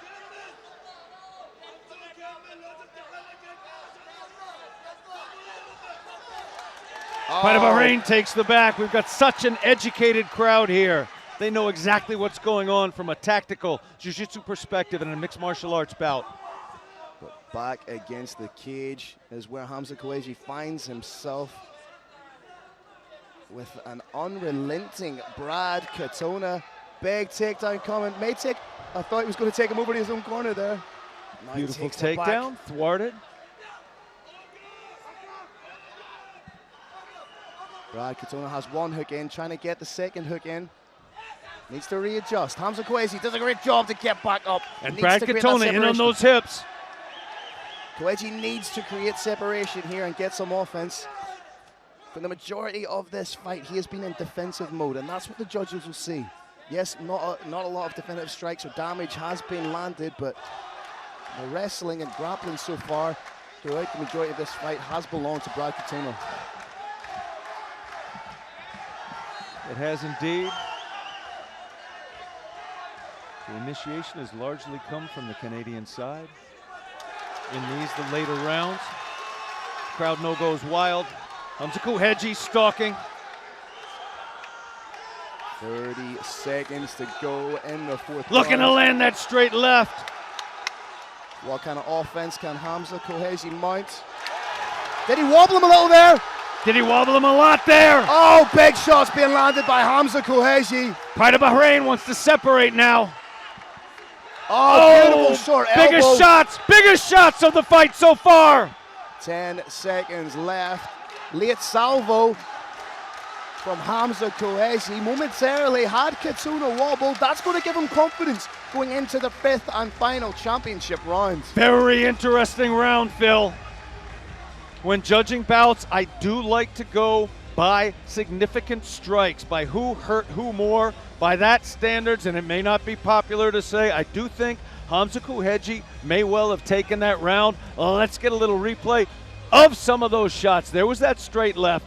There was that straight left, followed up by a right. I'm going to politely disagree with you, Kirik Janess, and say that for the positional dominance that Brad Katona had throughout the majority of that fight, a couple of big strikes doesn't edge or doesn't completely X that out. So for me, potentially, it's a very gray area, and judging in the sport, positional dominance used to be almost everything. Take somebody down, stay in top position. You essentially had won the round. The rules are evolving somewhat. Where they are at exactly in the minds of these judges, I cannot say. I can make a great argument for either party right now as we go into this, the 5th and final round.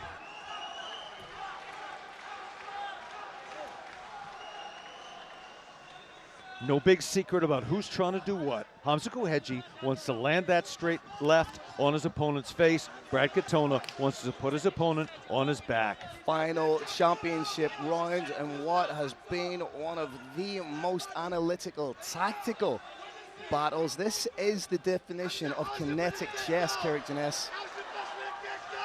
This was, Phil, a night that had everything.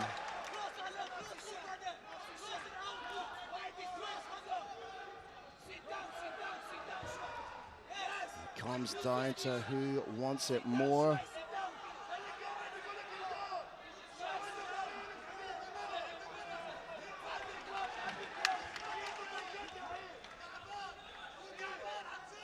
Maybe telling Phil that Kouhedji, for one of the very first time, actually checked that outside low kick. You can see the reddening on the calf there. I guarantee you he's feeling it right now. It's got to be impeding his movement to some degree. He definitely gave up that bladed stance and turned that knee out.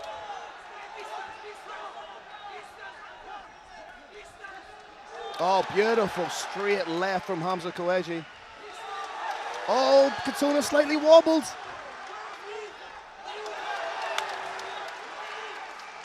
Turning it on now is Hamza Kouhedji. That little salvo he landed at the end of the 4th round seems to have reinvigorated him coming into the 5th here. Again, he needs to be wary of the takedown. Katona always dangerous. Brad Katona's jaw is just a little loose. Not something you want to see in your fighter. The momentum in this round has definitely switched in favor of Kouhedji. Kouhedji landing some clean shots. Katona knows it. He's trying to answer back the same way.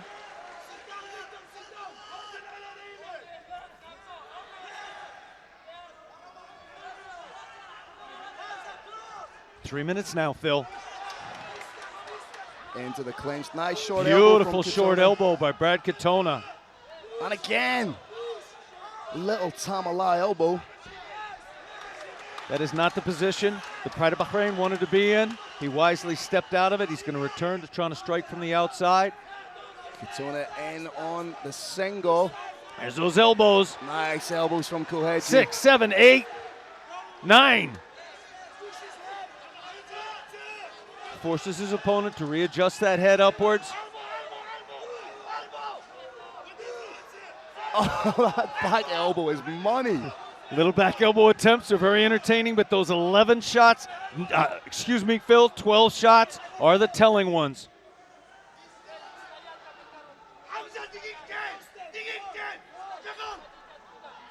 Brad Katona trying to get in on that single. Needs to run the pipe on it, just as I say he does brilliantly.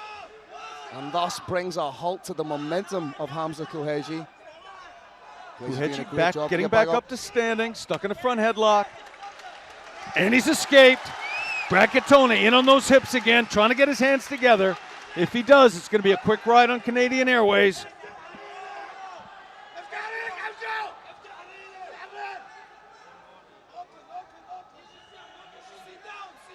Just under 100 seconds remain in this, the 5th and final round.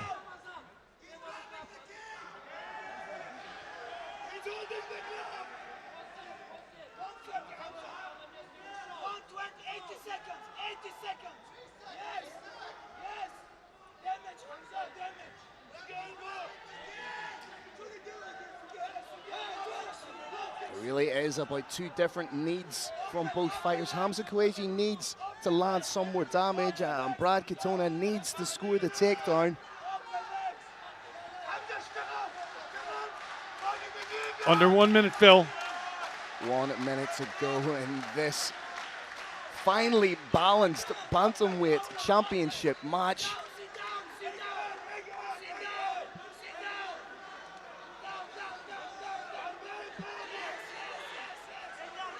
Both men are bound to be tired. Their entire bodies filled with lactic acid.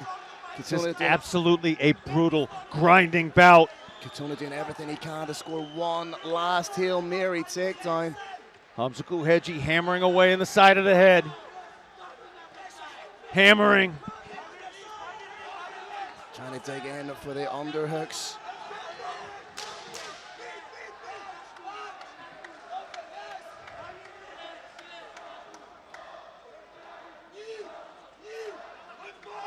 There it is, ladies and gentlemen. We go the full 5 and a fantastic bout. We go to the judges. Carrick, your thoughts? My thoughts, Phil, I do keep in all fights a running total of who I think won. I am a trained mixed martial arts judge. That said, I am not going to announce it. I think it would be just a little bit disrespectful to the real judges whose words are coming next. I do think I know who won this fight. I also want to say about Hamza Kuheji, he is a true pioneer. Nobody knew what the path to greatness was until he took it. Whatever the outcome, whatever way this decision goes, there is now a path for the youth of Bahrain to become professional athletes, and not just professional athletes, to become champions of the world. Scores just being tabulated. Both fighters believe they've done enough to win.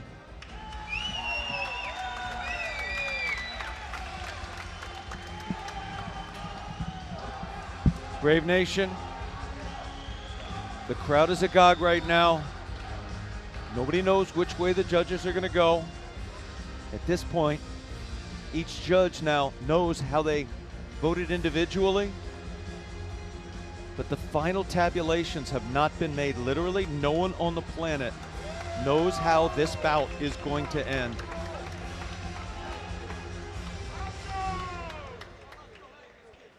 There's a card runner now going to each judge's table, and the judges are placed on very different parts of the ring because sometimes action takes place that one judge can see and another can't. That's why you sometimes get disparate scores in this sport, because judges are literally looking at a different fight sometimes. Things happen that they simply cannot see. You can't judge a fight on something you can't see. Each of those three judges is now having his score grabbed. It's being taken to the head table where either a 9-10 or a 10-9, or possibly even a 10-10, an even round, they're being tabulated. Expect the score to come out something like 47-48 for one fighter or the other. This is an extremely close, hard-fought bout. Huge anticipation in the crowd. The vast majority of the crowd behind me are all standing, looking expectantly towards center cage. Two athletes, valiant brothers, are standing side by side. Decky Larkin, head official for Combat Commission Worldwide, standing center. Eyes are now looking towards the cage, looking for the Lion of Brave, the roaring Lion of Brave, Carlos Los Kramer. Once you see him enter the Brave Combat Federation cage, you will know these scores have been tabulated. Hamza Kuheji taking a little lap around the cage, getting massive shouts from the partisan fans. I do want to say, though, these Bahraini fans are absolutely beautiful fans. They are absolutely beautiful mixed martial arts fans. They are beautiful people. They cheer in a heartfelt, major way, both for the local fighters and for the local fighters' opponents. You will not find better fans anywhere on the planet than here in Combat Kingdom, here in the beautiful Kingdom of Bahrain. All right, ladies and gentlemen, give it up for both these warriors and incredible main events. At the 5 rounds, we go to the scorecard.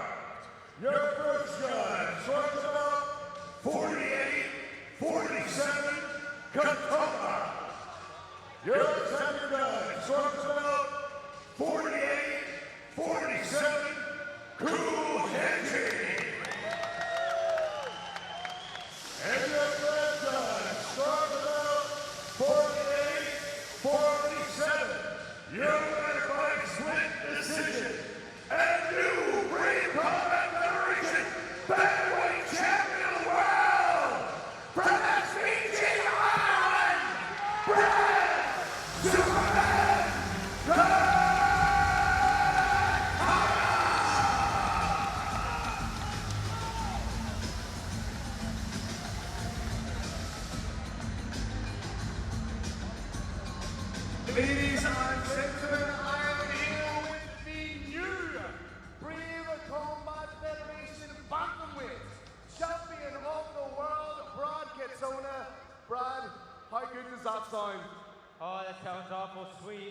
I was really, really worried.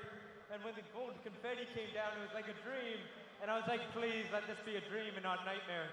But first off, all the props in the world to Hamza Kuheji to fight in front of his hometown against one of the top bantamweights in the world and myself, proving he's one of the top bantamweights in the world.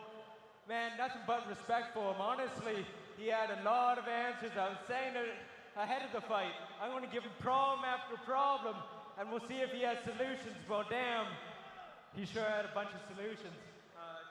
Just good job to him and his team, and I wish them nothing but the best. And you fans out here, all the best, guys. It was an honor. Just how confident were you when you realized it was a split decision? Obviously here in enemy territory, how confident were you that you had done enough to become the champ? I saw all the cameras on him, and a tear was going down the side of my cheek going, please, please let it be me. Don't take this from me. And yeah, thankfully, we got good judges. Now talk to me a little bit about the experience of, as I say, coming here into enemy territory, coming into the lion's den, so to speak.